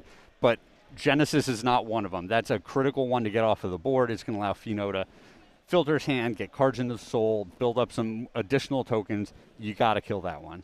So Fino is holding on to, I believe it's 2 Heralds, Wartune Heralds. He's got Ode to Wrath, as well as that is a Haze Bending. So his next turn is going to be, he might just take his licks here. He might actually just go ahead, take some damage. He might lose his Genesis, but I don't think he's going to be terribly upset about that because he could just follow up by going Ode to Wrath, drop a Haze Bending, swing, and, and pass the turn. But again, typically what I found in these matches, Craig, is that the Prism player is comfortable to just go down to maybe 20. It's around turn 4 or 5 that the whole game shifts. The climate starts to reacclimate towards the Prism player. Lexi needs to pressure the Prism player to start blocking more. Yep. To start, instead of dumping 2 auras or dumping one of those 4-cost yellow auras, you're only dropping a blue. I agree 100%. You got to get that early pressure in, get their life total down so that when they've got that very effective double aura hand, they can't just play both of them. Fino, again, very well adept at this hero. I think in terms of, some of the best in the world when it comes to Prism, you think of Tyler Horspool, you think of Dalen Mack, somebody who has just put the work in. Fino Black is another one of those great, great Prism players. Oh, and he's going to aura right here. So, okay, so he's going to sneak it through, just drop in with the Ode to Wrath, and toss out a block, and that's okay. Use of the Footsteps as well. Footsteps can be dangerous, though. If Footsteps block an attack that have 6 or more power, they will blow up.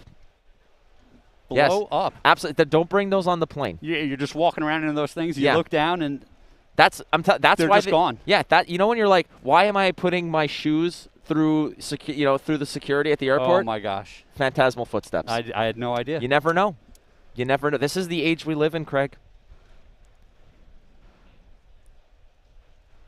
Continuing onward, Lexi's never satisfied with one attack. Again, like you see there, Craig, go again. And another, there's another card loaded up and ready to go.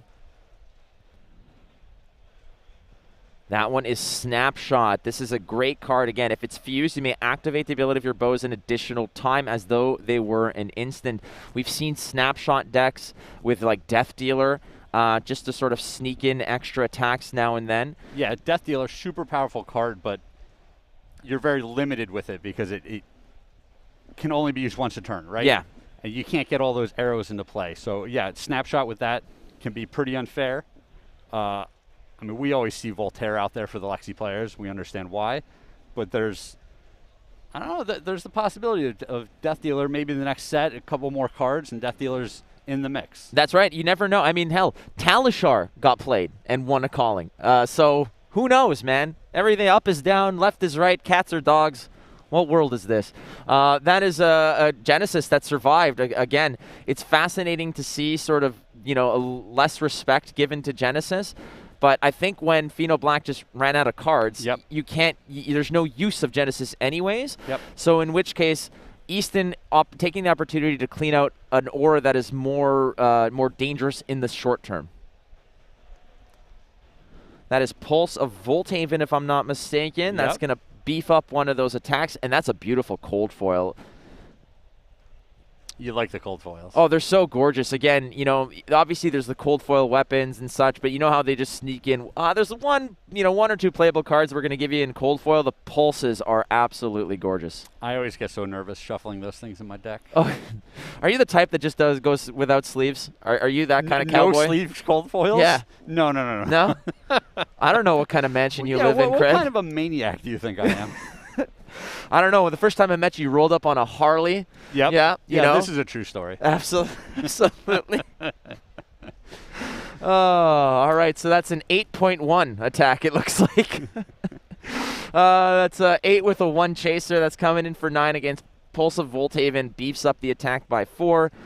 And, that's not there to pop it. There's no Phantasm on that attack. This is just the old-fashioned block for 3.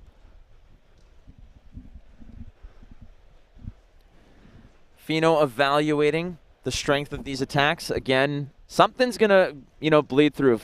The Prism Aura build is, it takes a patient player. It takes a player with, I don't want to say nerves of steel, but you're going to have to be comfortable taking damage, playing from a deficit. You have to be comfortable and prepared to play from behind, to turn the tables late game. And as you can see here, Fino Black's constructed ELO at 1722. he's been playing for a while and currently 26th in the world in constructed. Yeah, nothing to sneeze at there. You're absolutely right. The Prism players play the game in inches, right? It's all about these small advantages that accumulate throughout the game.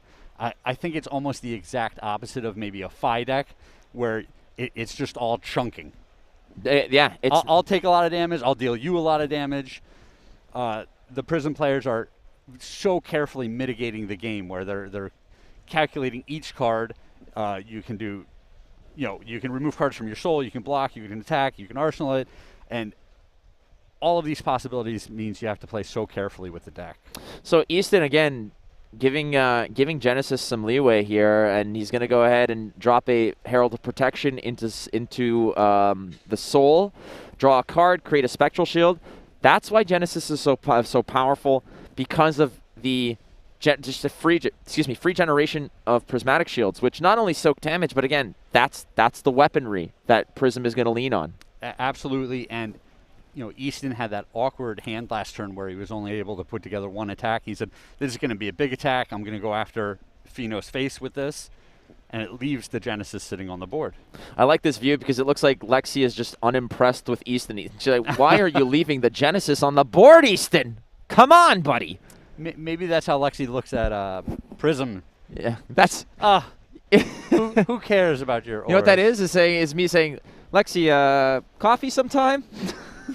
Just that look. She's turning you down? Oh, definitely. If I even get a reply, please. That's a swipe left on me every time. Pierce Reality, that's being dropped here, and slowly the auras are building on the board.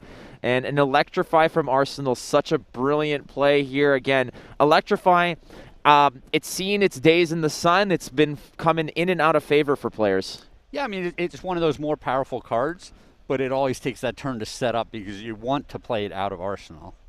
What's great about this card, again, it is a lightning card. Playing it out of Arsenal, sure, you have the benefit of drawing a card, but with Lexi's ability, go again. You don't have to waste your Voltaire charge on that. Yep, you get to reveal it, and now you can pump your arrow with Voltaire instead if you want to go that route. You can lead off with just a regular attack if you want to. Keep in mind as well, if an attack does connect, 3 on top of that. So you have to be wary here. It's block all or take 3 on top. Electrify, non-attack action. Lexi is just kind of trying to figure out here, what are we doing? What's the follow-up here? So taking his time here, Pheno Black at 30 and a Genesis, a Spectral Shield, and a Pierce Reality on the board. 2 cards in Soul. I think he's feeling comfortable. The Tunic has been ticked every time. You know Pheno Black's in the zone when he's ticking up his Tunic. Yeah, he's got basically it all going on here, right? He even has the card in the arsenal. He's still got his full complement of equipment. I would be very comfortable if I was in Pheno's spot. So Bolt and Shot, another just standard procedure kind of Ranger card. Again, given the fact that the bow can buff things up, which is what happened, it's a free go again. But check this out. There's the nice little surprise, the rabbit out of the hat, Rain Razors. Absolutely. This is one of the more powerful cards that Lexi gets to show up with. Everfest has been very kind to Lexi. This card has been great. I sometimes accidentally call it Rain Raisins. That happens sometime. That doesn't sound nearly as menacing. No. Also, Perch Grapplers becomes Peach Cobblers. That was, you could tell I had skipped lunch that day. Yeah, I guess so. Coming through another attack again. Lexi's going to go wide. And is she still hunting for auras? That's the question. And I feel, Craig, at a certain point, the writing's going to be on the wall for Easton that is he just going to ignore auras constantly? In which case, if Pheno gets a chance to build them up, Pheno's going to be able to donate 3 cards a turn to blocking, and then it becomes a very difficult move here for Easton. But Easton's record suggests that, hey, he knows what he's doing. Yeah, with such a diverse field, we don't know if he's run into a bunch of these Prism matchups. But I agree with you. The auras quickly become a problem. The Genesis has already been on the board for longer than I would be comfortable with, and I wouldn't be surprised if this last card was, an attack that could clean it up.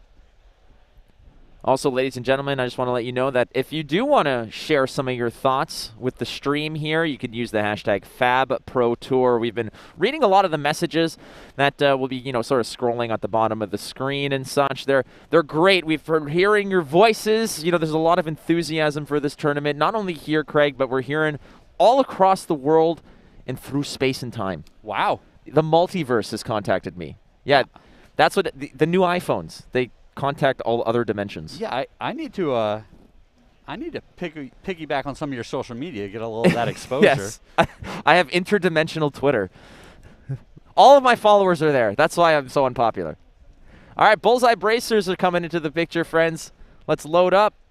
And a Tunic trigger as well. There's the resource, Chilling Ice Vein.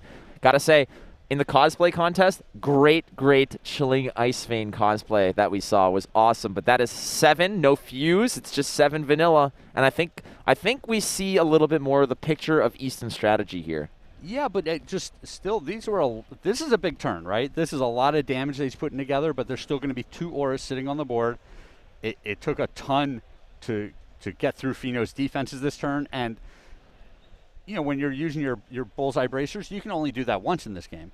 That's it. That's all. And Fino's got a yellow pitch Wartune Herald, I think, if I'm not mistaken, and a haze bending. I can't quite get the pitch of the Wartune Herald.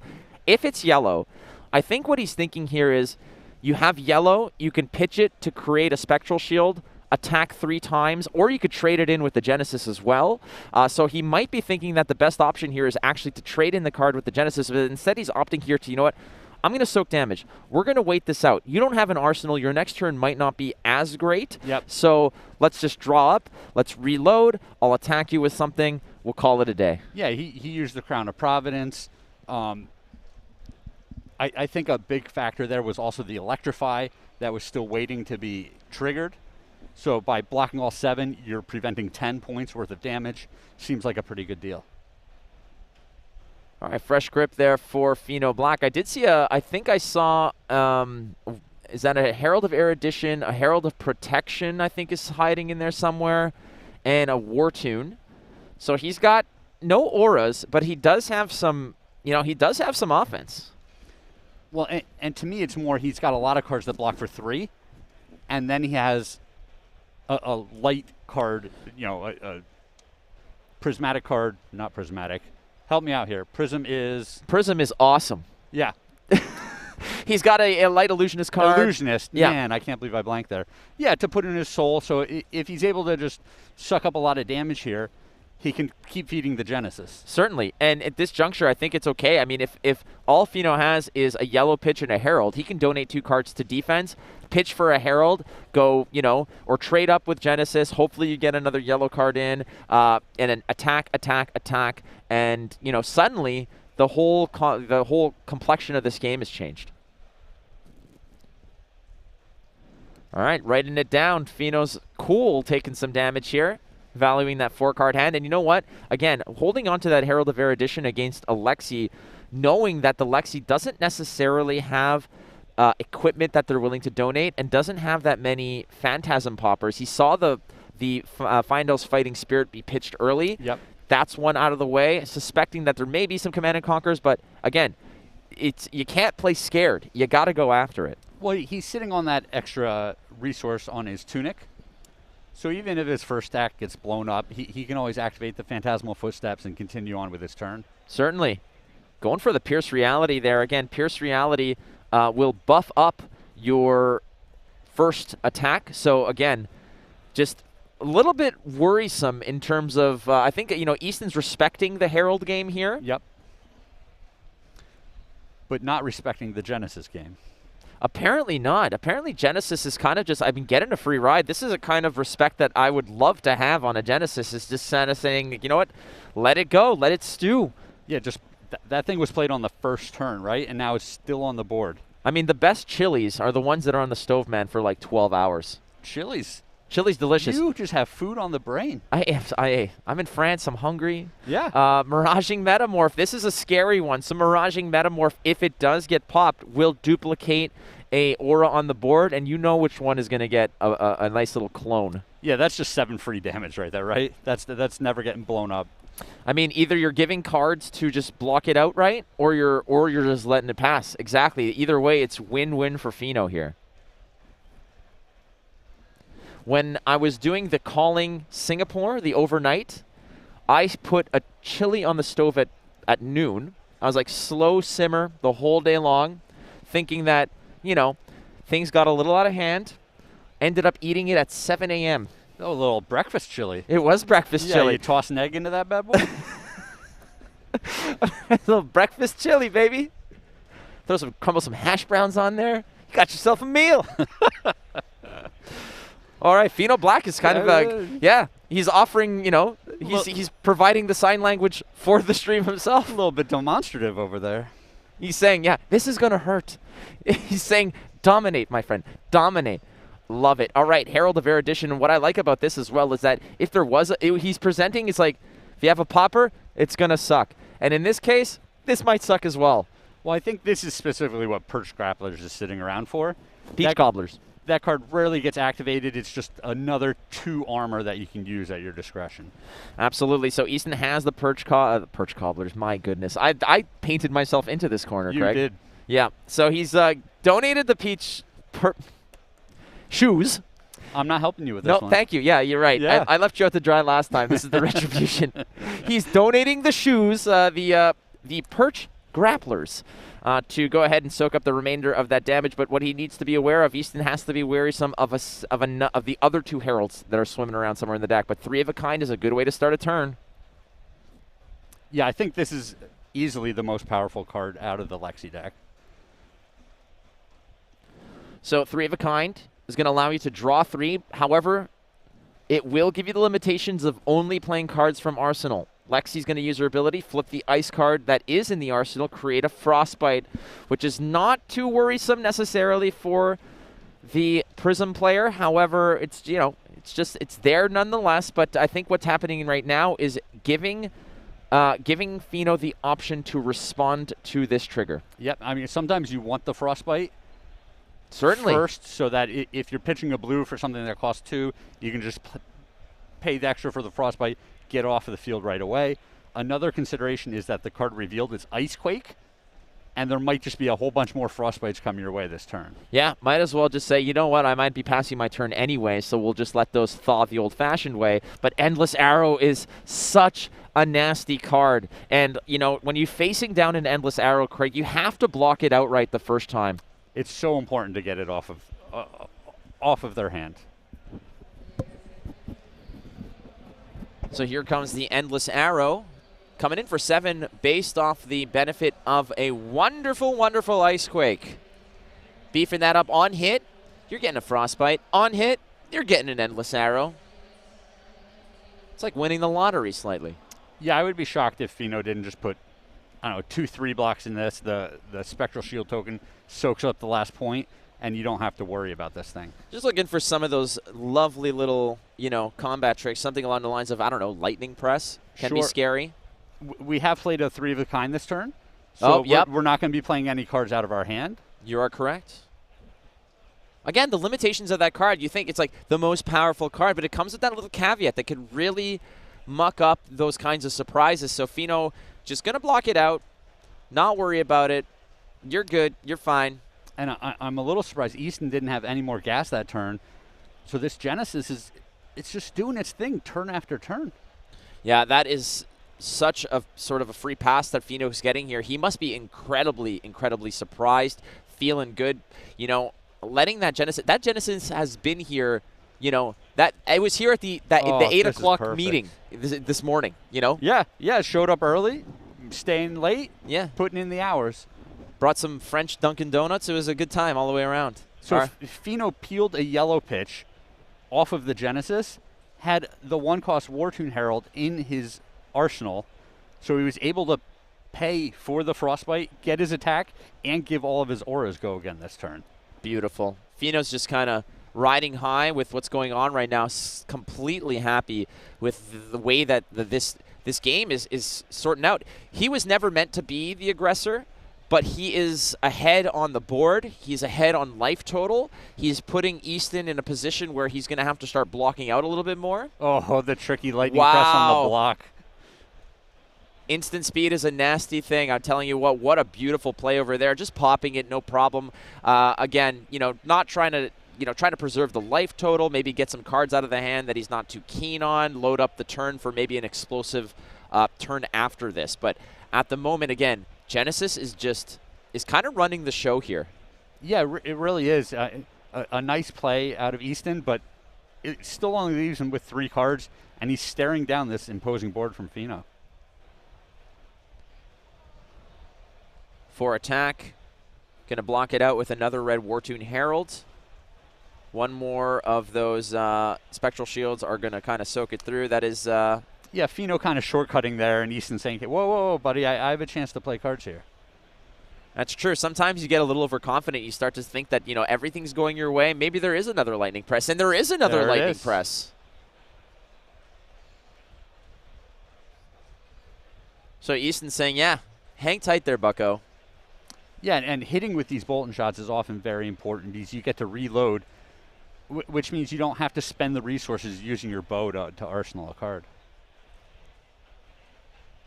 So this might be the first little, you know, speed bump for Fino Black.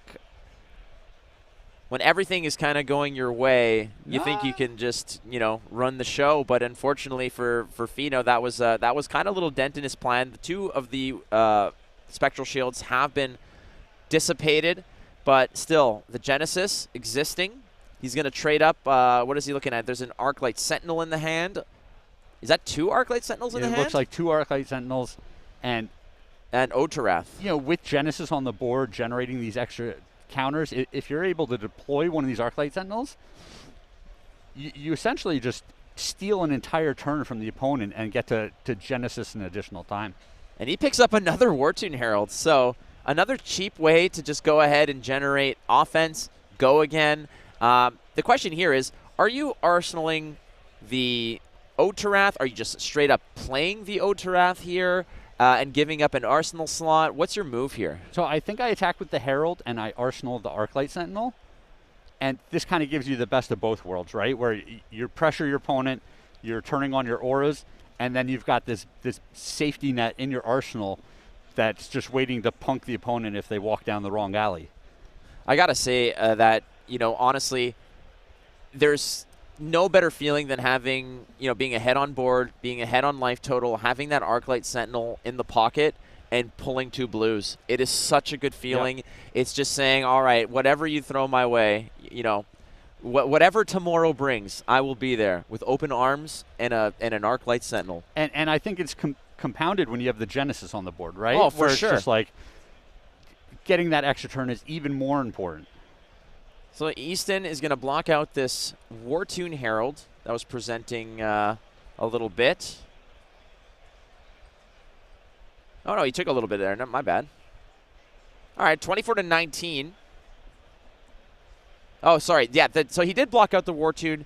It was the two auras are what happened. And finally, look at that. He's just like, all right, enough's enough. Yeah, so Easton's taking a turn off, so to speak. He's going to clean up this aura finally, and then he's going to take advantage of the New Horizon to have the double arsenal going into next turn.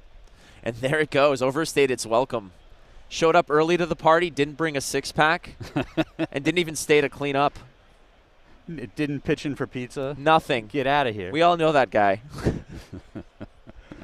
All right, so another, I believe that's another, is that Miraging Metamorph? Yep, great card. And this is what I'm saying. The auras are a problem. You got to deal with them. But then they've got 1 for 7 with Go again. Are you kidding me?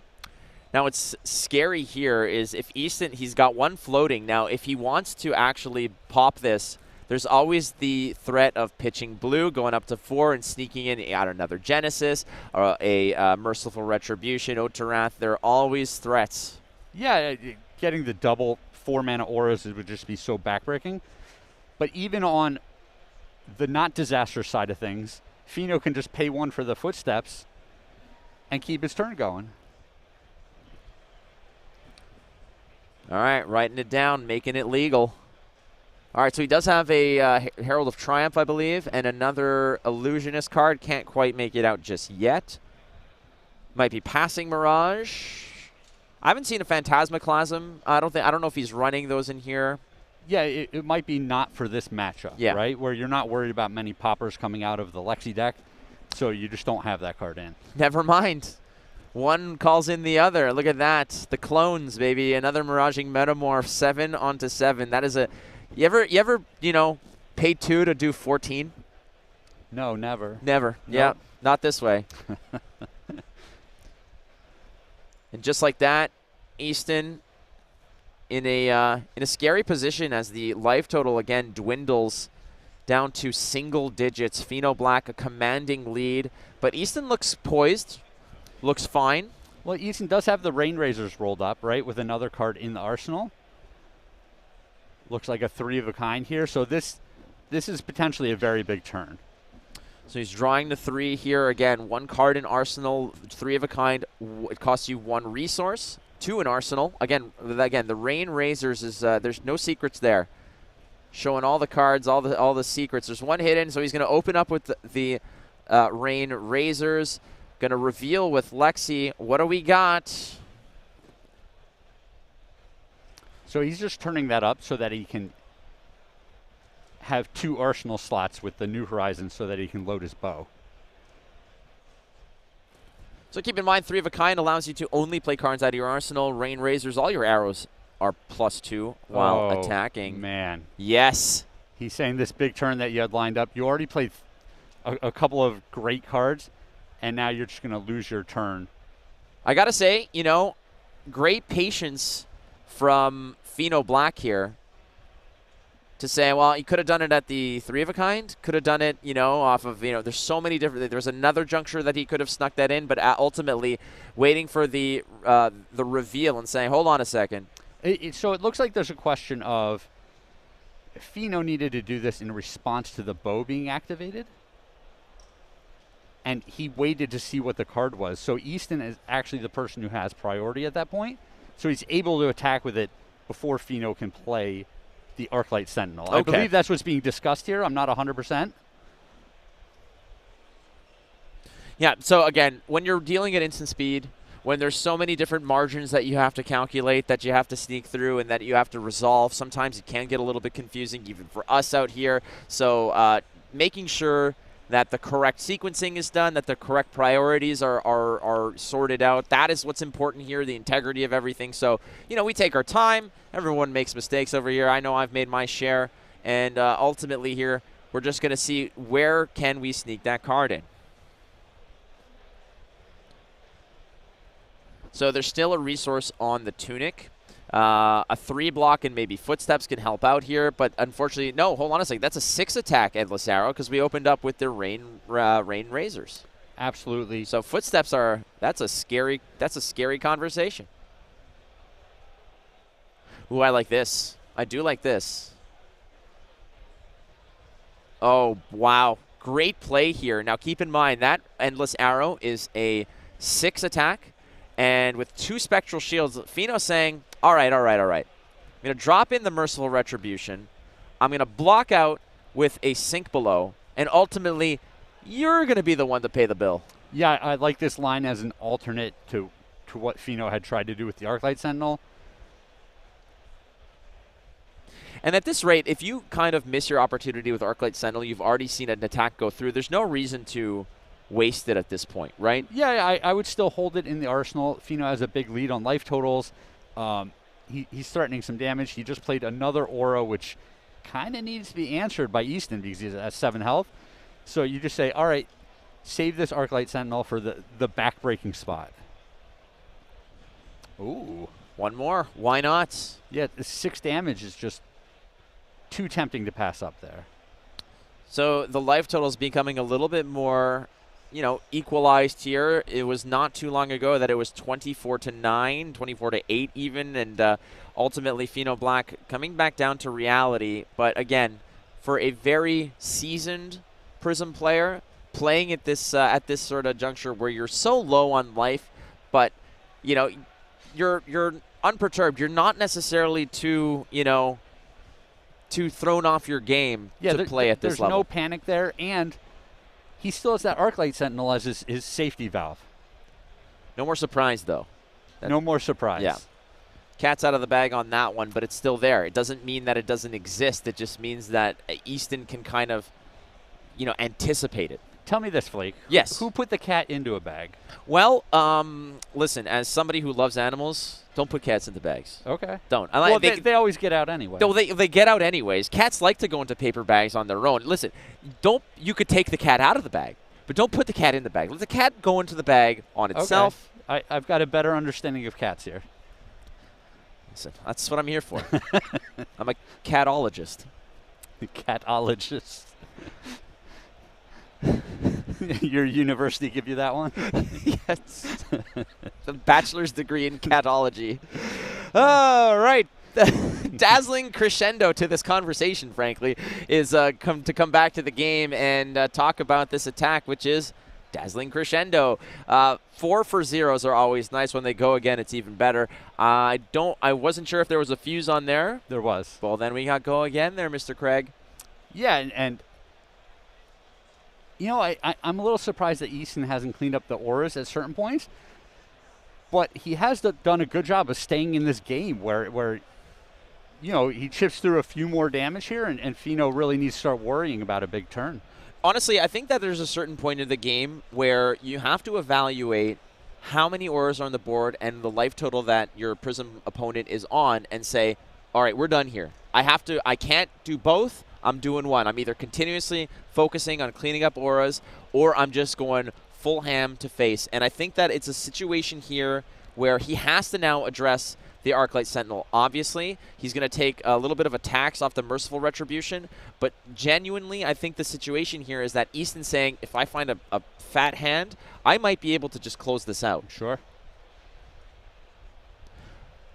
We've seen I believe two lightning presses played already. There's one swimming around. In terms of other kind of fun little, you know, additions to the party, remixes to the attacks as they were. I think there's one more lightning press that we need to worry about. There's nothing else that much. Rain Razors, we've seen 2. Yep. So one more lightning press, one more Rain Razor. That's pretty much the party favors left to anticipate.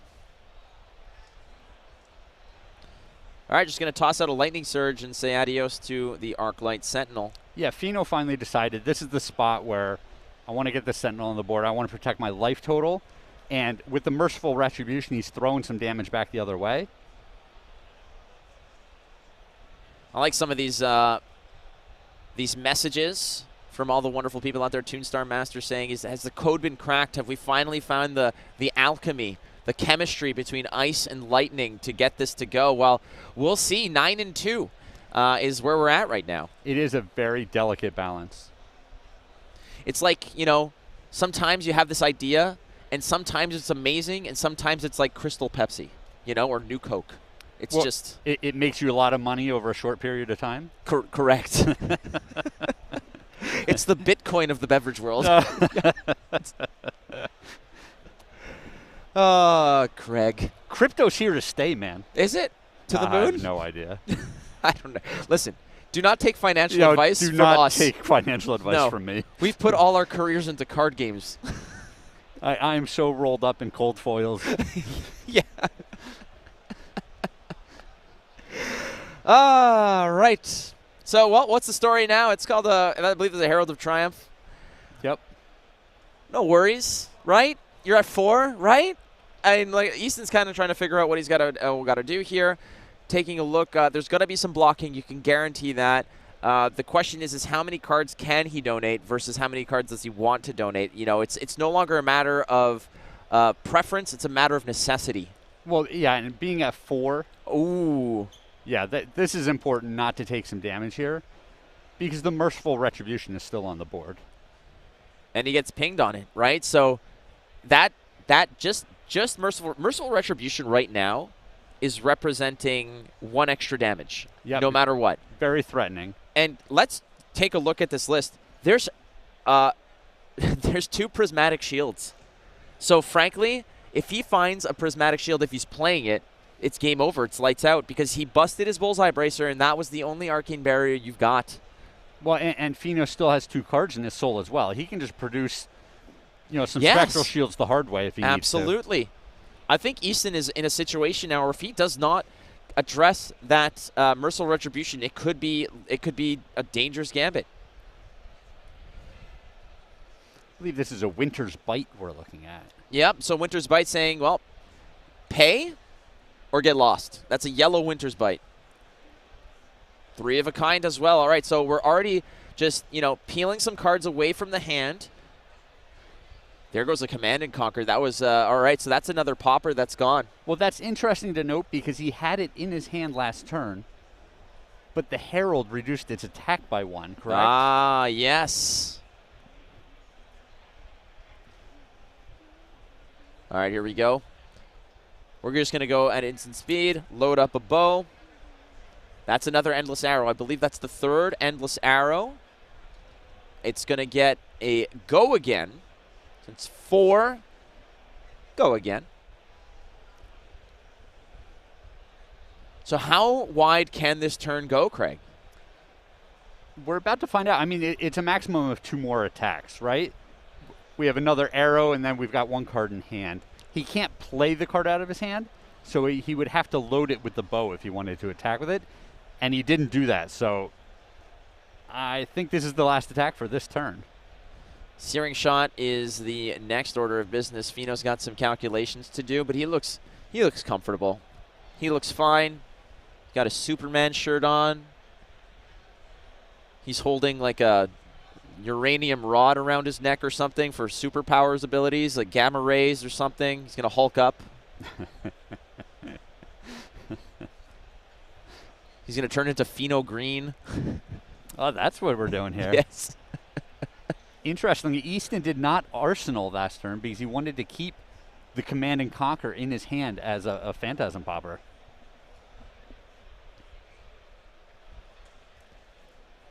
And at 9-2, you hate to get poked to death by these Spectral Shields. Again, this is a situation where those, maybe toss, and a Shimmers as well as ending the turn. Okay, so this is not terrible. You're at 1. The worst thing that could happen right now, I think, is just a Merciful Retribution sneaking through, but I do not see one in the hand. So Easton is going to have a situation here where he could possibly kind of buy the hand from Pheno Black, or at least create a scenario where his Pheno's clapback is not going to be as devastating. Keep in mind as well, Easton does have New Horizon blocking 2, and the Tunic blocking 1 as well. Loading up, is that a Bolton Shot? Yep. All right, Bolton Shot +1. So it does get the natural go again because the attack was increased. However, is there a Parable of Humility? So a Parable of Humility in hand? No, there's not. It's an Ode to Wrath. A Parable of Humility would have been a nice little trick to play. That is a tricky interaction. Yeah, I've pulled that on an opponent, and it basically just shut down their whole move and saved me a lot of grief. But in this case, that's not at Pheno Black's disposal. The advantage Pheno has here is being at 9 life, frankly. Yeah, 9-1. You can't leave these auras around to just keep chipping at you each turn. How many?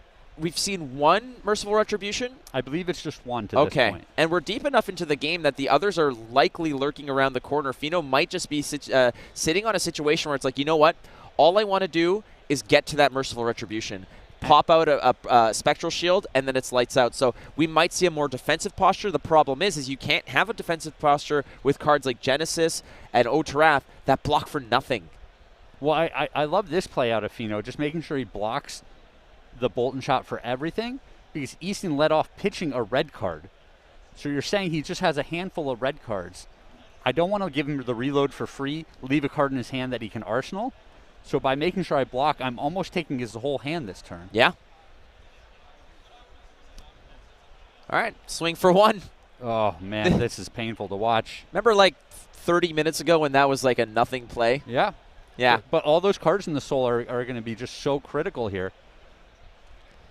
And look at that. He's wondering. He's going to get Tunic up to 3 next turn. That's a free resource. He's not only just giving away, he's almost like paying 1 to block that. So he's going to give away New Horizon.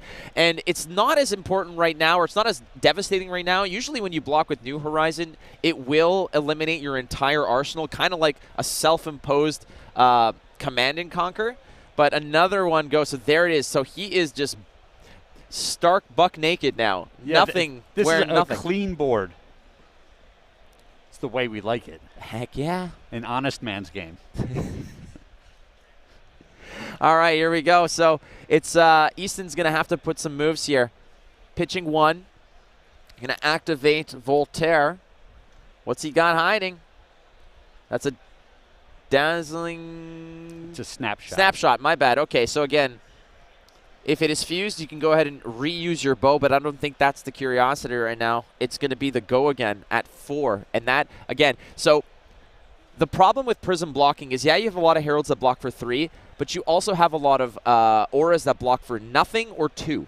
Yep. So feast or famine in certain cases here, and attacking for 4 is that breakpoint that becomes greasy.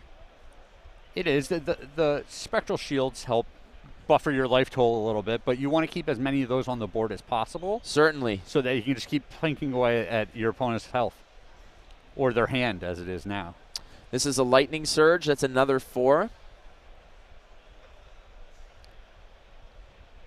You know, the more I look at some of these heroes, you know, seeing Lexi in play, Briar in play, I absolutely am just hammering down that Tales of Aria is likely my favorite set. It just keeps growing on me. The more I see some of these cards, the elements, how 3 heroes that kind of cross-pollinate in terms of their elements and such, I just really, really love that set.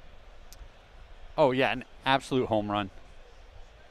Seeing some love for Pheno Green. Loving it. Hulking up, baby. Yeah, you think you love it now, but you won't like him when he's angry.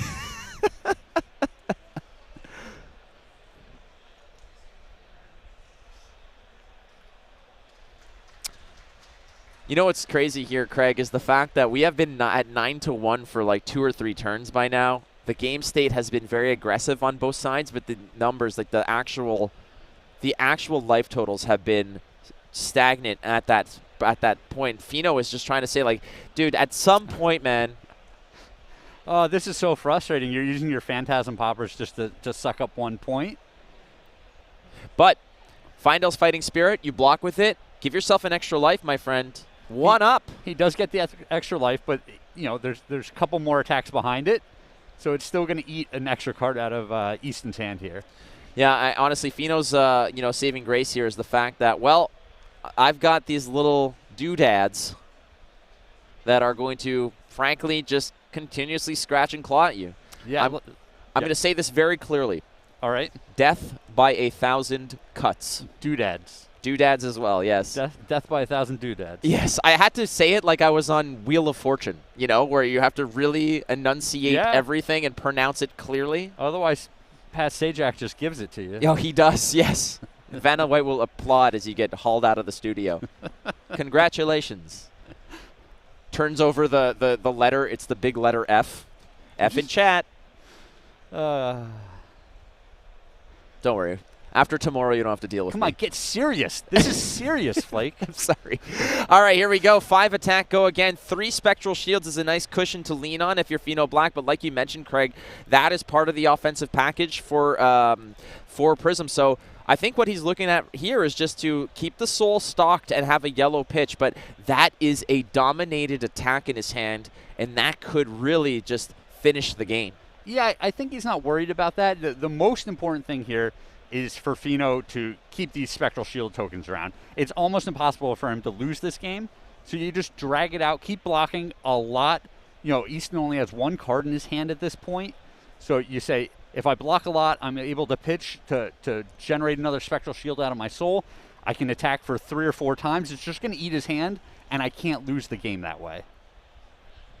Yeah, Pheno's in a very comfortable position right now. I think the only enemy, frankly, is the clock. But again, it's going to eventually happen. I think that it's just un fait accompli, as they say in French. It's just a fact. It's just a matter of time. And every time there's an additional Spectral Shield, you can tell that Easton is just going to say, well, man, like eventually you're going to buy my hand every turn. And yeah, it's going to get nasty. Look at him go. So there he goes. It's all over, ladies and gentlemen. Pheno Black wins the match against Easton Douglas. And I think Pheno didn't want to risk. We had seen a couple of those command and conquers in the mid-game, and even with the dominated attacks, Pheno didn't want to risk running into one of those Phantasm Poppers. It's just safer to play it out the way that he did. Pheno Black is an excellent player. There's no doubt about it. Pheno Black has played Prism very meticulously, very it's kind of like a virtuoso, a maestro of the hero for sure. And here he is coming up against an upstart Lexi player, trying to create that new Crystal Pepsi, the ice, the lightning. They could not find the right chemistry in that case. Sure, the maestro that's also a chef. Correct, yes. That's what you're telling me. You got so many of these analogies that I just spew a little like shoot from the hip. They all work. They all coalesce into just one big picture of who this person is. Hey, look, Tannen's got his baseball. I've got everything else, man. Everything else. The rest of the world is yours. Absolutely. Usually it's like, hey, does Flake talk about Star Wars? All the time, man. But I'm a multi-layered enigma wrapped in a riddle. Yeah, absolutely. Coated with sprinkles. And cherry on top. Maestro. Hey, what a great day it has been here, Craig. Honestly, these games have been so awesome. We've got, I think we've got the round 11 standings that we can take a look at.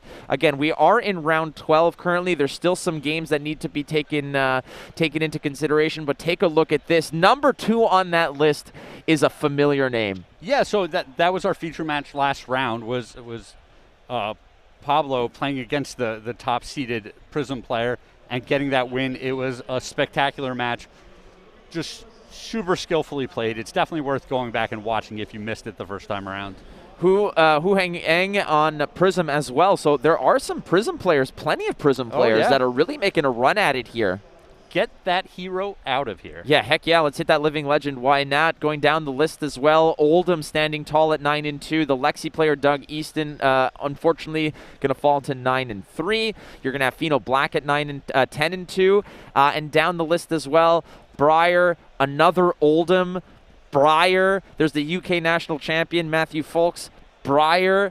My goodness. So what do we got? Oldhams, Breyers, and Lexis. So we've got Tales of Aria, and then we've got a Runeblade and a Prism. So a lot of the different, frankly, you have like the post Tales of Aria meta, and then you have the like the last Pro Tour, the Runeblade versus Prism meta. Yep. It's here we are. You know what we don't have? Starvo. Woohoo! Starvo was a problem. Yeah, Starvo was a little bit of a problem, but not a problem anymore, friends. It has been quite an exciting match there. You saw Pheno Black just meticulously kind of pull apart that Lexi player. Come to think of it, was it the proper move to leave that Genesis on the board? Who knows? It's tough to say. The problem is every time he had an opportunity to get the Genesis off the board, it was a turn where he had played a Rain Razors. Yeah. And he wanted to maximize the damage on the turns he played the Rain Razors. And it worked out. Unfortunately, again, Pheno Black was ready for it. Yeah. And he's also ready for another round. He is definitely in contention. We saw what the post-round 11 standings look like. We're wrapping up round 12. So we're going to take a short break, and we'll be right back here at the Pro Tour in Lille.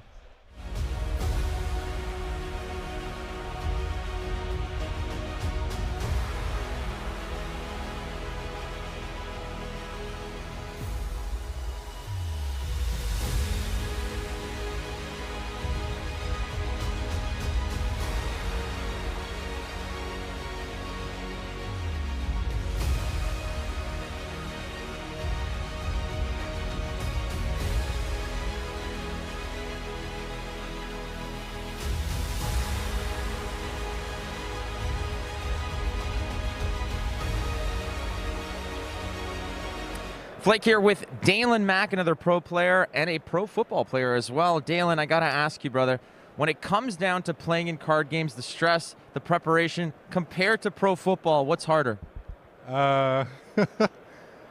Football is definitely harder on the physical side. The mental side is definitely card games. So you played in the Pro Tour New Jersey. Now you're here in Lille. Day one didn't quite go as well as you wanted to. How do you bounce back after a showing that you're not necessarily too proud of? I just love playing Fab, and I actually had a pep talking to myself in the mirror. I was like, so what are you going to do now? You're going to quit, or are you going to, just get better?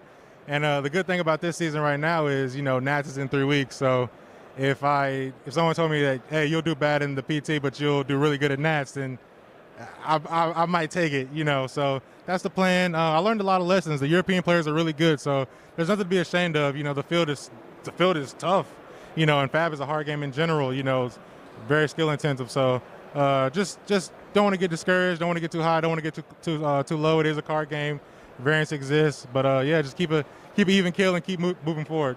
Yeah, so when it comes down to like the big picture, you seem to have your head around it, you can get past it, but when you're in a game, you were mentioning to me, you know, we were talking earlier and you're saying sometimes you just get bad hands and it tilts you. How do you overcome the bad hand, like from the smaller picture like that? Yeah, you just gotta keep making the most optimal play. I mean, it is what it is. Like, you know, it's a card game. You know, like I said, variance exists, but you just gotta keep making the optimal play, and it'll work out more for you often than not.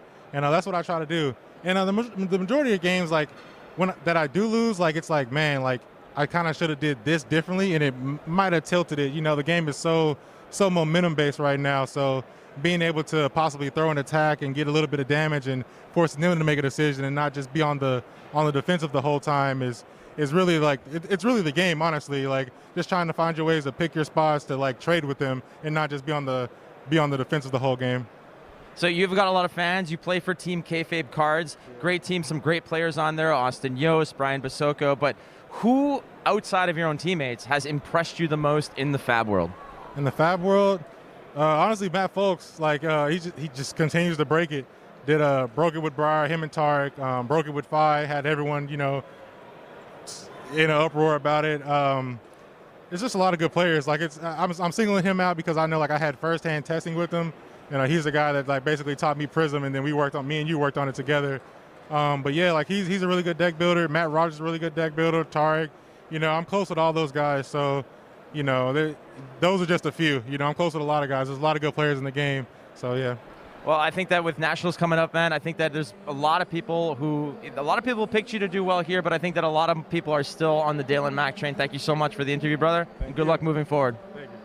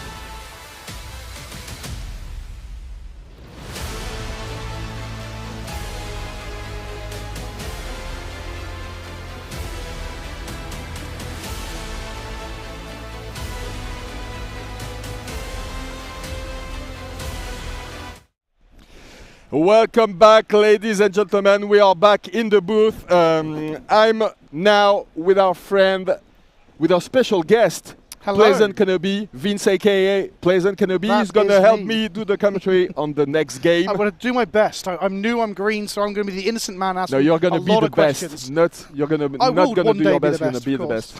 best. So how comfortable are you with casting Flesh and Blood with me?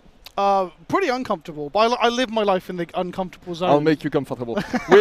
we have a great matchup for you. It's round 13, and we can see the two players getting ready at the feature table, and it's going to be Daniel Rutkowski on Fai versus Jonathan Magnusson versus Oldhim. So if you followed us yesterday, we saw an amazing game, Vince. Jonathan played versus, I think it was a Fai yesterday. It was already a Fai, and he destroyed him with a pummel at the end of the game. He's playing a single red pummel. We know about it because we saw it yesterday, and we have the deck list in front of us. It's literally circled on my sheet. It's so dramatic. That's how unusual this is, right? Exactly. You told me earlier today that you play the game and you play Guardians. I've played against several Bravos this weekend already. I was trying to build Oldhim myself, but didn't get around to this weekend, so I've been playing a lot of Prism myself. But I do know that Oldhim is meant to be a bit more of a controlling deck, and then there's these aggressive cards like Pummels, so people don't expect it right off the top rope out of nowhere. It's supposed to be a control deck, but the way it's played now, because of all those aggressive decks in the meta, you can't afford to be on the control all the time. Right. So you need absolutely to come strong against them and to present some disruption. So as you can see in the deck list, there's only a few defense reactions like staunch response. Those kind of cards, they're usually you can see way more of them in the Guardian deck list. And then in this one, only 3 of them, and I'm pretty sure he's not going to use them in this matchup. But in this matchup, he is not the beatdown, right? He is definitely... I think he's going to try to beat the beatdown. You think so? Yeah. Interesting, okay. Yeah, that's what we saw yesterday at least, and that's why we can expect in this game. There he is, Jonathan Magnusson, 131st ranked in ELO. Okay, he's getting up there. He's getting up there, top players. As we saw yesterday, he's a very, very experienced player, and he's very good with his all-in deck. Against Daniel Rutkowski, 107th. Okay. So when did you start playing the game? When did I start playing the game? Back when it was the set before Tales. I think I opened some packs and played locally with some friends. Yeah. This is my first time at an event. So I played on the kitchen table with Blitz precons with some added cards out of boosters, and this weekend is my first time actually buying like the equipment that I needed and playing proper games. It has been a learning experience to say the least. I was not experienced with this hero at all, Fai, until I drafted today. So I do know he's quite aggressive. I got It's a fun hero, right? He is really fun. Yeah, 100%. Really fast. Yep. And I got knocked out of the draft by another Fai player. It was very fun. So do we know if these players are experienced with these deck archetypes, or do they often switch? Like, is Jonathan known as an Oldhim main? I don't know if he's a main Oldhim, because usually when you pick up Oldhim, when you play the game, when you play Flesh and Blood, you stick with the same heroes. Yes, that's what I do, and that's what most of the players I know do, because there's something romantic with staying with the same hero all the time. You like the lore, you like the story, you enjoy the character, and you stay with him. You stick with him in the long run. Also, like Azalia players are known for sticking with her all the time. Yeah, and getting reps in is obviously important too, Absolutely, especially if you are grinding events weekend to weekend. Nothing beats experience in Flesh and Blood with your hero. The play patterns are so different with the heroes that it's important to play as much as you can. So Oldhim is on the play? Looks like it. Interesting. With the tunic. So he needs, you know about it, Oldhim needs these ice cards to be able to fuse his powerful attack actions. But on this first turn, he's using the Erase Fist. That's a new card from Uprising, from the latest set Uprising. It lets you when it hits, it turns off all the talent types and all the class types are lost for the opponent during that next turn. That is an interaction I'm not familiar with. If class type is lost, does that have any bearing on what you can Well, play? because Fai is a Draconic hero, he needs Draconic actions to go really wide. So if he loses the Draconic trait... Oh, the cards lose it. Wow. Okay, of course, because all of his cards will go again, and other benefits from being unless if they're not Draconic, sometimes they won't have go again.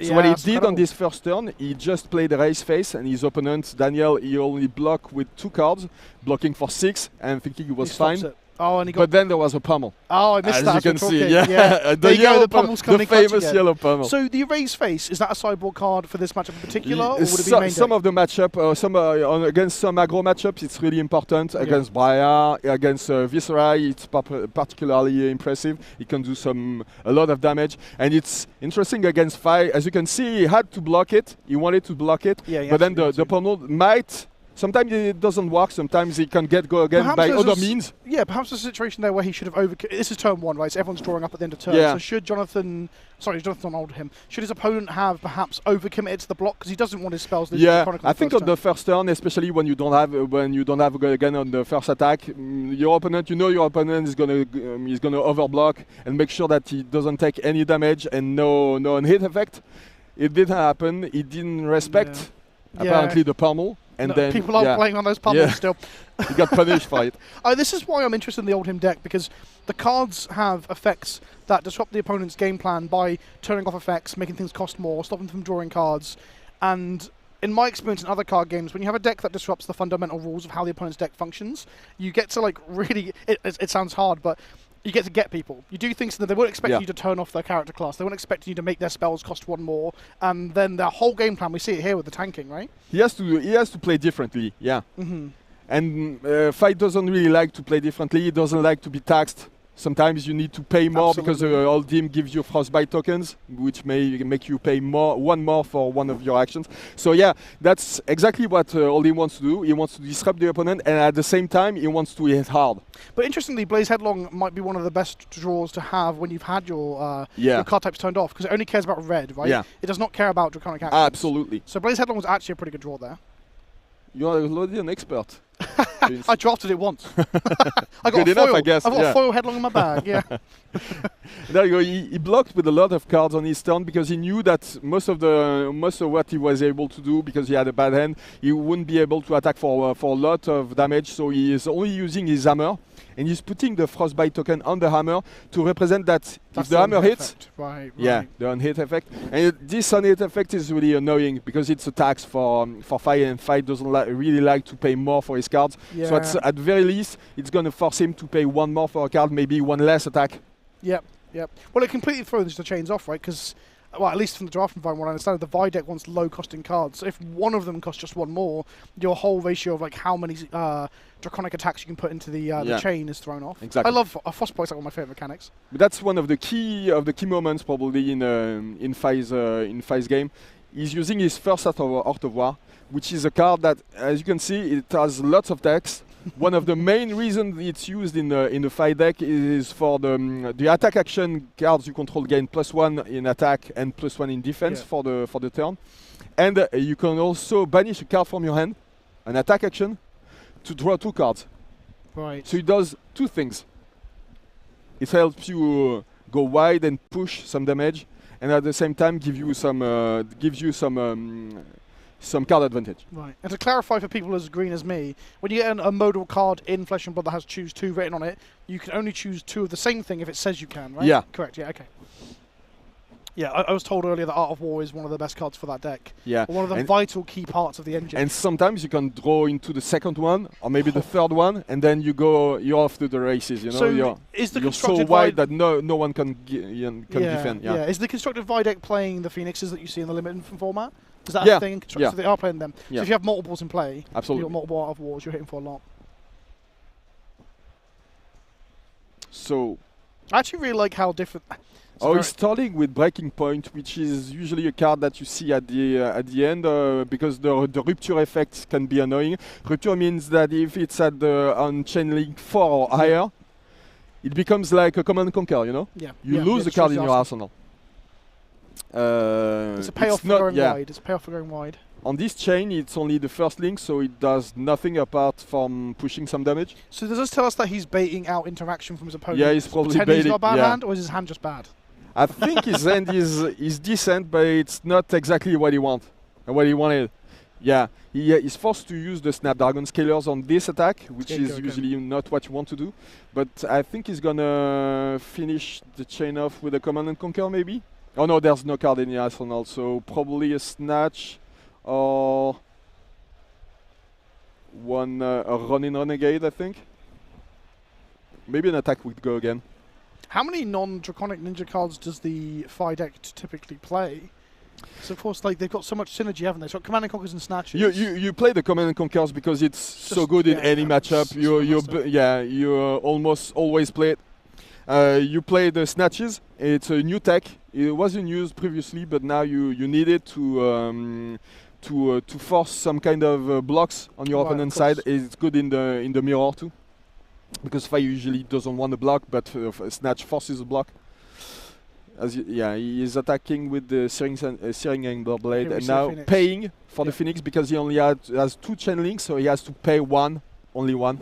Yeah, and that's what I was talking about with how many non-draconic can you play, because Yeah. Vi's ability is reduced by the non-draconics you have on the chain. That's So what if happens, If your deck is full of things that aren't draconic, so I guess Snatch and Conquer are so good, you play them, but at that point you kind of really need to be careful about how you put in your deck. Yeah.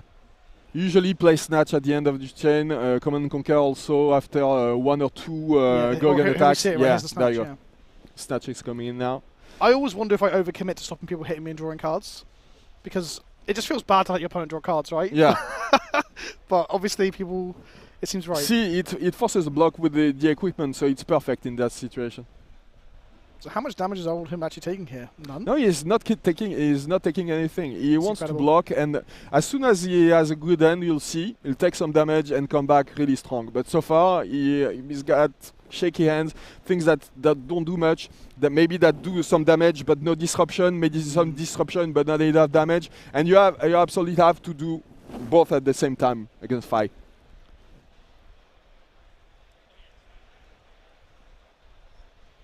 The wild barrage of spells and attacks we just saw, and like the whole mini game of how to interact with each other on the chain. Yeah. And then we have a turn where it's like, well, just going to arsenal this Yeah. and draw my 4 up. It's fascinating, the difference. There you go. So this is a simple like enabler, right? Because Yeah, it's the first it draconic enables spell the rest of the chain. Yeah, exactly. You can see, he's playing the defense reaction package in his deck list in this matchup. Phi. He's got the unmovable in hand. And is that the stun just because transform Guardians hit him so hard? Is that no, right? it's unmovable. Yeah.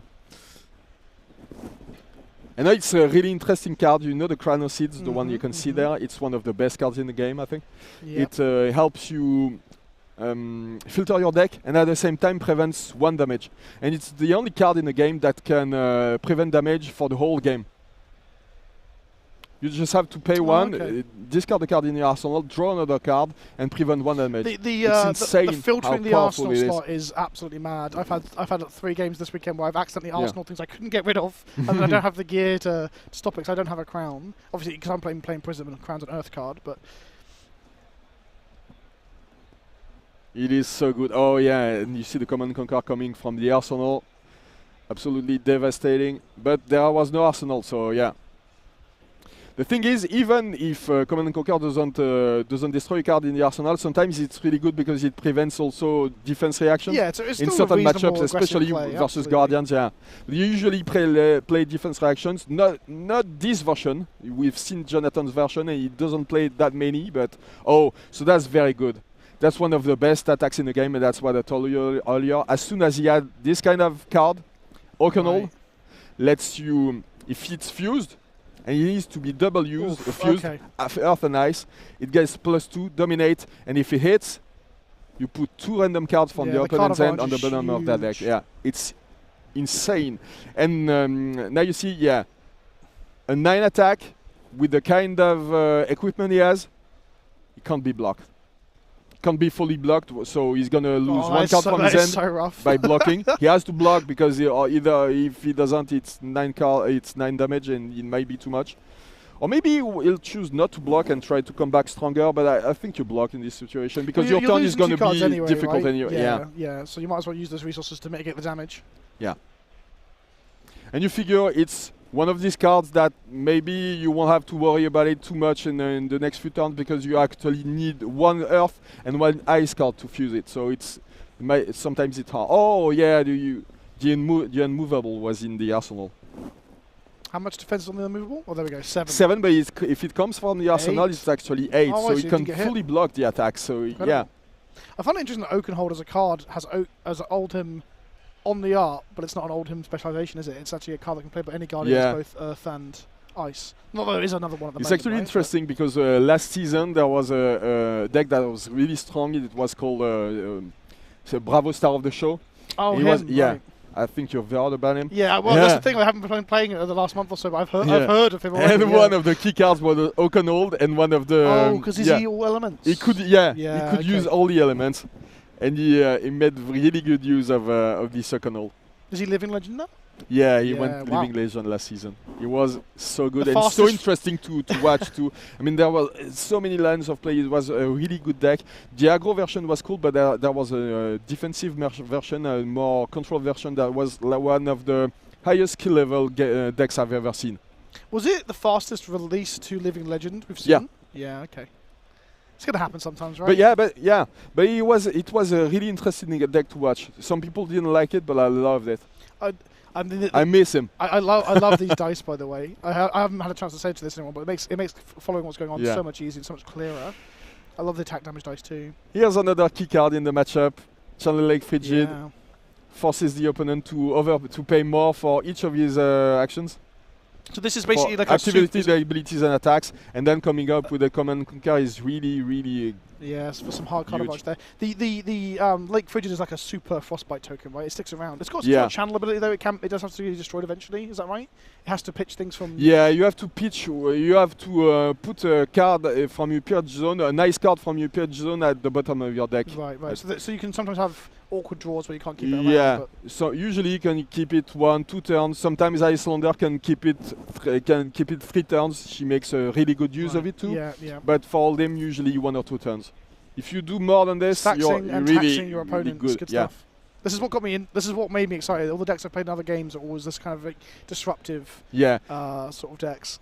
It's so satisfying when you see the look on your opponent's face. And it sounds almost a little bit toxic, but it is true. When your opponent like sighs outwardly because you've like locked them down, it's so good. He kept his end. He's happy about himself. He thinks that he's gonna have a huge turn, and you look at him. And you're like, but what if all your things cost 1 more? Yeah. Every single thing. Even, if for 5, everything is difficult. It's going to be difficult to play whatever happens, because even the Phoenix Flame ability, it's not free. You have to pay for it. Oh, right. So because Vi gets it down to 0 quite easily. Right? That's the main game plan of the Phoenix. I'm an expert, you see, because I drafted it once. But when it's not free, that's a whole different kettle of fish. Yeah. There you see, you put 1 counter on the Channel Lake Frigid. Yeah. So it's cumulative, right? Every turn you got to put 2 more. So it will go when it gets to 3 or 4, is that right? Yeah. Yeah, it's almost impossible to... Unless you have a mad turn drawing Unless you have only ice cards in your hand, but with the ratios, it's hard to have and Oldhim doesn't play many draw spells, right? Are there many cards that draw more cards in the turn? No. No, so you're not getting above your 4-hand size. Okay, attacking with a Ronin Renegade for 3. Paying for it, which is thanks to the Channel Lake Frigid. But is that a constructed playable card when it costs 1? At the moment, a 0 for 3 go against pretty good. No, you're not playing it. That's the great thing about those sort of effects. They make all your constructed staples seem like unplayable. Not when you have things like Belittle who do exactly the same thing for 1, but they manage they help you pitch a Minoism or something. So no. But see. Only 1 attack on this turn, which is exactly what Daniel didn't want to do. Oh, that's another key card. You'll see it soon. It's called Spinal Crush, and he absolutely crushes the opponent, especially the 5 players. It attacks for 9, and if it crushes, which means if it deals 4 or more damage, action card activity, the abilities, nothing can go again during the next action phase of the opponent. This card I have spoken about so much this weekend with loads of Bravo players in the main event that I know telling stories of how they beat their opponents with Spinal Crushes because look at the art. It's one of the. It was in the first set, and the art is amazing. Actually, I love it. It shows a Guardian snapping a ninja's back. That's so exactly what's happening right now. Yeah, I love it.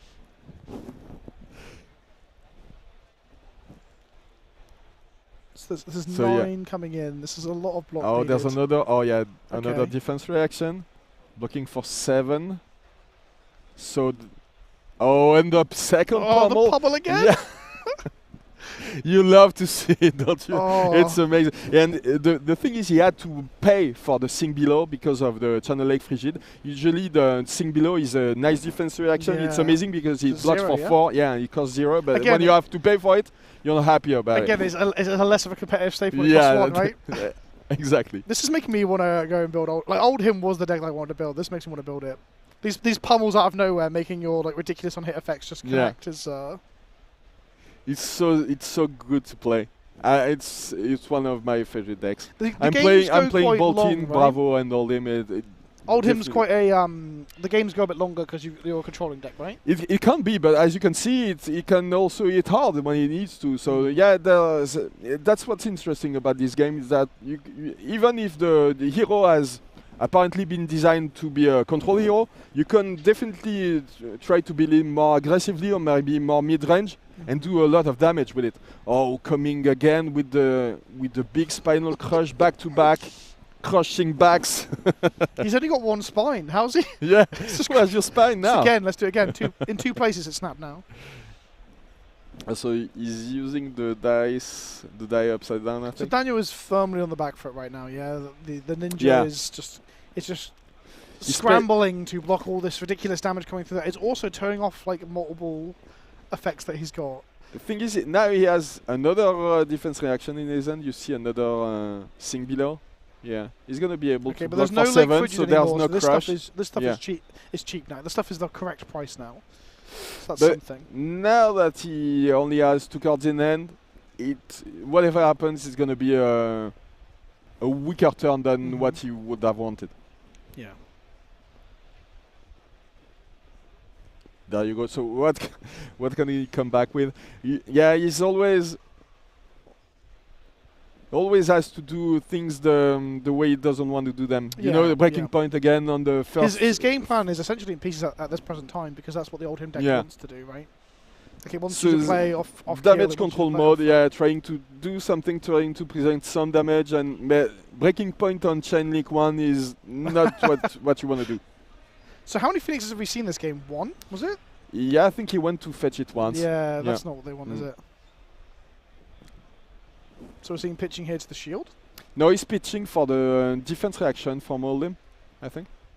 I didn't see yeah, there's a defense reaction which says that you can pitch a nerf on an ice card as a reaction, and it lets you prevent 2 if it's a nerf, and force your opponent to put 1 card from their hand on the top of the deck if it's an ice card. Huh. Really interesting, yeah. Okay, we've got some more crushing going. The spine's in 2 pieces, and now we're going for the skull. So now, yeah, going for the... Have we considered ever asking the Pro Tour competitors in the top 8 to dress up like their characters for the finals? That'd be awesome, I think that's something they should consider. Like a fake beard for the old him players. So now that the spines have been crushed, he's going for the skull. Cranial Crush coming in. So what's the smash effect on Cranial Crush? I haven't seen this card before. It's not as important for Fi. It just prevents him from drawing additional cards. Yeah, so it's not very against Vi, but some decks hate it. Right? You can still draw at the end of the phase, but you can draw during yours. But so if he has an Art of War, it might be a problem. But so you can't draw cards during next action phase. But if you had an on-hit draw effect, does that? No, that is still during the action phase. Yeah. Right. So you only draw at the end of the phase. Right.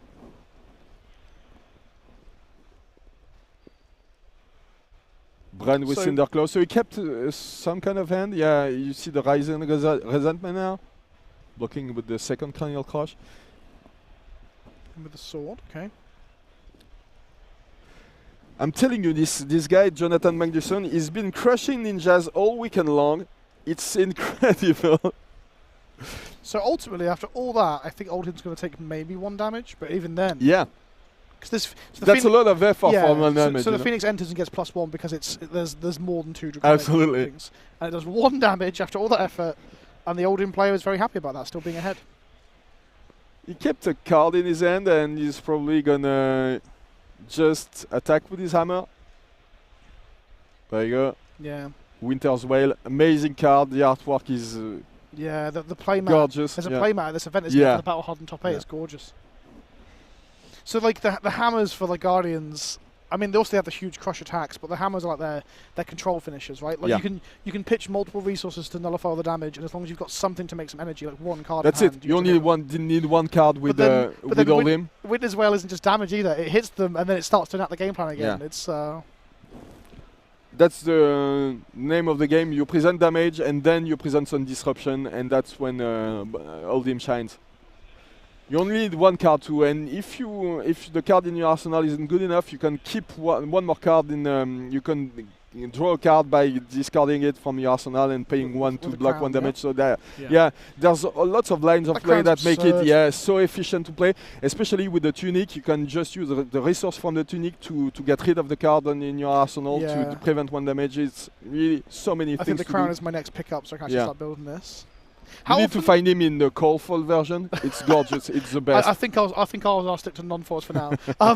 The shield we're seeing on Oldhim right now is not the rampart. It's not his No, it's not the first that was released, but that's how the often one. do we see this one now? It's the one that's usually played because it's the best one. Even if the other one can block for longer, it can. The cold foil of the rampart. Oh, so that's a shame. Now that no, but that's not the one we're going to be playing. No, much. you can use it in some matchups, but for these aggro matchups, you definitely want this one because it's when it blocks, it gives your opponent a frostbite token.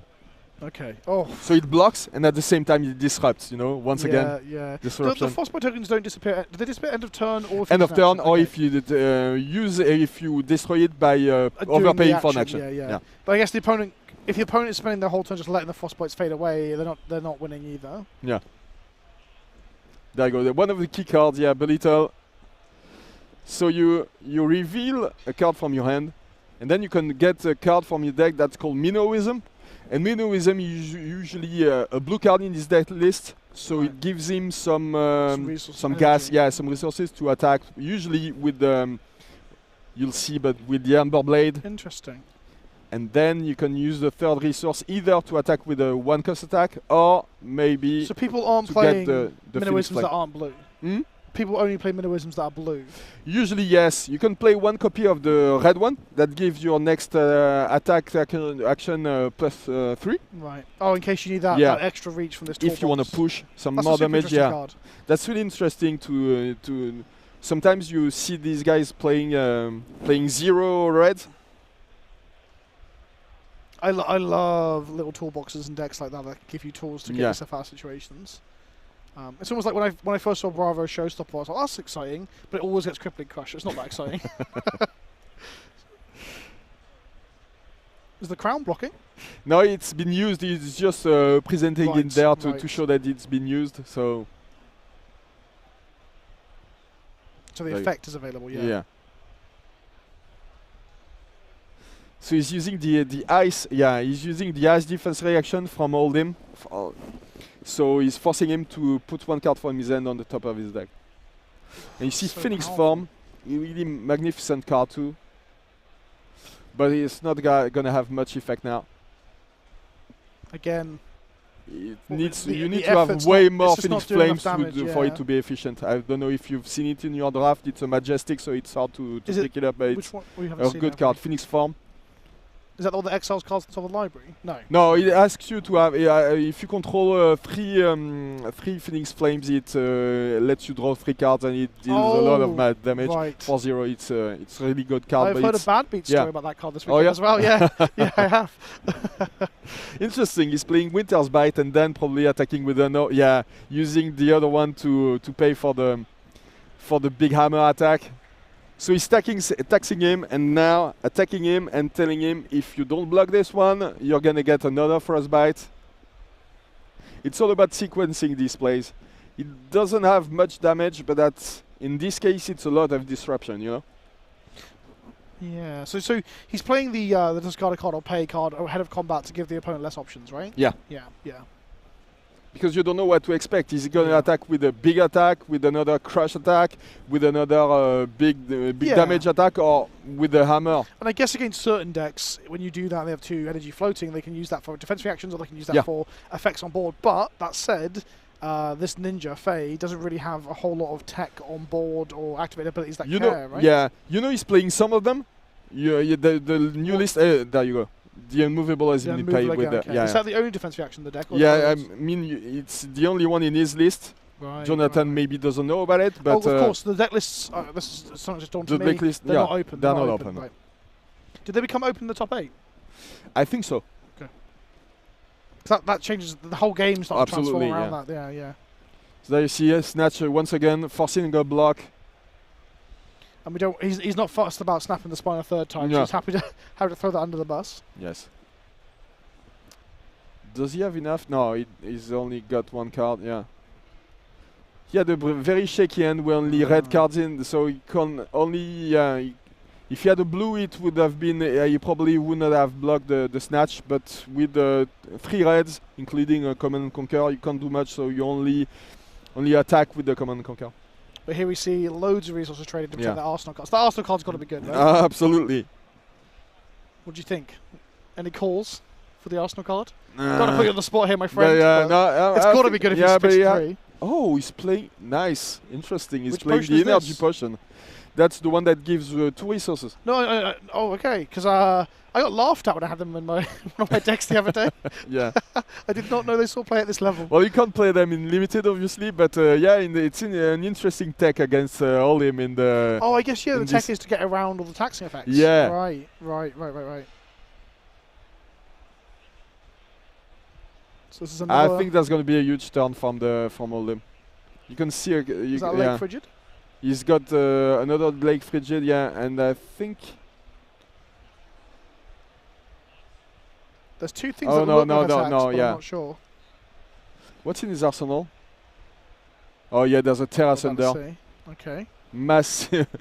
Yeah, it's gonna be really hard to handle. So Terra Thunder gives dominate +1, and if it hits on hero, they discard 2 cards. So that's exactly once again what you want to see when you're playing as a Guardian. Theme in these Guardian attacks. It's crazy.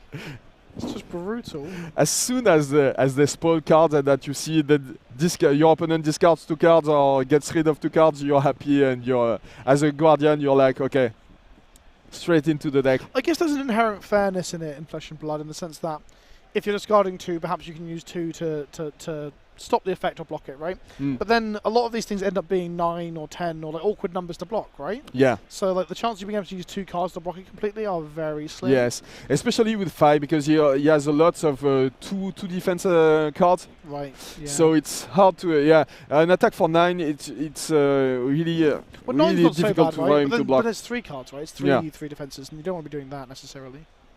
There you go. So he has to block now, but he's getting really low on life. Yeah. 7. Oh. Losing 2 cards. Having another disappointing turn.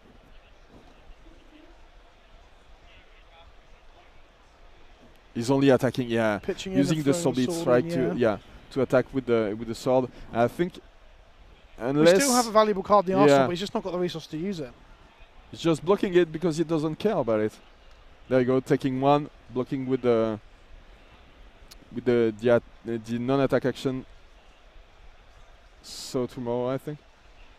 This old him has never not been in the driving seat of this game. Yeah, another command and conquer. And you see the card is used to pitch is it's a good card in the matchup too. It's called Frostfang. It forces your opponent to discard a card if or pay 2 if it hits. So him pitching that, should I say? Yeah. You think that's a clear sign that he feels like he's in a good position? Yeah.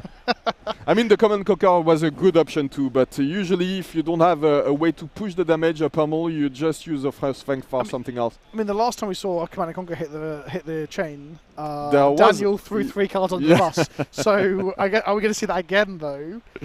Because at some point that card in the arsenal cannot be worth that many cards, surely.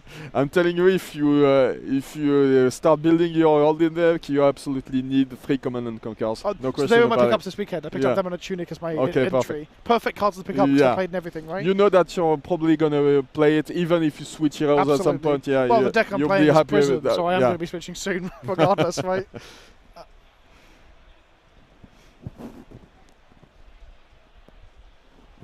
Is that an Art of War? Yeah. Once again, messing up with this Art of War turn.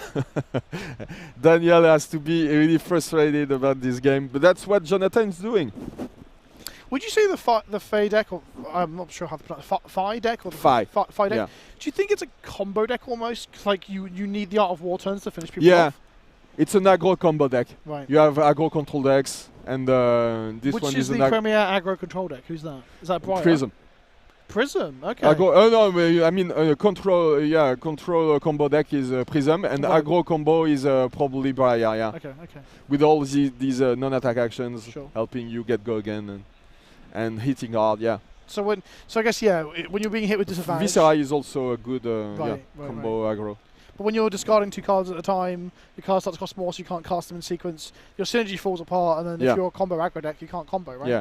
So you only present some damage, but if you don't go really wide, it's not that important. Oh, we've seen it over That's and what over. the Guardian players like to do. Absolutely, we've seen it over and over. He's fired like 4 or 5 at him, and he's just like, okay, I'll block most of it, if not all of it, and not care. At this point, I'm pretty sure that even if Jonathan stops blocking, he's gonna win the game anyway, unless he has really bad hands. Right. But he's in a really good spot, and what constitutes a bad hand in this situation? Just the wrong. only attacks. That's Only the thing. attacks, right. It can always happen.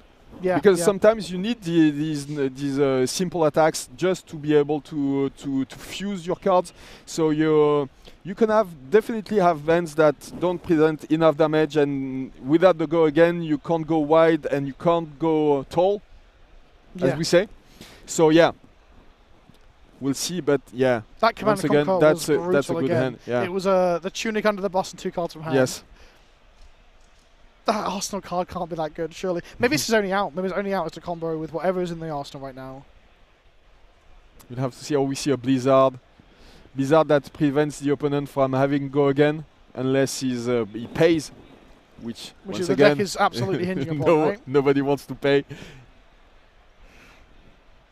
But there you go. Yeah, I don't think he's gonna block much now, unless there's a significant on-hit effect. Yeah. Well, like we said, that's just a setup card, right? Yeah. It makes sure that your snatches and your Command and Conquers also improve That's the it, chain yeah, of the combo. yeah. So not blocking that doesn't do anything. There you go. Double fusing it again, and that's.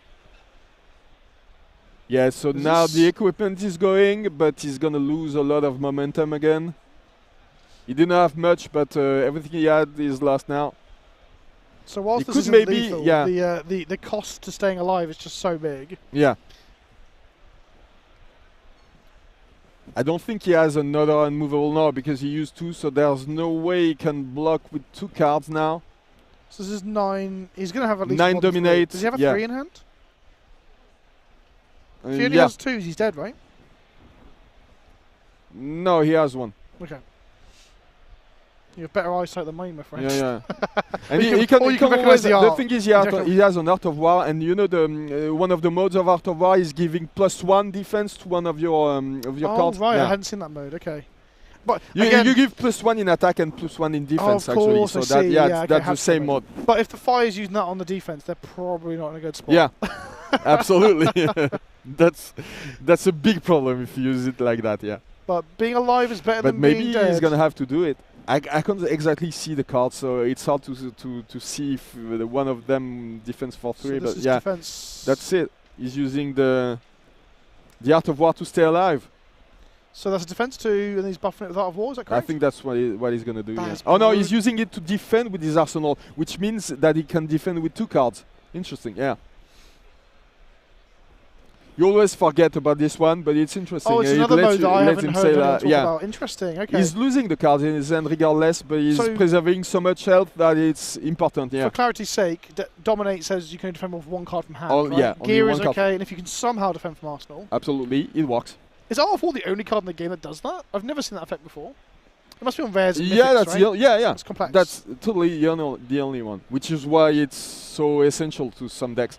That card is wild. How many different things it can do? Yeah. Look at all that text. Look at it.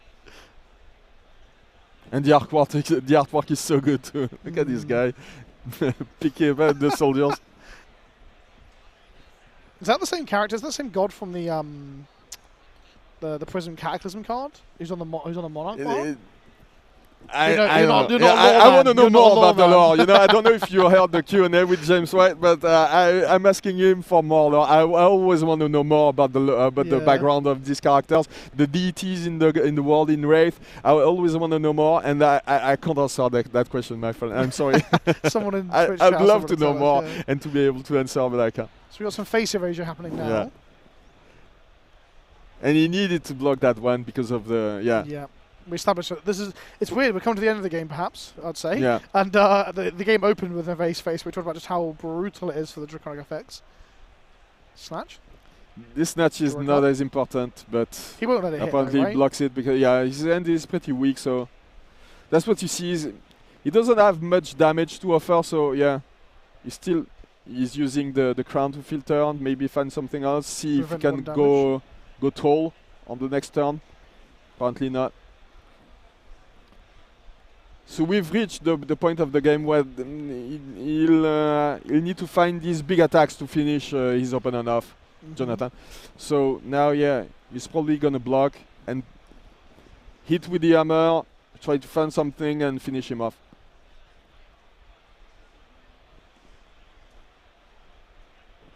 See, that's what's important with the crown, because you only need to block with one card from hand, use the tunic resource, and block with the crown, and it blocks for 4, which is usually the break point. There you go. Here comes the hammer. He's using 2 blue cards to 1 red card and 2 and a blue one to pay for it, so he can get rid of them because it doesn't like having. It doesn't do much damage. Use it to fuse. You use these 2 cards to fuse. Daniel is digging through his graveyard. What is he look? What is he checking that he hasn't seen yet? What is it he's looking for? Honestly, I think he's just counting how many big attacks he has left. I see. I see. Trying to figure out seeing if he can afford to use the ones he has in hand, and you see the big lava bursts, really important. And now because Jonathan was also asking the same question he is by checking the same thing. Yeah. Right. But this lava burst, I'm pretty sure he's never going to be able to use it, because you need a wide chain to be able to use it with its rupture effect. We've literally not seen Daniel once pull off rupture. Yeah. Which is exactly old him, like I said, driving seat entire game. Yeah. We have actually seen 2 breaking points on Chainlink 1, which is crazy. And Jonathan Magnusson is a master at this. I think he enjoys this because that's crushing the ninjas. There's always the joke that control players are like sadists. They love to see the other player in pain a little bit, and this does feel painful for Daniel. And this, you see this energy potion. I'm sure he would have loved to have an attack action instead of it, because he hasn't been able to do much with it. At this point, when you're forced to use an energy potion, it means that the game is going pretty badly. Is he going to fatigue? It doesn't have. Maybe he was counting. Actually counting the cards, because you can see the pile. It's really getting really thin. Well, he's been discarding. He's been like throwing multiple cards on the bus. Forced to defend also. Oh, look at this! And then the hammer swings for 5 now, with a dominate and double on hit effect with the frostbite and the discard. A double on him. Oh, discard and the frostbite. Sorry, I'm with you. Because of the terrace. Are we going to see another Art of War out of nowhere to try and just sort this out again? Yeah, this is bad for Daniel. Is there something in the list that gives us energy potions go again? No, but it's used as an instant. No, once you drop the potion, it's the end of your turn. It's a setup card. You can play it in wizards play it a lot, because they can use it as an instant to play for all the spells. Playing it in prison then. That's what they're doing. It's the wrong deck for it. Yeah. This is 5 coming in. Daniel is on 5.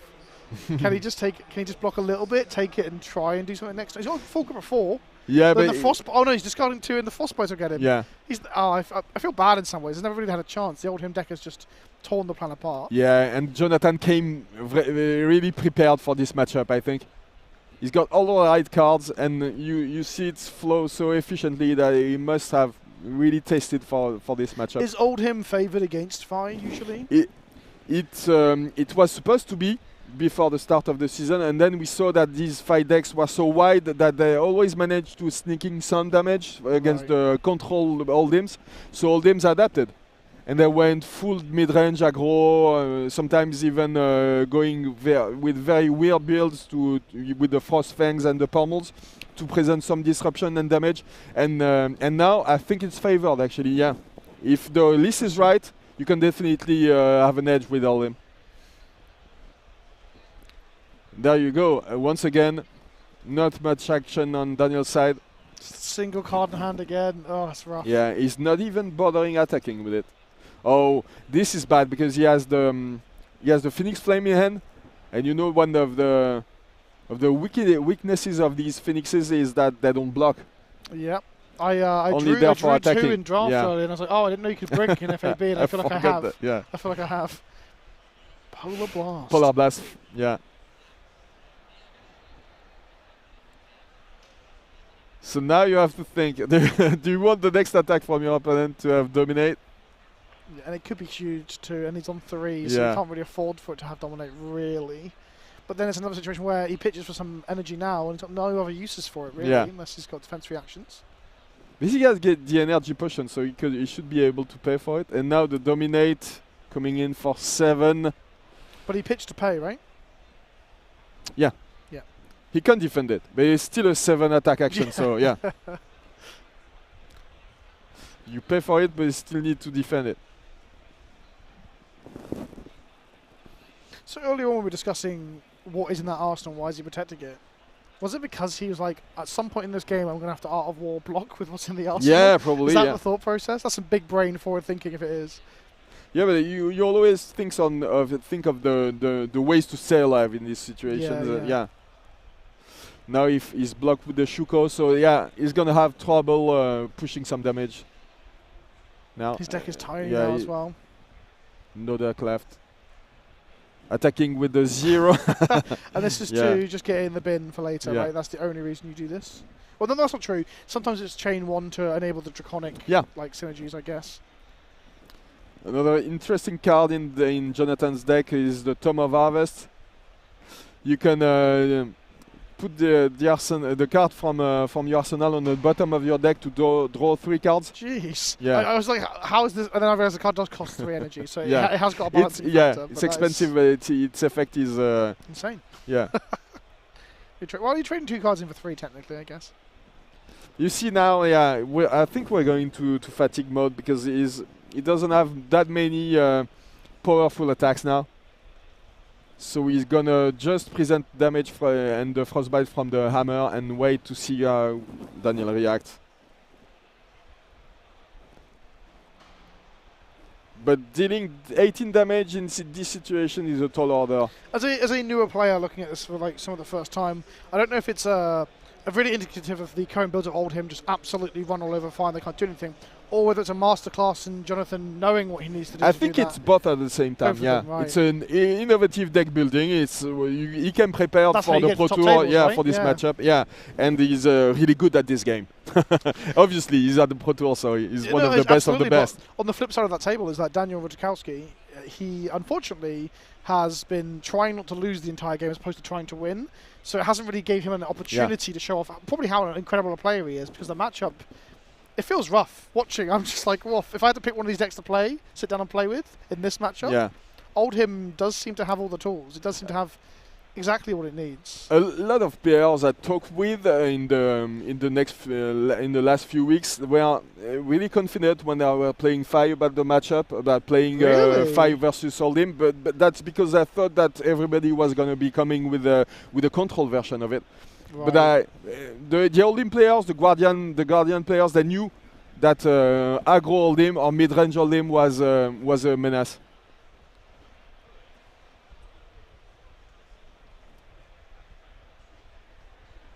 And there you go. Yeah, the Channel Lake Frigid making it really hard to go wide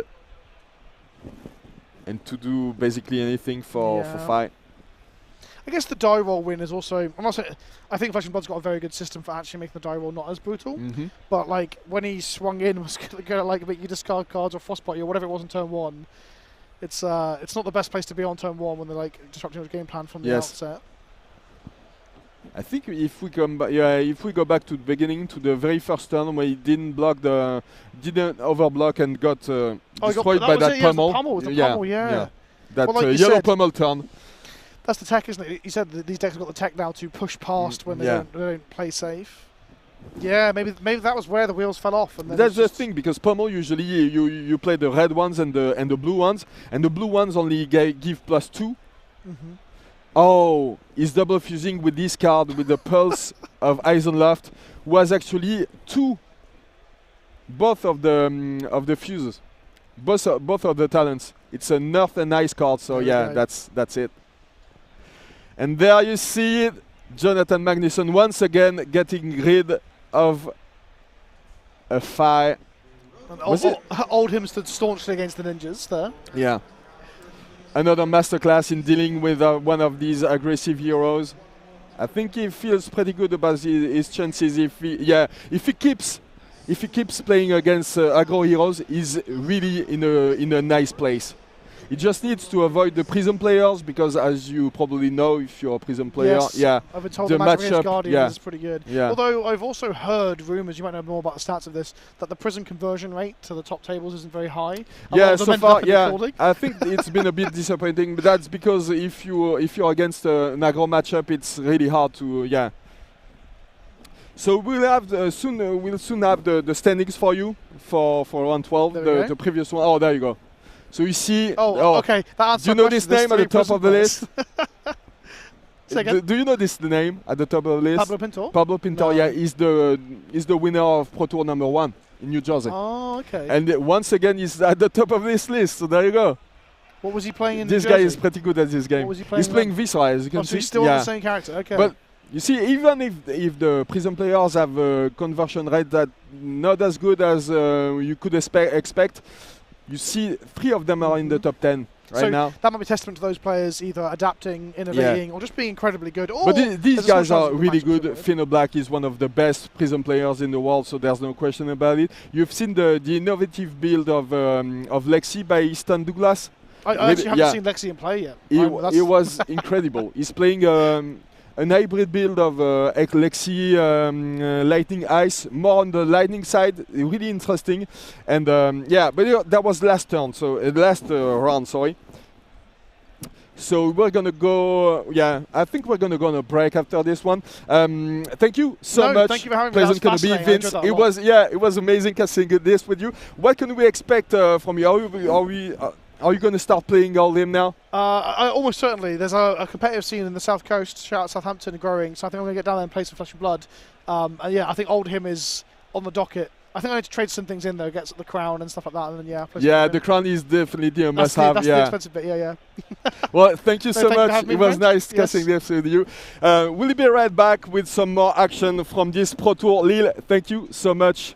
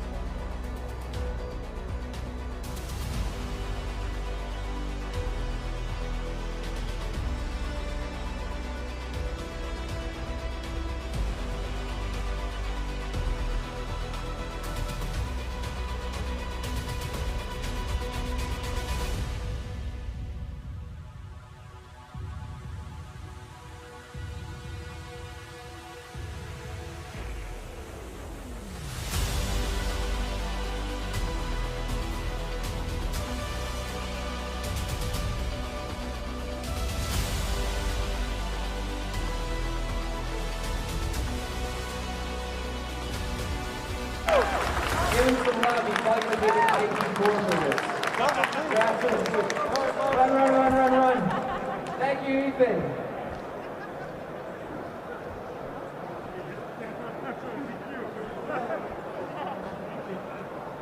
In second place, Starvo.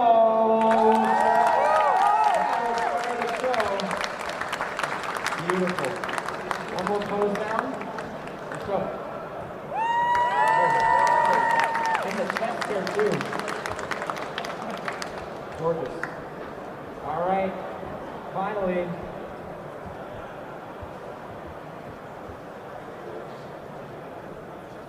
In first place at the Pro Tour Wheel competition. Oh man, this is razor thin too. This is like winning by a point. With my 0.5, so like just this much. Benji! Congratulations. Awesome stuff. One more pose down, Benji. Shout out. Congratulations, Benji, for winning the cosplay contest. Incredible. Thank you so much. Thank you to everybody. You guys were all amazing. It's great. Well done. I hope you guys do it again. I know a lot of you did this for the first time.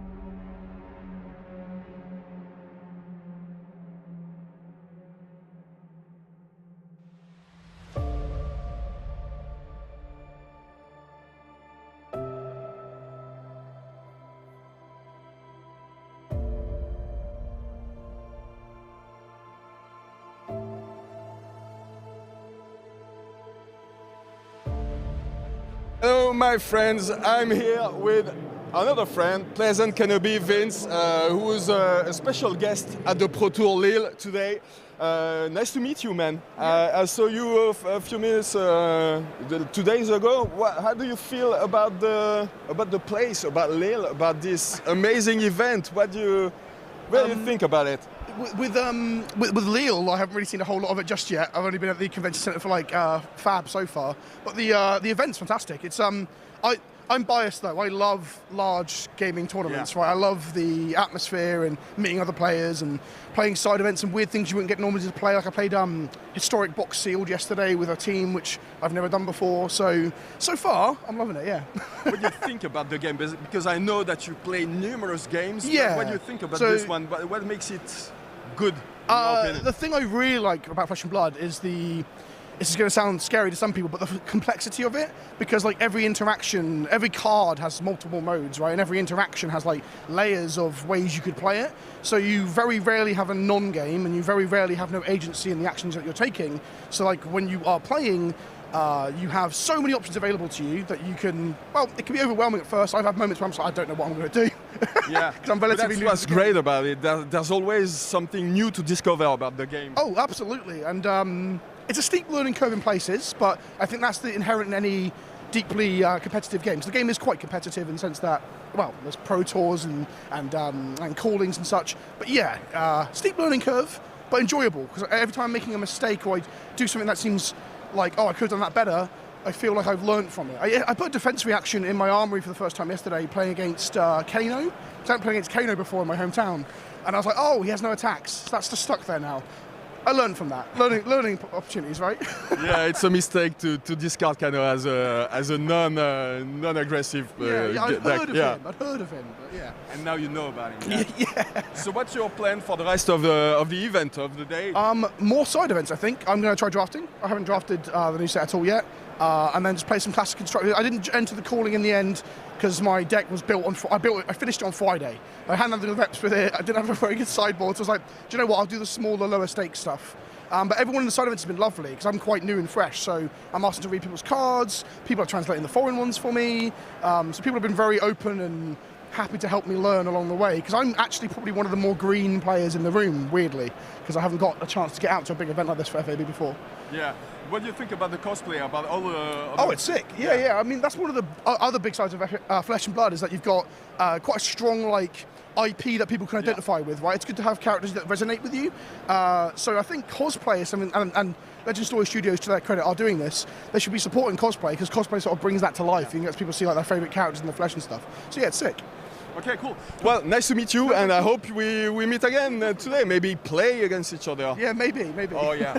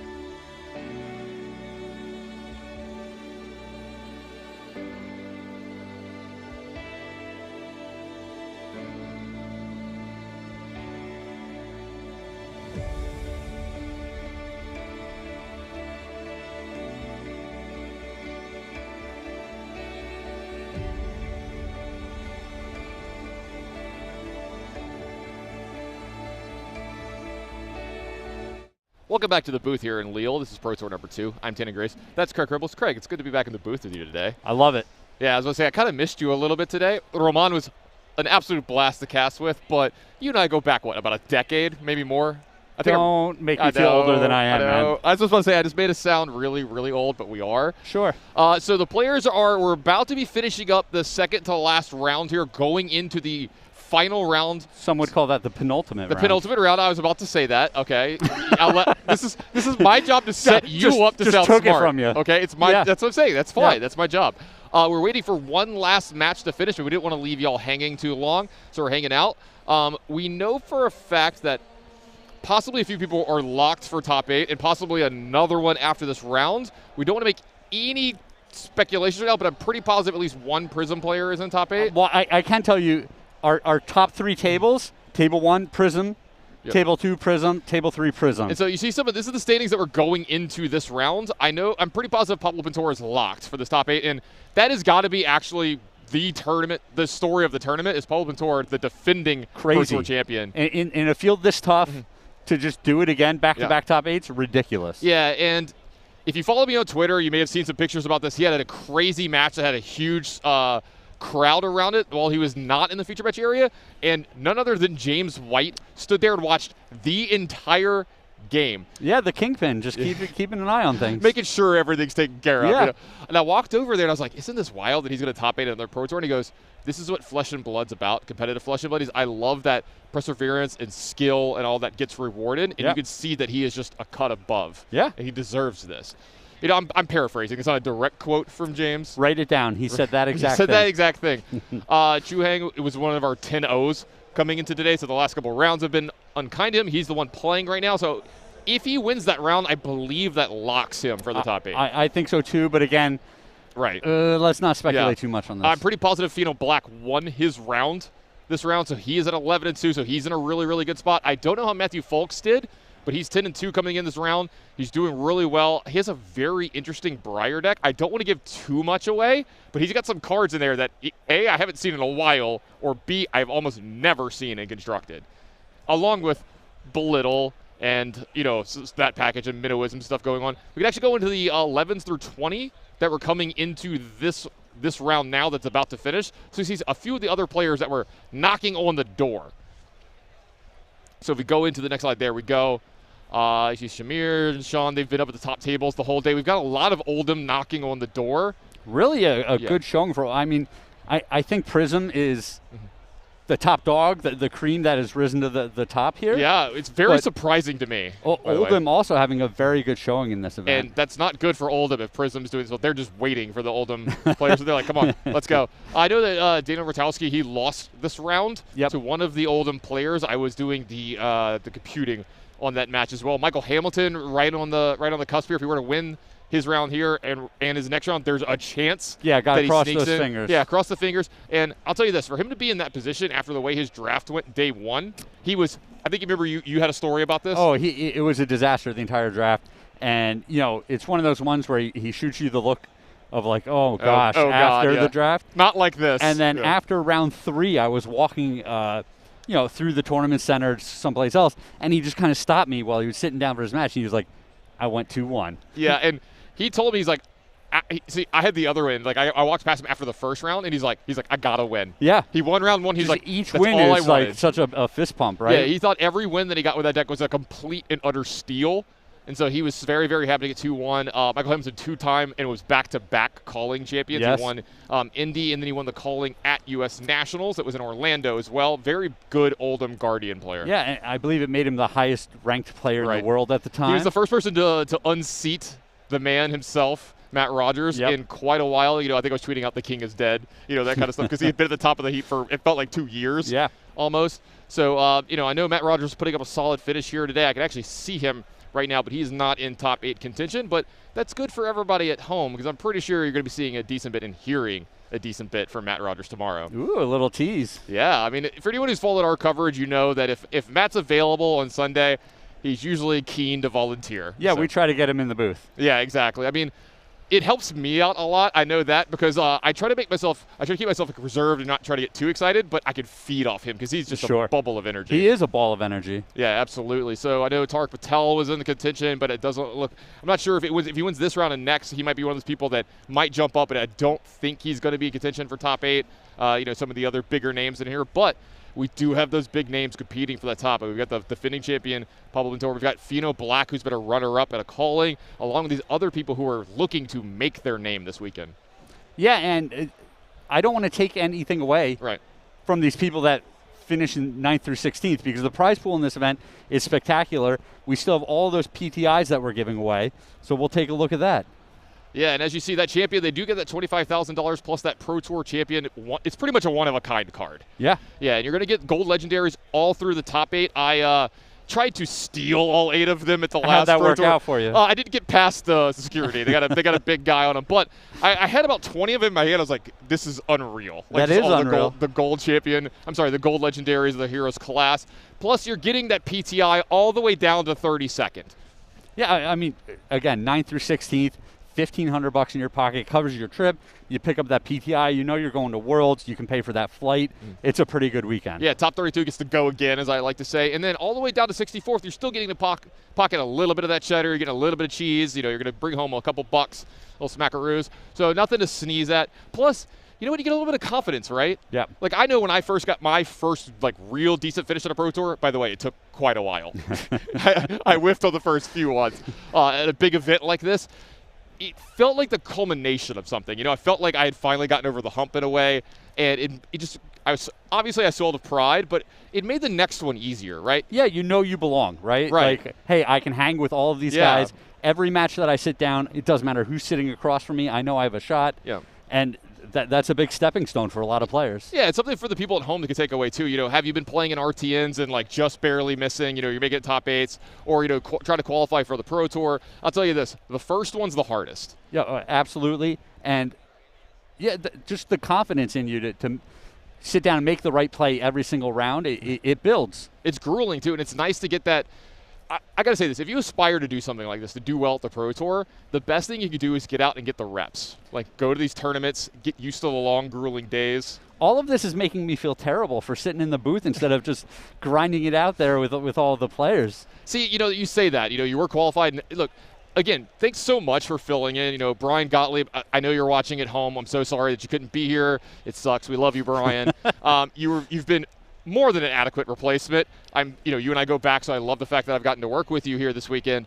But I mean, there's both sides of that coin, right? You're like, oh, I could have been contending, or you know, I have a big spot in my heart for Brian, and I love watching his coverage. And then I would have been just battling my heart out here. Yeah, and then there's a chance that you could have been in the Michael Hamilton seat, had a little bit of a train wreck around one, and maybe not gotten those 2 wins. You know, maybe. Who knows? You know, who knows? But I've been having an absolute blast with you here in the booth. You know, Flake and Roman have been putting on quite the show here today. I got to work with Roman today, and speaking of balls of energy, that guy's a lot of fun to be with. And Flake, I don't know if you know this about the man. Sometimes he's not that serious. Are you sure? He seems to be like a real straight arrow guy. No, I had a great time working with him and just the whole crew here. And I got to tell you that the amount of just sweat and energy that gets put into making these things happen is ridiculous. I think it would be very much remiss if we didn't mention, let's go through this, the judge staff first. Yep. I have been utterly impressed at every one of the events how good and how knowledgeable the judge staff has been. And they've been everywhere. Oh, yeah. They've been doing above and beyond. I mean, I'm looking at the judge staff right now, working with Flake and Roman to set up the next round for us. Because here's the thing. We're in here. We've got the easy part. we just talk about what's going on. They're actually taking care of the tournament right now, picking your future matches. Yep. Hey, they're doing all the math, like who's actually got winning in so we can get this right. I've watched the judges go above and beyond. A lot of the times when you're watching at home and you're seeing the life totals change and the cards pop up on the screen, that's judges doing the job for us, and they are doing a knockout job of it. Yeah, it's not easy. It's not fun. I've done it, and I don't know how they do it and pay attention at the same time. I'm not very good at, like, I have 2 monitors at home, and I can't do both at once, and they're doing like 3 things at once. To me, it's as soon as you have that first typo, Oh, and you got to hit backspace. Oh, yeah. You just completely lose track of the game So state. I was doing one earlier, and I like couldn't get a card up. The judge was like, there's 2 ends in the word. And I was like, oh, God. I just kept missing the end. And then, I mean, where would we be without our staff? You know, Tournament Center running this Tournament weekend? Center, listen, they got some really talented people. I've been just super impressed working with them. The amount of back-end tools that they have to make all of this stuff happen. Yeah, the back-end tools, amazing. Like the things that, I have a laptop here in front of us. We usually have an iPad as well to keep us, entertained and to help us with entertain people at home as well. We're just playing like... play Tetris and stuff over here. Yeah, Angry Birds or something. Yeah, exactly. Anything, right? But I'm getting a sorry for the joke. The guy behind us that can talk to us, he gave us a little bit of a joke. But yeah, he's been here all day long, and not only do you have to listen to every round of us and keep track, but he's the one that tells us what's coming next, when we can go to break, when we're ready for all this stuff. We've got Emma over here running the whole thing. I do not envy her position, having to deal with us, the talent, as well as the people on the back end. But they're doing just an absolute bang-up job. I know everybody at home, Twitch chat, I know you're loving the show this weekend, so let's give some love to the judge staff and to Tournament Center for putting on an amazing show this weekend, for making this all happen. I mean, the venue's been great. Oh, yeah. The hall is open early. It's open late. The food was good. Everything's within walking distance from here, which as an American, I can really appreciate that because we don't generally get that kind of stuff. Yeah, the city has been spectacular. It's absolutely beautiful. The weather's been amazing. I mean, when you visit things on the East Coast and you're like, oh, this is an old city, right? And so, something's like 150, 200 years old, you're like, wow, that is old. No. Europe has old cities. They have old. Yeah. Exactly. Like, you got something around here that's been through the wars and stuff. You took a tour with your wife here. Yesterday I saw some of the pictures. They look utterly amazing. I'm actually going to take some time. Tomorrow I should be able to get like a good break in between some rounds, like more than an hour. And I'm going to take my time, stroll out a little bit. Yesterday I strolled through the city just a little bit. I have been blown away with how beautiful Lille is. Getting an update, they're making the pairings for the last round now, so we'll be done chattering. We'll have some actual play here probably within the next 5 minutes. We're going to make sure we pick the right matches. We want to make sure we got them winning in for top 8, because for these players, this is probably going to be the most nerve-wracking and biggest match they've ever played in their lives. Unless they make top 8, in which case it'll happen tomorrow. It just keeps going, right? It keeps escalating. It just builds. It's like, I won this one. It's like, well, don't relax yet.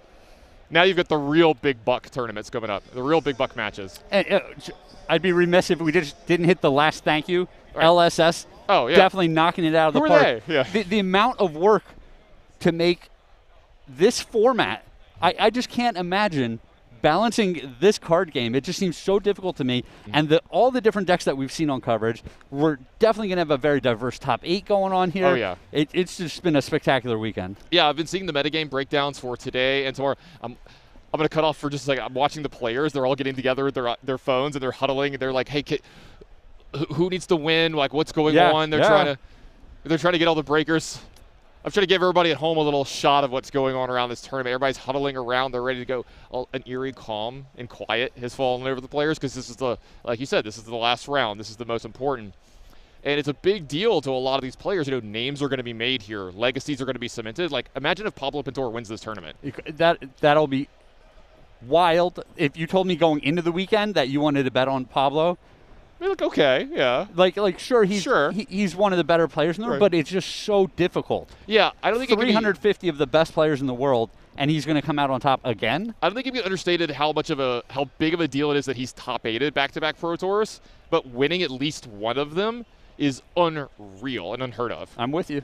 Yeah, I mean, maybe we just don't know how good this guy actually is. Maybe he is the actual ceiling. He's been very impressive when we've had him on camera. And I got to believe, he was already number 1, and if he ends up winning this one, he's going to put up quite the gap between him and number 2. So it's going to be like, come at me. It's going to be a while before someone takes this throne from me. Yeah, you just put your feet up for a while. Yeah, he's going to lean back, relax a little bit, watch everybody else, struggle down there in the pit while he's up above everybody else. So it looks like we're going to have updated standings in a few seconds as well, so we can kind of break this down a little bit as well, see who's going to be playing those super high, intense matches, and who's going to be sweating a little bit. Yeah, and like I said, the Prism seems to have risen to the top of this metagame. I'm going to eat my words. I was the one saying this might not have been the weekend for Prism. I was talking to James about it. He was saying the same thing. He's like, what happened? I thought the same thing as well, but I think the deck is just inherently powerful enough right? that even in what we thought was a pretty hostile metagame for it, it has the tools to win. Yeah, absolutely. And not to mention the players we have piloting it that are at the top tables. We have Fino Black and a few of these other players. We had a 10-0 at Prism as well. And I will say this, getting backed up by that 6-0 in draft helps. Of course. It definitely helps out a lot. A lot of these players, you have to have an understanding of both formats. And, that's a pretty big thing too, right? So Pablo Mator won the first Pro Tour, and it was all Classic Constructed. Yes. Now, if he wins this one, it was a mixed format. And now you got to start talking about maybe not just the best Classic Constructed player in the world, just the best player in the world. Yeah, you got to be all around to take down the mixed events. Yeah, and we've got Nationals coming up. We've got Worlds. Worlds is going to be a 3-format event. Yes. So that's going to be pretty huge as well.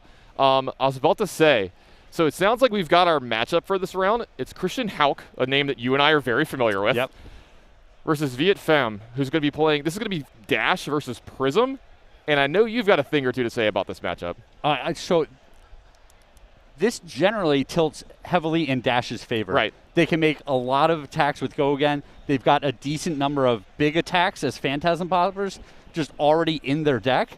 And then they've always got the pistol to just kind of finish things off. They're not investing a whole lot of resources to clean up those auras that might be, just sitting on the board. That was my Flake impression of what he would be doing, except it would probably be a lot grander and a lot less serious. No, I think you're spot on there. I was like, man, I can't believe I'm with Flake again. Yeah, so before we get too much into that match, let's take a look at the standings that we've got coming into the last round. So Pablo Mator did take a loss last round, but I've got to believe he's practically locked because at a loss he'll go down to 10-3, but I don't think he'll go down below to 11 some of the players. Yep. So I've got to say, I think that, and we see that Matthew Falks won as well, along with Fino Black. I think these top 4 players are locked. I believe that they should all shake out and end up in our top 8.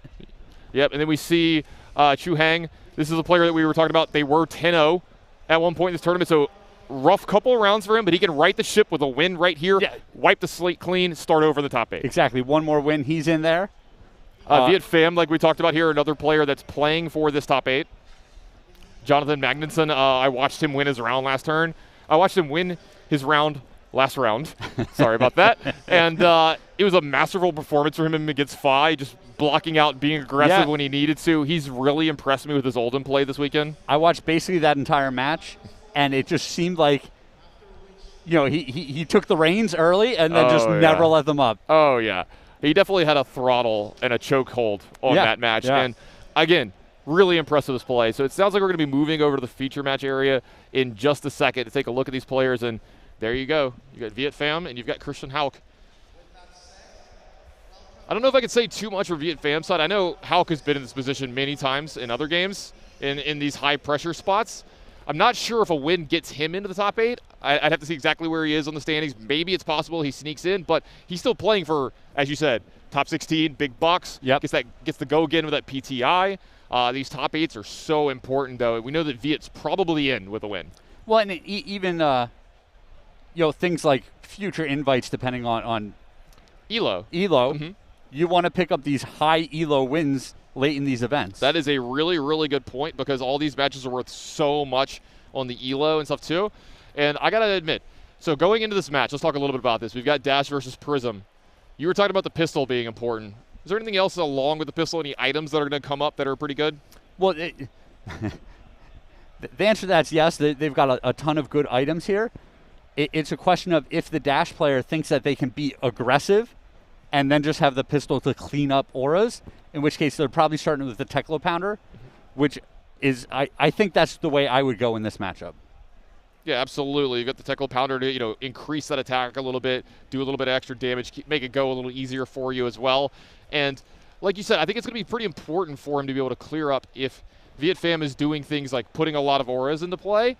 We've seen, things like lead the charge come into effect really and be really important about, hey, I can attack a couple extra times, and Christian can do kind of a little similar thing with the pistol. Well, and they've got the foot gear there as well, where if they've boosted, they can sacrifice it to pick up another action point, the Achilles accelerator, and that's again just it's a little safety valve that they have. The opponent ever goes double aura on the first turn, you feel like you're not threatening that much damage at them. All right, let's just clean up these auras and reset the game. Yeah, and Dash really having a big breakout here in the last week. It was the winner of Calling Singapore last week, really showing how good it can be in a field full of other aggro decks because of the fact that it can just put up so many big numbers over and over again every turn without having to rely on other cards to help it out. With Fi, you need like the right mix. With Briar, you need your non-attack actions to work well with your attack actions. Yep. With Dash, you're like, all of my hands just do this thing. It's so consistent. Right. Another plus side for Dash, all the cards block for 3. That's a huge part, too. Yep. Yeah, and then, it's still got the game into the control decks. Like, I've heard a lot of people go far. It depends on who you talk to when they play into, like, Oldham or Bravo. Like, the Dash players are always like, yeah, it's a good matchup for you. The older players are like, whoa, wait a minute. This isn't that bad for me. But, you could build up board states that where, like you said, you've got, your items that help out a lot where, yeah, I'm going to attack you once with a card from my hand, but then I'm going to attack you for 2 multiple times this turn, and that's hard to deal with. It is hard to deal with. They can take this slower, more controlling route. But like I said, I think in this matchup, we're going to see Dash play pretty aggressive. I would think so, too. It's kind of funny because when people are like, oh, this is a good matchup for me, and the other person's like, this is a good matchup for me. Well, one of you has to be wrong. One of you has to be wrong. Yeah. It was nice when Starva was the top deck because the other person was always wrong. Yeah, the other person, you're just wrong. I'm sorry, you're just wrong. You're like 50-50 at best, kind of thing. And, I always love that to hear players because here's the thing, too. From your testing, depending on how it goes, like, yeah, you can be favored in your testing, but maybe the player you're playing about has a different approach to the matchup. Yep. They play their equipment slightly differently. They build their deck slightly different. They have a tech card that you're not used to seeing, Well, I think we saw that last weekend with that so-called Wombat Dash deck that took down the entire event. Wombat Dash players. Also, I'm getting a note. Apparently, these are really good friends IRL in real life for everybody at home because I know a lot of us. It's pretty funny. So they're real friends. The match that I was doing last match when it was Oldham versus Fi, they were talking and we were all chatting before because we had a little bit of a break. And they were both Americans. So I was like, hey, where are you guys from? Like, where'd you come from? How long was the trip? And one's like Minneapolis and one's like New Jersey. And the guy's like, wait, you're from New Jersey? What's your name? He said, and he's like, he says his first name. I forget now. Dan, yep. Sure. And he's like, wait, we're in a Discord together. We play against each other all the time. Yeah. And they made that connection right there. So they're funny. like, because you find people from Discords and you're like, hey, let's play some games and let's get some testing in. And they hadn't figured out that they knew each other. So they're both great. Hyperloops guys. Maybe. I'm not sure which. Yeah, It's very possible though. Yeah. The Discord that doesn't exist also has some people in there that I don't know what you're talking about. Oh, you don't know that reference? I'll clue you in after. It's an inside joke. Why would there be a inside reference if it doesn't exist? That's a good question. All right, taking a look at these deck lists. We got a little bit. Do you see anything that, hey, this kind of stands out, or this is something that might be pretty big here? No, I mean, there's the Teklo Pounder. All of this is going to get revealed shortly when they flip over their equipment and that item. But, I expect this Dash deck to be very aggressive, and the Prism's going to have a plan to keep up. Yeah, and we're going to see if they are. And like you said, they have one of those early turns where they get 2 auras out, and Hulk can't deal with both of them. The Prism player can kind of snowball from there, right? Sure, but the flip side of that is, in these aggressive matchups, the Prism player wants to side out a bunch of these yellow auras because they don't block. Right, that's a really, really good point. So you think you're going to see more Heralds? Yeah, if you side out 3 or 6 of these auras, that's less probability you have for that, the fantastic double aura first turn. Are there any auras that definitely stand out to you in this matchup? Well, there's the ones that always stay in that are just, they're just way too dangerous of a card. When you play a Genesis, your opponent has to deal with it. So it's nice to have a card like that that's anytime they make a small mistake or potentially, they don't have the best turn. You play the Genesis at the end of the turn, you get to feed your soul, you get to create that token, and on the next turn, at least one of their attacks is going to clean up that Genesis, and so it's almost like you gain that life. Another card that sticks out to me from the Dash decks is T-Bone, a card that when it attacks, it has to be blocked by a piece of equipment. Is there any kind of free block on Vietfam's side? So if the T-Bone isn't pumped, you'll just see the Phantasmal Footsteps just always hopping in front of that bad boy. Yeah, that's the one that it's always nice, you know. You see most of the heroes, they have that freebie, but there's a few that when T-bone happens, you're like, that's so annoying. Yep. Yeah. Sometimes it's a disaster. Yeah. Sometimes it's a lot to deal with, for sure. These players shuffling up. Nobody wants to make a mistake here, making sure their decks are correct, getting all their stuff ready. It's going to be interesting to see who comes out of this one. Like we said, Mr. Pham here is playing for a lot. We believe he's in with a win. Not sure about Christian Hauck, but he's still playing for a lot here as well. Yep.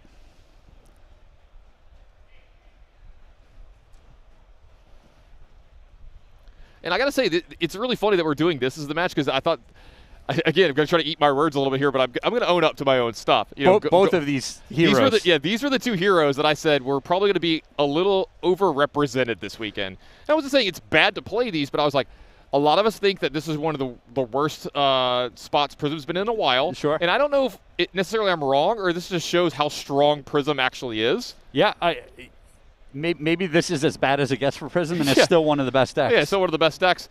And then, you know, I said Dash, you know, in our testing, yeah, it was good into the aggro decks, but like we just found that it was, you know, maybe we weren't playing it 100% right. We found that in a lot of spots it was a little too easy to fatigue here or there, where you had to, if you're the Dash player, you had to kind of do a whole bunch of stuff to really get it right. Well, look, enough of talking about it. Let's watch it happen. Ready? Wait to see what the item is. Oh, the combustion chamber.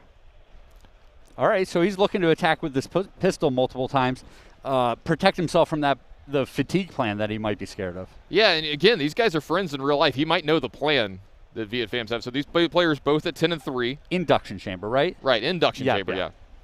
If there are no steam counters on induction chamber, put a steam counter on it. Go again. Once per turn reaction, remove a steam counter from induction chamber. Target pistol gets go again.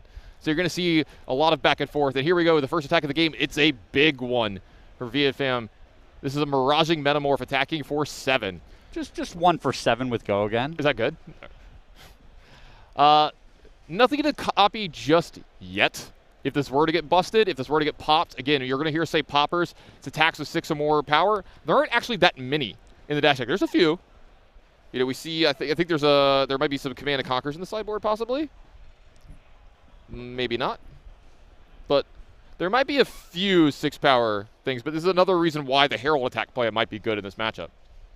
Well, and you definitely don't want to blow it up here on the first turn, because if Genesis or something happens, yeah, there's still 2 cards in Pham's hand, and you really don't want to get punked. So one's going to leak through. I think this is a Wartune Herald Blue attacking from Viet Pham here, and it looks like we got a block from a payload. So a little bit of damage is going to sneak through from Viet Pham for Viet Pham in the first turn, and he's going to be able to set up an arsenal. Pretty good first turn for the Prism player. I think it's about on rate for what you would expect to see. Yeah, good little setup. Leak some damage through. Crown of Providence on both sides here. Man, that card. That's a good one. Well, I definitely underrated just how good that card is.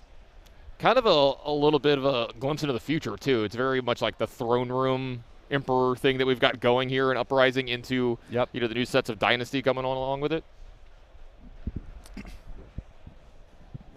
Looks like we're going to start this game off with a throttle for Christian Hauck. Looks like an attack for 6.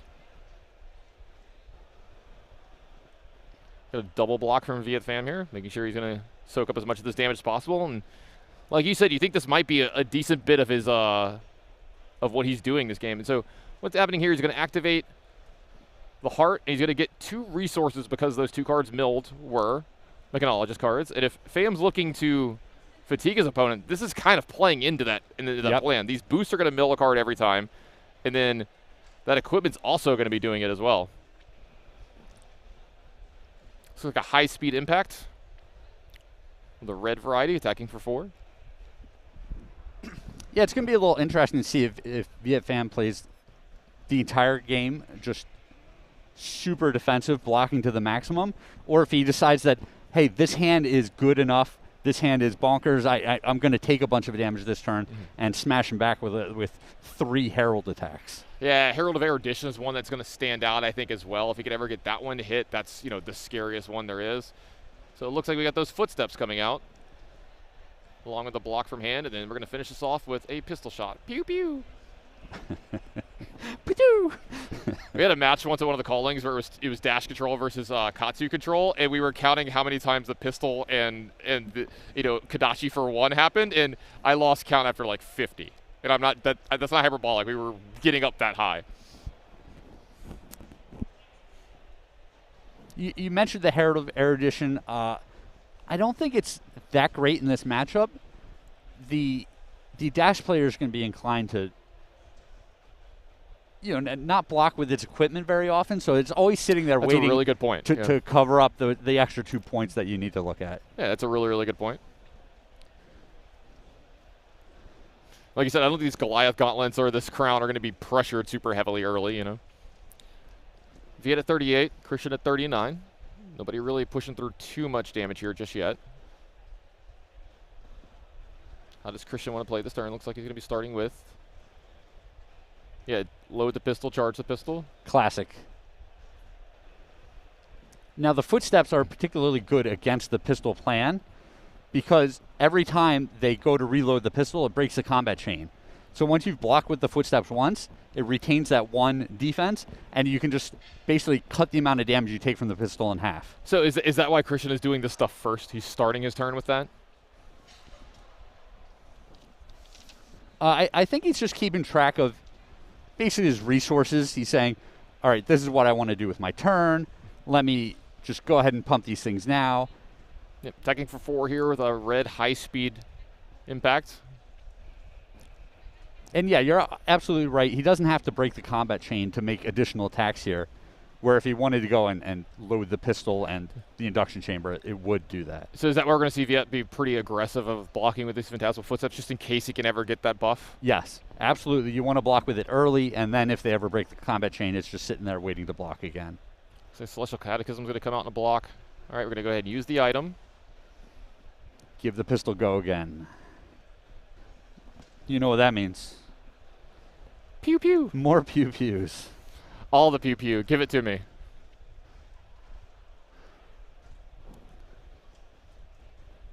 Christian's still with 3 cards left over. How does he want to play this?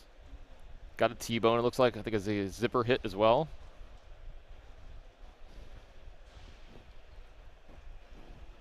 It's always nice to see Dash do well, working off practically just one set out of the game so far, a little bit of a supplemental set as well. It is wild. The deck's gone through a bunch of iterations where they've tried to, you know, dabble in basically expanding their card base. I've also found that Dash fans are some of the most loyal fans to a specific hero in this game because, you know, if you're like a Katsu fan, you at least have other ninjas that you can work on, right? If you're a Prism fan, there's other illusionists that you can maybe move to. And Dash stands alone. It does. I wouldn't be surprised to see another mechanologist just show up. You hear that, James? Any minute now. You hear that, James? I'm not spoiling anything. Do you know something I don't know? Did I just lose my job? Yeah, that's very possible. Looks like a blue T-bone attacking for 1 here. No, but at points we've seen Command and Conquer in the Dash deck. We've seen Art of War. We've seen some defense reactions. But in general, the aggressive version of this deck just wants only mechanologist cards. Yeah, because for the ability you see right here, boost, if you're going to be doing boost, you don't want to have misses in your deck. Speaking of that, we got a second blue T-bone here. This is where T-bone's great. You can roll them up, make multiple in a turn. That's when you get to just eat an equipment. Yeah, here we go. This is why Christian played this turn this way, I think. Really good at doing this. This is great. He's going to get the Crown of Providence this turn. I think this is a big win for Christian. Yeah, pretty hot result here for him. You know, I've got some personal friends that are big Dash fans and always have been. And they're one of the ones that every time a new set comes out, they're like, it's Dash's time. She's got to shine. She's ready. The meta's primed. And then a week later, they're like, I was wrong. Yeah. It's just Lucy pulling the football away from Charlie Brown. Yeah, over and over again. Again, showing our age with the reference. Love it. Christian given a long think about what to do with this card. You have the option of, you know, putting counters on the pistol in the chamber. You can arsenal it. I think he may be moving to Arsenal here, it looks like. Yep. And that's a really, really early Crown of Providence to have to go away at 37. This could loom large in this game. Yeah, well, and it sucked up a 1 attack, right? Right. I mean, that's a huge win for Christian Hauck. So while it may not look like he's getting a lot done here, it's 39 to 37. I think that's a pretty big win turn for him. Yeah, and if things get real grindy, the pistol plus some equipment can. And I think they are going to get grindy. I think there's going to be turns where if his attacks aren't good enough around, that's a turn that you want to use that pistol, right, to conserve some cards. There is a second induction chamber in the list. So things go long enough, and you just shoot. Shoot, shoot, shoot. Yeah, because I think that's something that needs to be on Christian's mind here. Correct me if I'm wrong, but he's got to worry about, he's only got Viet at 37. He's been through a ton of cards already in his deck. And if Viet is trying to fatigue him from here, this is actually a pretty good start at it, even though he's lost one of his key pieces. Here we go. This is a Herald of Erudition that we've been talking about. This is attacking for 5 with a very, very good on-hit. And kind of like you mentioned, this is kind of what the armor was set up for. This is why it's still here. And all the cards in Mechanologist, pretty much all of them block for 3. Yep. So this plus the crown is going to be 5. And let's see, the crown trigger, is this going to be used? Yep, it looks like it is. What a card. Yeah, I'm not surprised to see the Arsenal go away there with the way Christian thought for so long last turn about whether he wanted to pitch that or Arsenal it. It kind of tells you that it's not a premium card. Right. Looks like we're back over to Christian here. Life total still very high. Christian at 39. Mr. Pham at 37. Here we go. Load the pistol. Load the chamber. Resource floating.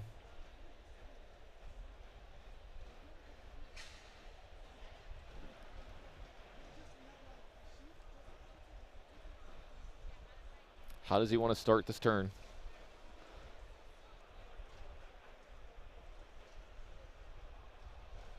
Got a 0 to 60 in his hand. Looks like that's what's going to be leading off here. Looks like a blue 0 to 60. Yeah, these are the attacks that you're not real excited about, right? You want to be pitching the blues as much as possible. When you attack with a blue and you have to boost it, you're losing a lot of cards. Yeah, absolutely. So it looks like a little bit of damage is going to leak through here. After just a block from the Phantasmal Footsteps. It's a nice Phantasmal Footsteps. It's a 9. A little shot with the pistol here. Let's see if this one's going to land or if it's going to give him another card. Ever since my marriage, I haven't been allowed to rate anything a 9 or higher.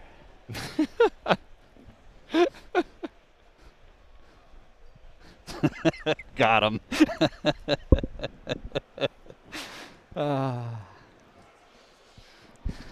It's usually once a broadcast, Flake breaks me. Yeah. I just can't talk for a solid 5 to 10 seconds. That was my one. Okay.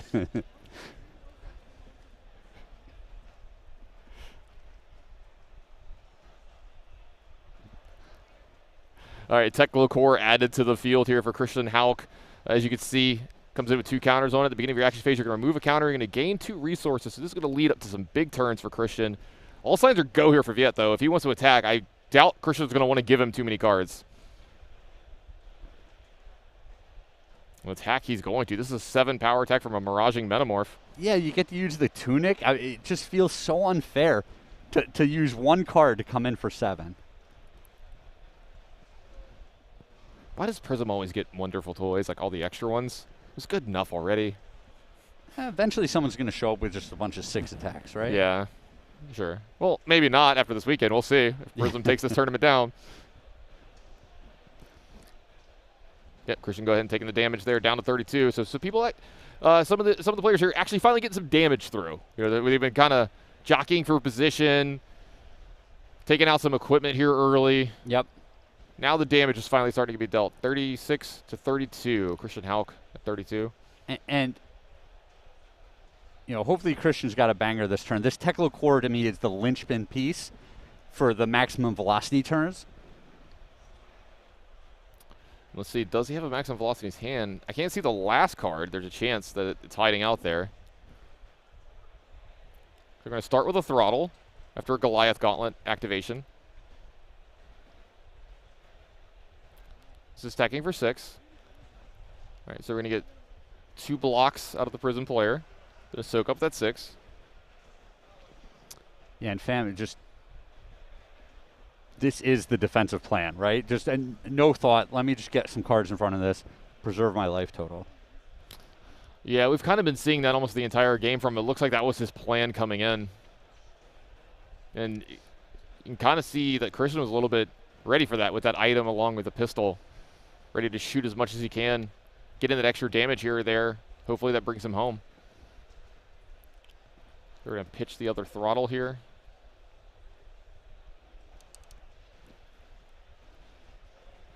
Oh, he does have a maximum velocity in his hand. All right, so he's going to go ahead and gain some more resources. He's going to allow him to play possibly both the cards in his hand.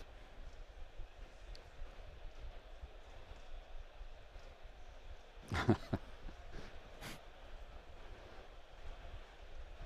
think it's a hard 2. I think that's what we call that. That's a hard 2. No, it's a hard 4, I'm sorry. Yeah, a hard 4. All right, so pistol shot. Try to get another card out of Viet Vam here. Love the sequencing from Christian. Really trying to conceal the strength of what's left over in his hand. Yeah, I don't know if he's going to have the resources to play 2 more boost cards and the maximum velocity, but part of me hopes he does, right? Yeah, you want to see the big turns, right? Yeah. This is what we're looking for. Maybe he's setting up the maximum velocity for next turn as well. I was going to say, what's the last one he's got? Is it throttle? We love the splashy plays. Was it throttle or was it zipper hit? I couldn't tell. What to see.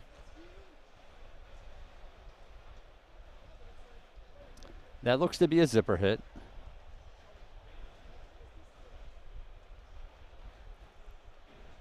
So this might be a maximum velocity turn. I was say he's got enough resources left over, it looks like. Yep, he's got exactly 2. So this is it. This is going to be the big turn. Well, he has to have a 0 boost in here, right? No, I was going to say he's boosted 3 times this turn, right? Or has it only been 2? Twice so far. I thought it was 3. Oh, well, he's got the 0 boost. There's Okay, the there it is. 0. Okay, yeah, this is the real setup.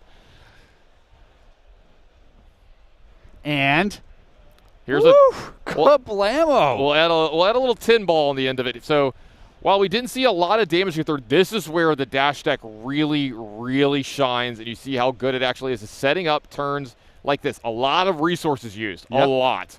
You know, equipment, tons of cards per hand, arsenal, an item from the deck, but boy, was it worth it.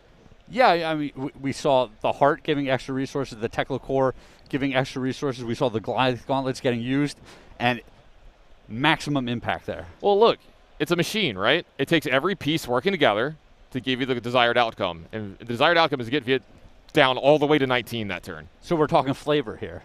Yeah, man. I mean, you know me. I'm big on the flavor of the game. All right. So, I mean, some of these things just look like, I don't know, a stapler and a paper cutter to me. I mean, give that to the right person. They could do a lot of damage. Sure, but on the other side, Prism literally just calls down angels. That's very true. Apparently the angels are just soft to staplers. Oh, God. So Milton would just be really, really good against angels? Yeah, potentially. Yeah.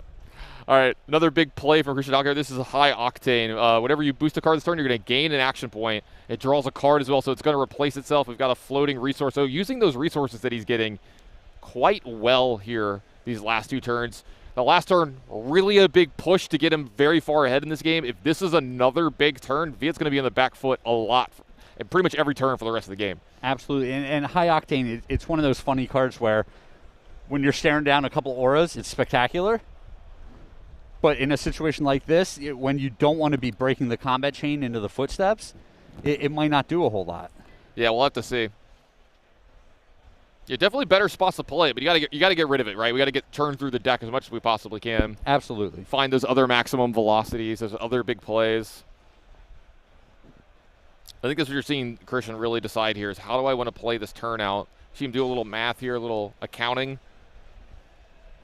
Yeah, between the Heart, the pistol, and the chamber, there's a lot of considerations beyond just the 4 cards in his Exactly. hand. Where do I break the chain? This is kind of like, you know, we saw this a lot in the last couple of things during, you know, the Starvo meta and some of the other metas involving chain.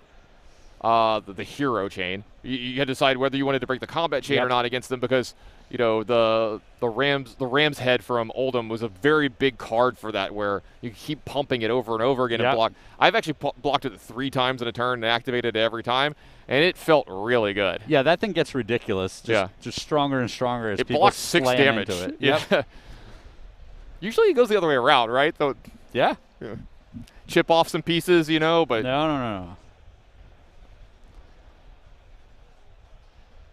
Well, it looks like Christian might have finally come to a decision on how he wants to play this turn. Can't blame him for taking his time in these huge, impactful matches. Yeah, I appreciate the careful play. Looks like it's going to be a 0 to 60 to start off. Yellow one, so attacking for 3. 2 action points behind this. Block from Viet. It's going to block that out. 3 more cards left over. Christian, how does he want to do this turn? And again, this is so telling of Viet's plan here. A red Wartune Herald. That's like one of the best cards in the Prism deck. And he just blocks with it instantly. Right, going to activate again to get a couple more resources here. He's up to 2. Pretty much it just gains a free resource every turn. Yes. Unless, it does cost, though. Yeah, unless the Dash players included some of those non-Dash Mechnologist cards in their deck.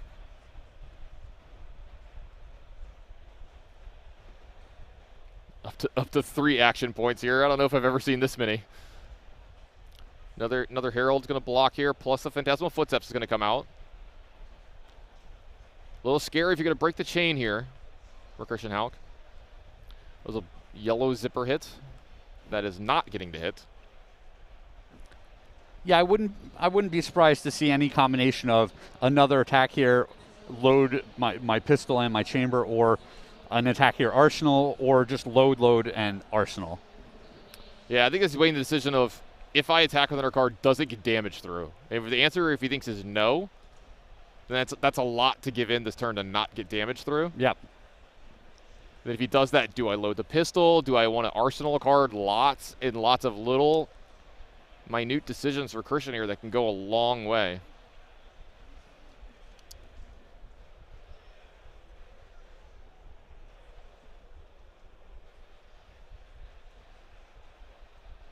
So it does look like it's going to be the pistol set. It does remove the chain. Or close the combat chain. So Phantasmal Footsteps coming back. So 1's going to get through. Yep, and does not have to have go again. Right, yeah, we've got so many action points. Because, so, yes. 2 again. Okay, I think we can officially give up Pew Pew here for that one. Sure. 1 point leaked each attack, I believe. Right. Christian Hauck, just one hell of a gamer. Great in Flesh and Blood. Participates in all kinds of other games as well. Generally putting up very solid results in the other things that he does. How's his Dash cosplay? That I'm not sure of. You know what? I'm going to put that at, if I had to make a guess, probably not the best. He doesn't strike me. He doesn't strike me as the cosplay kind, the cosplay type. Got to round out that game. Yeah, I mean, if you're going to play Dash into look, if you top 8 this Pro Tour Dash, you better show up tomorrow wearing something for Dash. We got a lot of people here that can help him out. I don't know if you saw the cosplay talent, but boy, was it on display this weekend. Yeah, I mean, some of us were working while that was going on, Tam. Yeah, well, hey, I was working too. That's my job. Covering the cosplay. I don't know if they can hear the quotation, the air quotes at home. That's my job, you know. I mean, Flake got to actually, like, MC the cosplay contest. I was very jealous. He always gets the best MCing jobs. He knows what he's doing. Yeah, I could not do it better. Let's leave it at that. That's why I'm chained to the booth.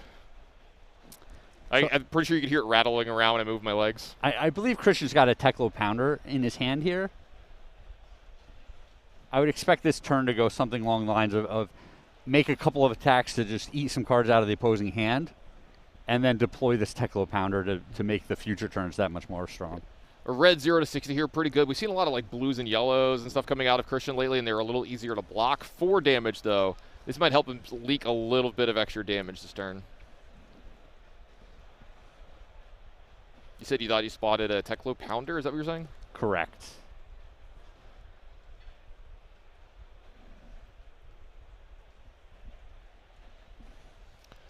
So we got a single block. Does Viet want to add anything here? It does look like he's going to bring those Phantasmal Footsteps out.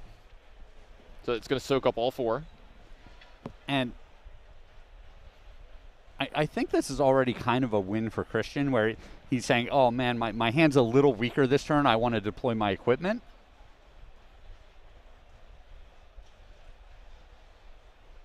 It looks like it's going to be a pitch of 2 here. All right, we're going to play Spark of Genius instead. Maybe it's going to go find one of those items that's so good and impactful in this game. Scooping up a second induction chamber. This is kind of interesting. Yeah, you know, I've heard Tarek and Matt talk about this. They both played Dash this weekend and setting up in games of things like this. Here's the problem: when they talk about it, they go so fast and start saying all the numbers. I cannot keep up. I don't have enough fingers, A, to go high enough, and B, I'm just not as quick to keep up with them. But I've heard them talk about setting up in games with multiples of these and just firing the pistol off a ton of times. Well, and I think Christian's already being cognizant of that fatigue factor, right? Yeah. Where he's saying, hey, I've already boosted so many times. I haven't forced through that much damage. There might be a lot of blues coming around in the second cycle, and that's a big deal too, because you're gonna have a lot of resources to throw in these things. Yeah, let me get ready for some more pew-pews. Yeah, I think I saw possibly multiple blues in his hands there, so there's a chance we start seeing this happening very soon. Is Viet actually gonna get to make an attack action this turn? It looks like he's doing a little something. I believe that's an Enigma Chimera. 2 for 7 with Phantasm, but it doesn't have the on-hit trigger of going into your soul. This is one of the few good cards with Fractal Replication. Most of the other illusionist attacks go into your soul, and then they're not sitting around to replicate. This is one of the good ones where it's like, boom, 7, it has go again. Now my 0 cost is another 7 with go again. Yeah, this is one that I haven't seen too much. Sure. Yeah, so this is a newer development to the Prism deck. Oh boy. Just because they want to be more aggressive into these very aggressive metagames. You know, that makes sense to me. If you're going to play against all these aggressive decks that aren't blocking, let's bring in the 7 attacks, just like we see a second one here, Miraging Metamorph. Yep, still blocks for 3. You're playing the yellow one, so sounds great. You can pitch it to give all of your things go again. And when you're playing against certain decks, anytime they stumble, you need to punish them to the maximum. So like the Phi decks that are running around, like I said, this is the perfect card against them. It's almost like the Oldham plan, right? Like I'm going to block, I'm going to block, I'm going to block. Oh wait, you didn't do anything super threatening this turn. Attack you with Old. Yep. You know. But in this case, you're getting 7, and then another 7, and then you Fractal Replication, which costs 0, another 7. So that's what I mean by really just punishing them to the maximum. Speaking of punching him to the maximum, lots of damage over to Christian Halk. The life total's back to almost even. 18 on Christian's side, 16 on Mr. Fam's side. Yeah, I'm not surprised to see him take that much damage. One thing he had a lot of, life total. Right. One thing he doesn't have a lot of, cards left to use as resources. Right, so we're going to use the resource that he has the most of, which was his life total that turn. Looks like we got a yellow throttle, I believe, attacking here. Yep.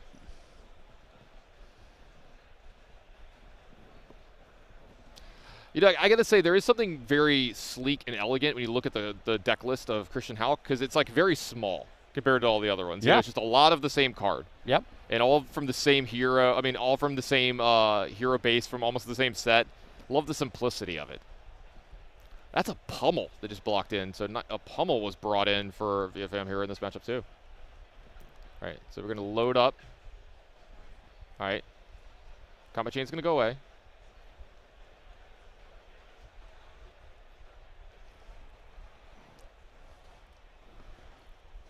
Attack you for 2 again. Yeah, now the question is, does Fam want to get these footsteps involved and lose his last card? Does he want to eat some damage this turn? And, all right, there's the answer.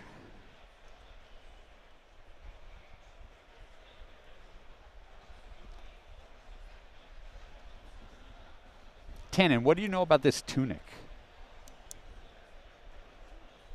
Oh, this is one of the ones that means you usually won this in a certain way. It was the first Road to Nationals prize, I believe. Yeah, this is back when I wasn't playing, and unfortunately, freaking gorgeous. Yeah, they are absolutely amazing. You know, showing off some wins. If you know that was the way that Mr. Fam got his, I gotta believe it is. I don't think I'd ever get rid of one of these if I got it. Ooh, is that a payload?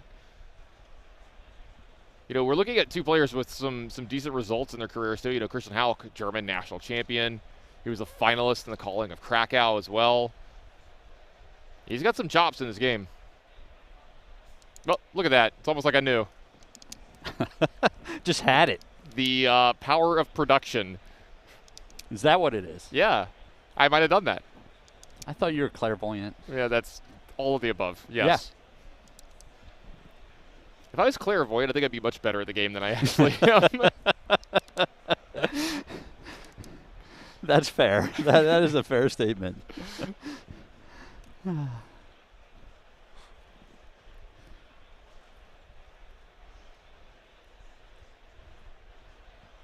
I see another maximized velocity in Christian's hand. The problem's going to be here, can we make this happen? Yeah, often it's tough to have the resources to do everything, and he has to be real careful about just, firing off that heart at this point in the game. Yeah, this might be a turn to set up for that. You know, get the maximized velocity possibly in the arsenal, set it up to try to have a big turn next turn with it, because that was the biggest turn of the game, and the life total getting kind of low. We're at 9. We're in single digits. Christian's still at 18, but Fam hasn't really been able to find many spots to attack. Christian's at a low life total, but that's been by design for him. Sure, yeah, I would say Christian's had a couple of very good turns over the last couple of turns. This might be one of the weaker ones because he's drawing a card like Maximum Velocity. Definitely can't play it this turn. But like you're saying, he has the life total to take a little more damage and set up that card for the future. Here comes the Phantasmal Footsteps to block a little bit, but damage is going to leak. We're going to give the pistol go again. Load, reload, fire, wash, rinse, repeat.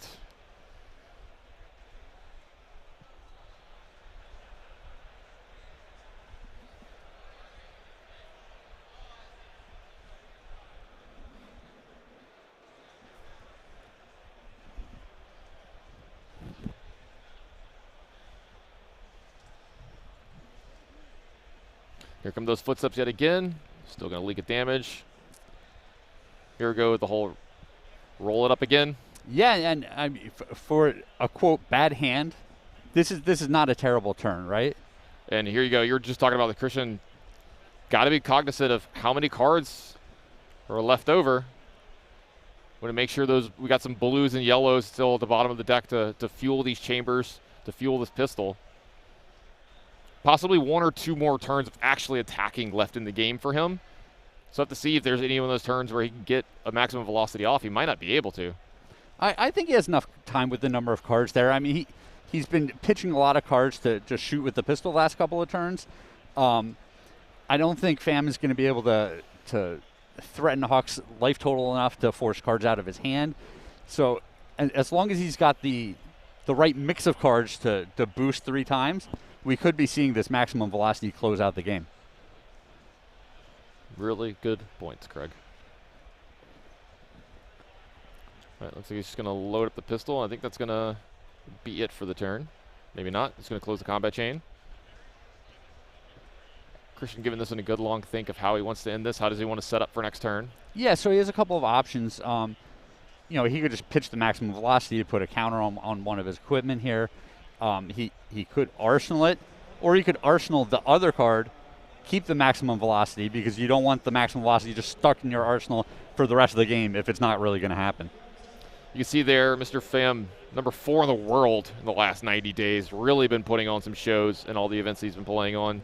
Oh, I kind of like this. Closing out the combat chain with just a 0 for 4, you're not going to boost it and lose the card. Yeah, and unless you want to get both cards, you want to give 2 cards to him if you're Pham. Well, it's 1 card and the footsteps. True. But it's still another card out of Pham's hand. It kind of stymies whatever Viet might have had planned for his own turn.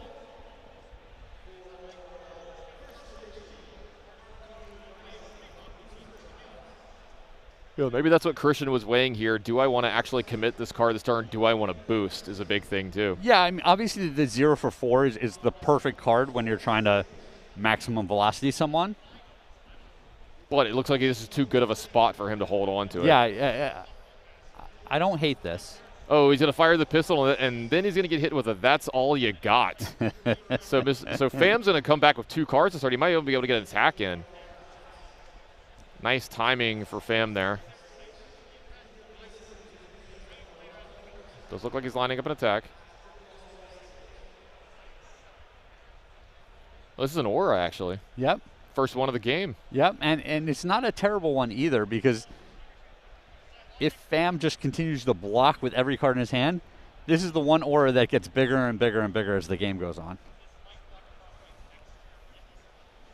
So this one could be an actual threat a turn or 2 or 3 from now, whenever we keep doing this whole dance of attack you for a few times, block with the cards from my hand. So this is a nice little setup for Fam as well. The flip side of this is that Hawk can always just get this off of the table, right? Yeah, one pistol attack. Yeah, attack Viet, and then with my last attack, just let's clean up this aura. That maximum velocity, another one in his hand here. Not great to have 2 of those. They don't generally work well together. I've never seen 2 played in the same turn. I'm sure there's a way to do it in this deck. Oh, yeah. I'm not saying it's impossible. Right. I've never seen it either. I've never seen it. Someone's furiously tweeting at you right now. Yeah. My all energy pot deck does this every time. Right, yeah. All you need is this 7-card combo.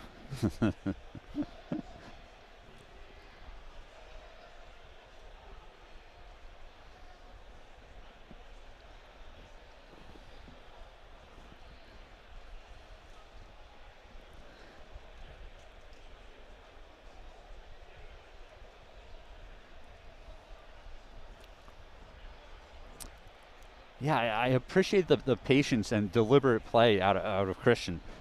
He knows he's on a clock here with the number of cards left in his deck. He knows that he's gotten his opponent down to that kind of the precarious tipping point where he's at 7, and he's got to map out these last couple of turns. It's not just how do I maximize damage this turn. Maybe it's more important, how do I maximize damage over the next 2 or 3 turns? How do I make sure that this maximum velocity happens and closes out the game? Yeah, you see they actually pitches the one that he has in his hand here. The thing is for Christian, he's got 2 different life totals that he's balancing, right? He's got the 18 that we see at the top of the screen, and he's got however many cards are left the deck at the bottom of the screen. Yep. And I think both players are playing both the bottom of the screen one right now. Yeah. I mean, Via would love to get back in this game and have a chance at some of that, but yeah, I don't see him doing it anytime soon with the plan that's being executed.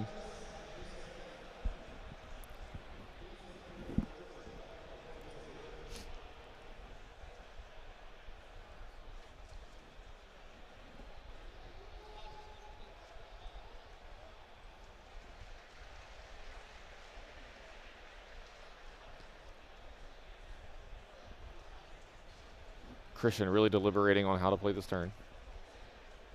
He's got that extra wrinkle here. There's an aura left over. Yeah, and I'm assuming his hand doesn't have a whole lot of blues, or that would have been a pretty easy decision to start things, right? For sure.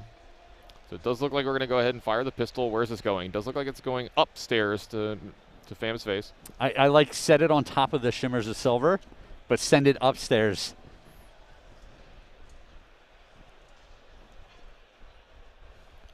Phantasmal Footsteps are going to come out and get a block.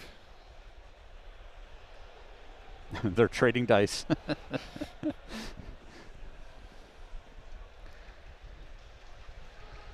Fam down to 6 here.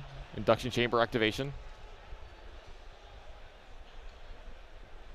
All right, there was a blue in that grip. So it does look like we got a, what is that, a zipper hit. Yep, red zipper hit. Yep. It's a really nice one here. The Phantasmal Footsteps can't block here. They've already been added to the chain. So this is going to get multiple cards. Yeah, I would be surprised to not see 2 cards put in front of this. The flip side of it is that even with the footsteps, you run into a point where you're going to have to block this pistol with cards out of the hand. That's the spot you never want to be in. It's like against the one attack, anything, you know, any of the weapons or any of the spectral shields. Whenever you're blocking with cards in your hand, that you've pretty much resigned to your fate at that point. Yeah, it's so painful. You know, if for anyone at home that's ever blocked a Kodachi with a card, you know the feeling I'm talking about. Yeah, you just want to throw up, right? I've been in that spot too many times. I'm getting sick to my stomach thinking about it. The Katsu lock. And the pistol's just two of them at once.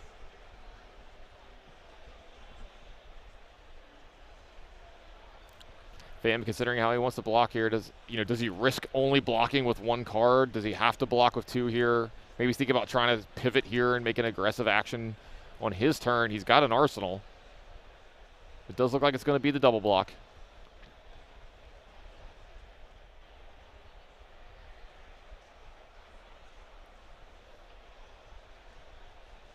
Resource used to reload the pistol.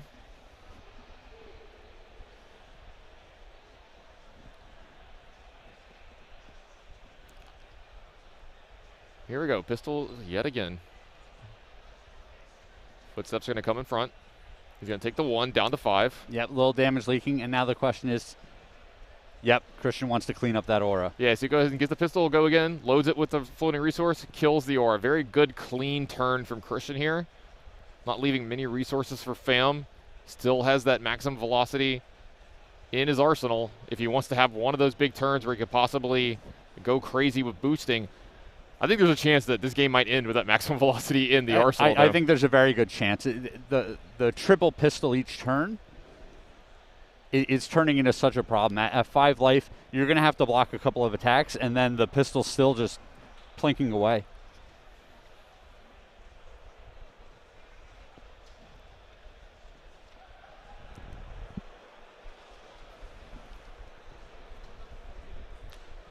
Another thing to keep in mind as Christian's running out of cards here is the Achilles Accelerator can be cashed in for that extra action point. So Christian is not going to have to boost multiple times in a turn to make a bunch of attacks. Listen, that's a really good point that could possibly come up in one of the last turns to really push through that damage.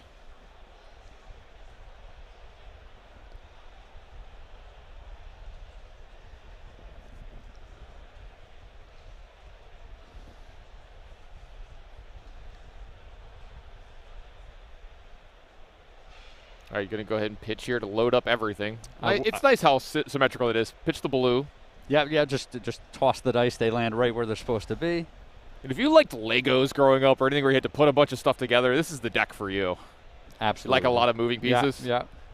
That's probably why I stay away from Dash. I'd mess this up too much. You think so?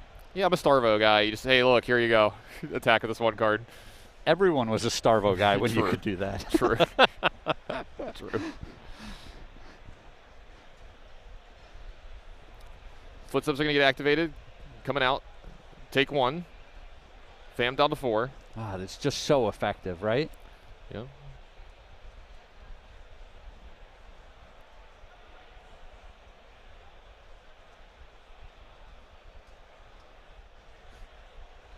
High speed impact, and it is going to be boosted. So that's attacking for 4. Check. That's all of Fam's life total. And if this hits, the next attack that he's going to boost his turn gains Dominate. So that's something that could, I mean, this is scary. Sure. It's definitely scary here. Yeah, definitely something to keep in mind.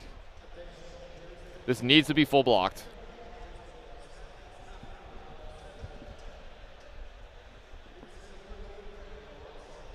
All right, so the Tunic's going to float a resource. I think the Tunic's going to get into combat here. It looks like we're going to be blocking the high-speed impact. Yep, cover it for 4.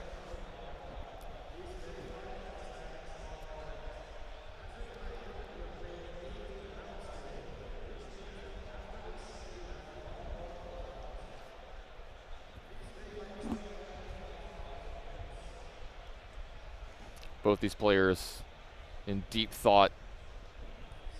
Yeah, with the top 8 on the line, this is just such an interesting matchup to me, where the Dash player has been able to play from ahead basically the entire game, but they have to be very, very careful. So it looks like they're going to leak 1 here again. About how down many to 3. cards are left in their deck. Yeah, yeah. That's the real life total. Looks like the pistol's been given go again.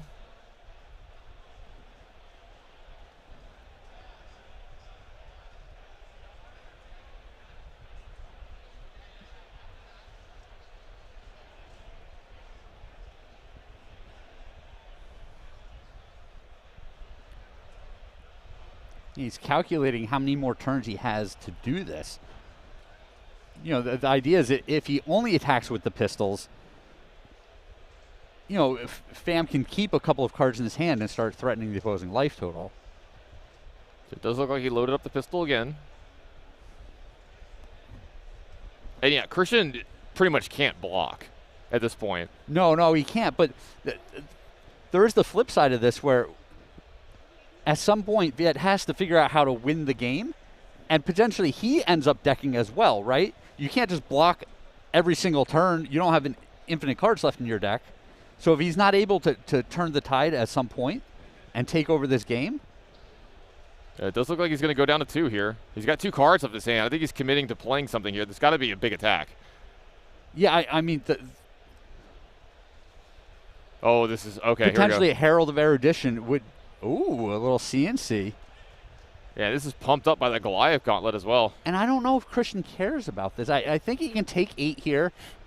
He actually might be happy to have his arsenal cleared. Lose that high-speed impact, which is like super difficult for him to pull off without decking himself.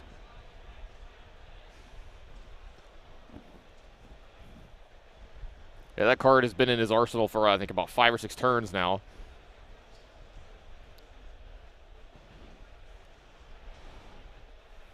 Because this is a situation where Viet needs to start putting real cards in front of this pistol, right? He can't just pitch one, footsteps, and block it over and over. Yeah, he's about to be in the hard lock. Yes.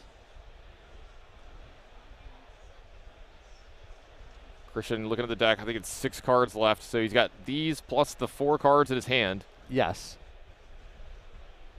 Thinking to himself, can I take this hit? Can I lose my arsenal? Can I block? I think is the biggest question here. Can I even afford to lose cards this way?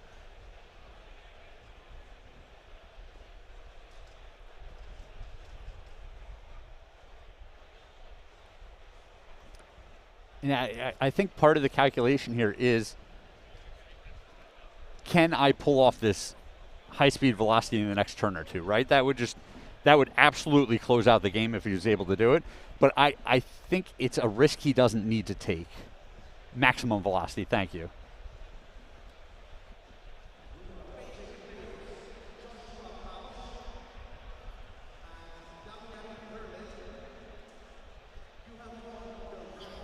Christian, again, being deliberate. Can't blame him. Such an important match. Well, an absolute grind for both players, right? Yeah, it does look like he's just going to go ahead and take it, and here you go. This card that I had kind of written off, it's taken away. Yeah, it would have been a very exciting way to close out this game, but I don't even know if it's necessary. All right. Every pistol is lethal from here on out. Here's the first shot this turn. And with the way that his deck is stacked, I've got to believe he's going to have multiple blues pretty much in every hand from here, so he's going to be firing this pistol quite often. Oh, absolutely. Still got that accelerator you were talking about as well, if that comes up at some point. All right. Block. Give it go again. Time to load the gun again. 2 resources floating. Load the pistol. Yeah, I wonder what's going to happen. We're going to run out of dice. That's what's going to happen.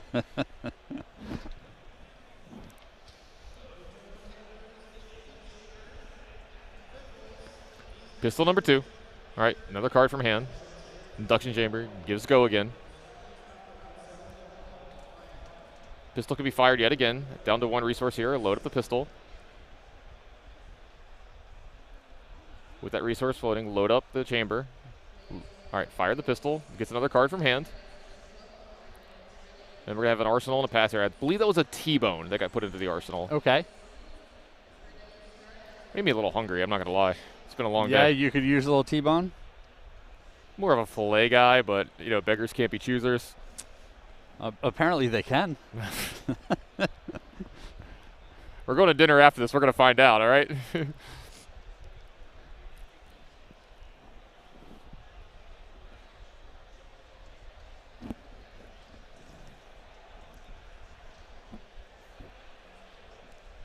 All right, here we go again. All right, pitch a blue. Trying to load up some items. Oh, I spoke too soon. Looks like a zipper hit is going to attack and boost.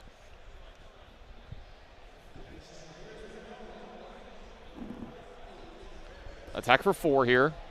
Asking for multiple cards from hand from Fam. Or the Phantasmal Footsteps. Yeah, I'm a little surprised he didn't start with loading some pistols so that he could make at least one pistol attack without breaking the combat chain. Looks like we're going to attack with the T-Bone here. There's no equipment to block with. But there is a Command and Conquer from hand. And, okay, there might just be enough cards here. He might be able to attack with a pistol 3 times. Yep. Just close out the game that way. Yeah, I was about to say, here we go. Here's another free attack with boost. And this is going to be it, I think. Is this a blue card left over? He's got 2 resources here.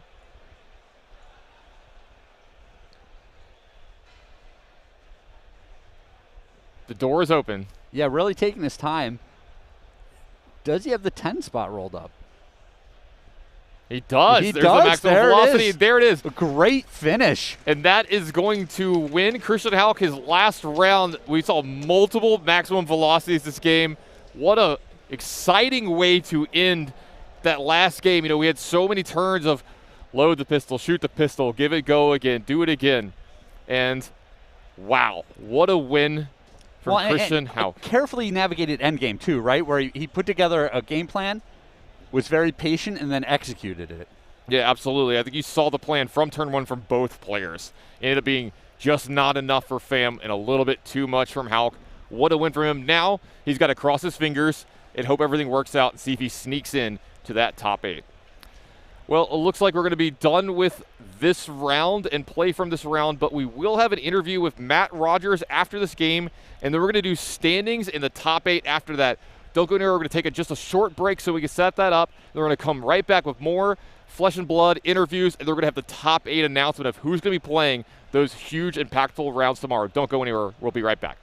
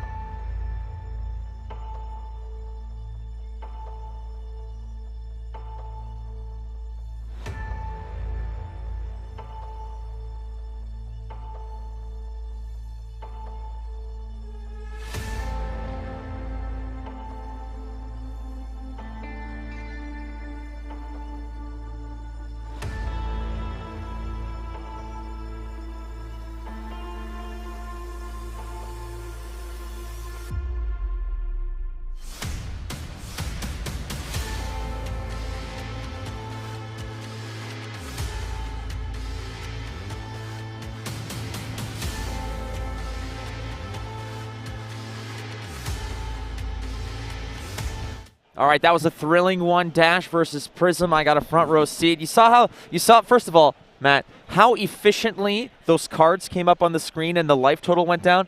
That was all you? That was all Flake. Flake. All you? Yeah. Yeah. Man of many talents. Technological marvel in itself. But, man, I got to say, you had a great day in day one. Yep. You came into day two. Didn't quite go as well as you may have wanted. Yes, yeah. So I finished 5-1 day one. It was great. I was in my element. I was playing Dash. I was happy. But yeah, day two, I ended up in a draft pod with a teammate and somebody else that stayed with us as well. Just a few awkward things happened, and I needed to. It was hard to maneuver, right? It was basically a hard pod. Some people changed some decks or switched out of decks and stuff mid-pod, I think. And some people were going, drafting cards I didn't think they were going to take early on. So I kind of just read the draft wrong. I got it wrong and ended up with a 1-2 record in draft, which pretty much put me out of contention. I got to ask you now, because yesterday you and I, we spoke at length about your drafting strategy. We walked through your draft. Now, you think people read the tape, like saw that, had the video session, heard your whole puppet master voodoo that you have, drafting for everyone else. But in all honesty, day two is obviously going to be harder than day one. Very high level, yeah. But talk about the pod that you were in. You mentioned it was one hell of a death pod. Yeah. So we had Joe Collin, Jason Long, I think a lot of people know Joe Collin, an American player. Jason Long has a bunch of PTIs, a New Zealand player. And then had Tarek Patel, obviously US national champion, my teammate. Had Joel Ripter as well, which is a very good Canadian player. He stays with us in the Team Dragon Shield testing house, so he's been testing with us both Pro Tours. So yeah, the whole pod was just fire, man. It was the highest level. And there was another pod. It was like Michael Hamilton, Isaac Kroot, like every pod seemed to have just all-stars all the way through. Stay to a Pro Tour, mate. That's the way she goes. And again, there's the calling going on as well. But let's talk a little bit about the meta. Dash that's something that you're very synonymous with. You love Dash. You played Dash. Yeah. Dash, we just watched that game. It just seems like eventually it kind of runs out of gas. Was the strategy shifted? You think that people caught on that it was just a matter of just block it out? Eventually they'll run out of gas. Yeah. So the Dash deck that won the call-in last week is very different to the Dash deck that we just saw here. So they are two different decks. This deck that won the call-in, this is a very aggressive, all-in, take advantage of an aggro format where maybe they don't play enough block threes to block you out, and try to squeak in all 40 points before you fatigue out, right? Whereas the Dash deck that we're seeing here, the Dash deck that I played and the Dash deck that you just saw there, Christian's Dash deck, which was almost exactly the same as the deck that we played as well.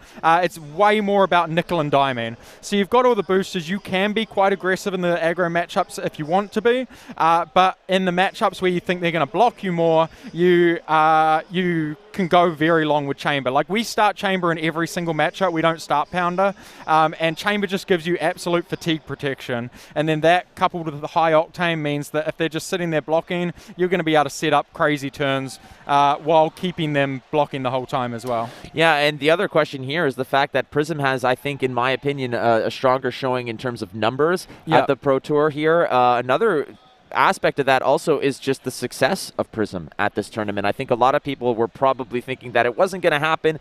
Everything was too fast for Prism, but here we are, and Prism is actually having a decent showing. Yeah, well, I'm watching these Prism players play. These top this Singaporean Prism player and Fino as well. Like, these top Prism players are absolute masters of their decks, man. They know these aggro matchups. They've played hundreds of games. They're maneuvering through everything, and it's been beautiful to watch, to be honest. I think Prism is a very, very deep deck, and these guys have found ways to maneuver it in a way to give yourself a bit of edge in those bad matchups. Now, we are still waiting for the standings in terms of the final, the final 8, and we want to make sure that you guys are well versed and well aware of just exactly who we're going to be seeing tomorrow. We're going to be showing all the matches, every single quarterfinal, every single semifinal, and the final, as well as the calling final. So we're going to give you everything tomorrow. What a treat. There's going to be even a battle hardened sprinkled in. But that's a secret. We ain't telling you anything about that. You ain't going to see that. But ultimately, my friend, in this matchup here, we were just watching, we're watching Prism play cards that we almost never see. Things like Enigma Chimera. Yeah. Talk to us a little bit about the strategy regarding, seeing some of these cards just wheel into relevance after being kind of, draft chaff. Yeah, well, Enigma Chimera is actually kind of perfect for a lot of these aggro matchups, right? So this Prism deck is really trying to set itself up to outvalue the aggro decks because you're attacking for so much every turn. And one of the best ways to do that is a card called Fractal Replication. Now, you know, because it can just copy the last thing, and what works really well with that is you know, cards like Phantasmaclasm and Enigma Chimera, because in the aggro decks, the problem is they're not blocking you as much. They're just trading damage, right? So if you just throw normal heralds at them, they hit them and then they go into soul. So you can't clone them. Enigma Chimera and Phantasmaclasm, they don't go into soul when they hit. So they're still on the chain. You can copy them with Fractal, and then you just get way above rate. Like if your herald's already not getting popped and it's already hitting them, being able to clone that for one card without having to pitch for it is just huge value. No, and it's what's great about this tournament as well is just the representation of various heroes, etc., and just the now, I don't want to say necessarily the resurgence of Oldhim, but the evolution of Oldhim, the reimagining of Oldhim, and how he's presented now.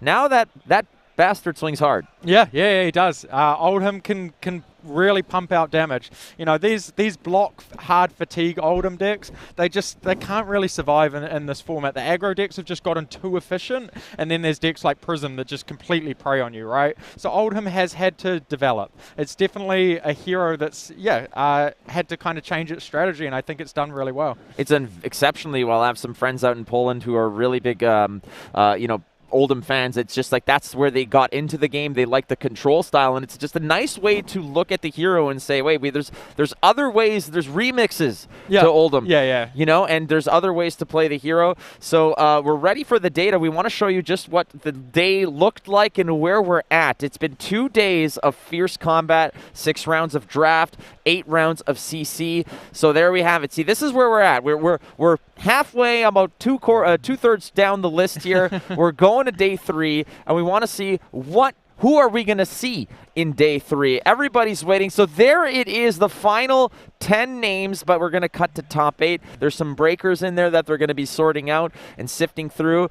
Bartosz Ziemba from Poland, Matthew Folks, that is the British, the UK national champion, Pablo Pintor. Yeah, our Pro Tour champion. He's defending his title here. Yeah, he's going to look to go back-to-back. And, you know, this is probably, it's incredible to think that Pablo Pintor's, you know, he won last time, but he has a better showing this time than he did. His record is better than it was from last time around.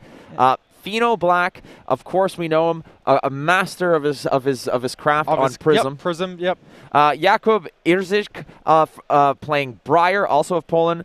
Samir, Sami, Ian Zhang, Christian Hawk, who we just watched win on Dash. We're in Dash. Dash is in the top 8 of the Pro Tour. I love it. And look at that. Cody Williams, somebody who was just an absolute maestro of chain. Yeah.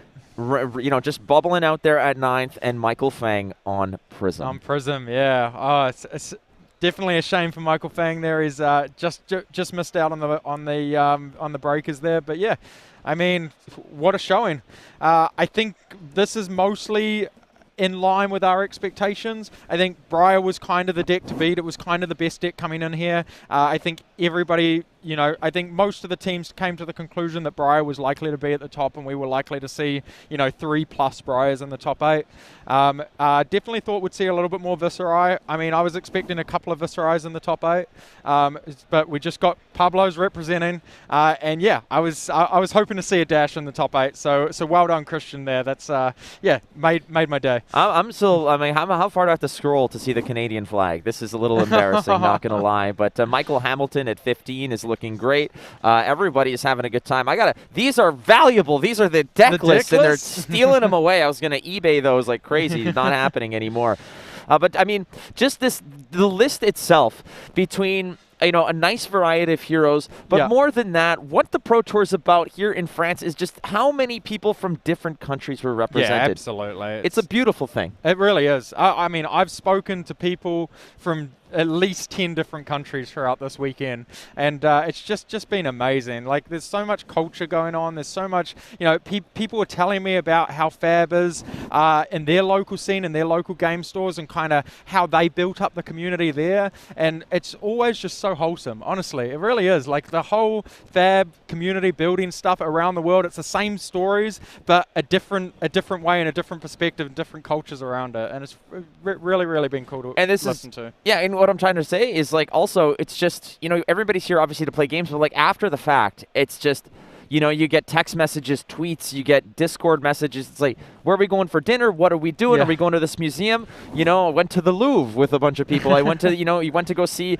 in Paris, I was at the Louvre. Over here, I'm going to, a cabaret tonight. Like, there's all kinds of crazy stuff going on, and you just look across the table of all the people that you're with, and it just makes you smile, because you got, from Canada, from Poland, from Great Britain, from New Zealand, from Australia, from Germany.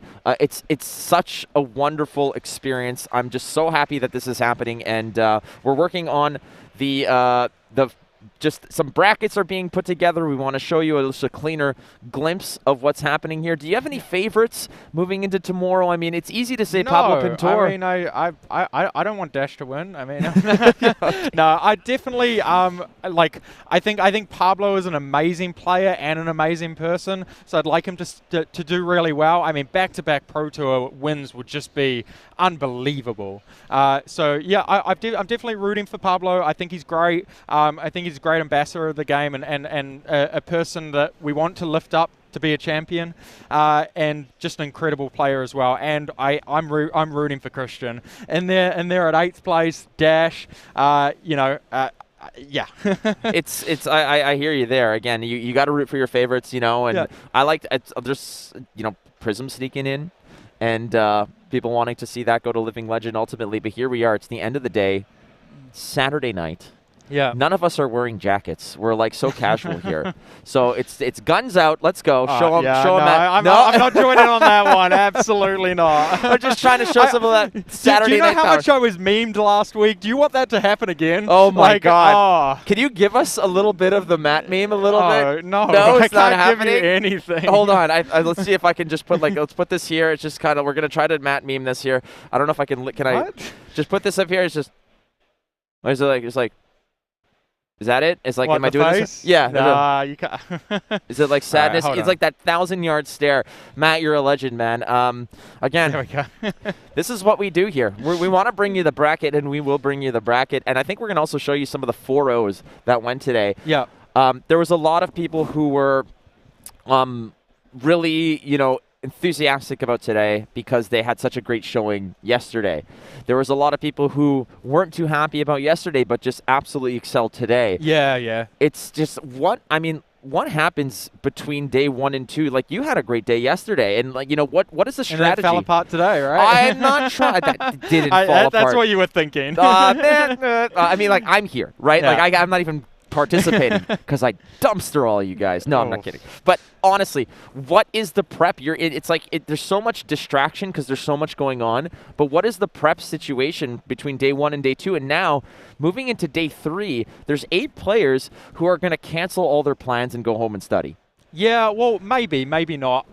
Like, ideally, they're in a situation where they have teams behind them that can help them, because, I mean, people at this level, like, once you're here and you've been playing all weekend, a lot of these guys have been testing in a house or something hard out for the last week as well, and like even more so for the last few weeks, right? So the burnout factor is very real, and I think it's very similar to like cramming the day before an exam. It's not really the best strategy. So if they can go home and relax tonight, and their teammates just start grinding for hours and hours of the matchups that they're going to be playing in top 8, and then just like feed them information, I think that's best case.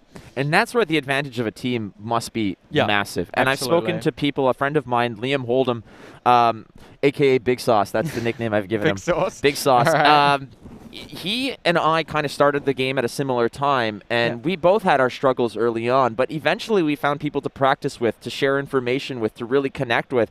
And he made day 2. He 4-0'd in CC. He had a great. And I asked him. I said, "What was the difference?" And he said a lot of it was because of my teammates because I had a team to sort of, like you said, pool information to play the matchups. Can you talk a bit about the significance of having that as a resource for your own success? Yeah, absolutely. I mean, my team is literally everything to do with my success in this game. I think that, like, when you surround yourself with a whole lot of really smart people and passionate people about the game and stuff, you're just constantly learning, right? And they constantly challenge you to be better and better and better. So I think the team environment is fantastic, just because we're always striving towards a goal, and we're always challenging each other, and we're always kind of lifting each other up. And I think, this whole day today, I mean, my teammate Nick, unfortunately didn't do very well. He was 4-0 with his dash deck yesterday. He 4-0'd constructed with dash, which was awesome, but the two drafts just did not go well for him at all. He just kind of fell apart, and so instead of carrying on and playing, he he decided to just drop from the tournament this morning. And this whole day he's just been coming up to me, myself and Tarek, and giving us kind of pep talks and kind of bringing us drinks and stuff like that, and just really, really helping us and talking about the games and the matchups and the draft decks and everything like that as well, which is just huge. Everybody's favorite person, so we're gonna go ahead and just talk to you really quickly about the bracket, and then we're gonna let you go enjoy France, enjoy everything. You guys can rest, but take a look at the bracket. 4 more Briars are on the list, but none of them are facing each other unless it would be potentially in the semifinals. 2 chances at a living legend for Prism. There we go. And we sprinkle in a little dash and a little Viscerai. Okay, so what are your predictions, Blake? What do you think our top 4 is going to look like? Top 4, in my opinion, I think is going to be it's going to be Pablo Pintor, it's going to be Matthew Folks, I think it's going to be Christian Hawk, and I think it's going to be Pheno Black. Wow. Okay. Yes, I think you're very close to mine. I really want Christian to win this. I want to see Dash in this top 4, and it'll come down to a lot of the Channel Mount heroics, but it'll be interesting to see what his strategy going into that matchup. I think that's going to be an awesome game to watch. Matthew Folks versus Prism. I think he's got the matchup advantage there, right? I think Prism, surely Bri is the worst deck to see. Pablo's just an absolute master, so I think he's going to make it through. I mean, I'm not ruling out Jacob at the bottom here. I think I think he could deal to Prism, and that could be a thing, or maybe not. So we could absolutely end up with Dash, Briar, Viscerai, Prism as 4 different decks in the top 4, which I think would be really cool. There you go, haters. Eat your heart out. Yeah. Nice little 4-pack for you. All right, friends, we're about to wrap up here. Thank you so much again for joining us here for the Pro Tour in France. We've got 1 more day of action. We got a battle hardened tomorrow. We got day 2 of the calling, and we have the top 8 for the Pro Tour Championship, Matt. It has been an exceptional joy to be here with you guys out there. Thank you so much for joining us. Matt, you're joining us in the booth tomorrow. Yes, so I'm really, really excited about that. So I'm going to come in here. I'm going to chat with you. We're just going to have a good time. Even though you got to work with me. It's all right. Trade-offs. Yeah, trade-offs. Friends, thank you so much for joining us. Don't forget to be kind, and you're not losing if you're winning. We'll catch you next time, being tomorrow at the Pro Tour in Lille. Have a great evening.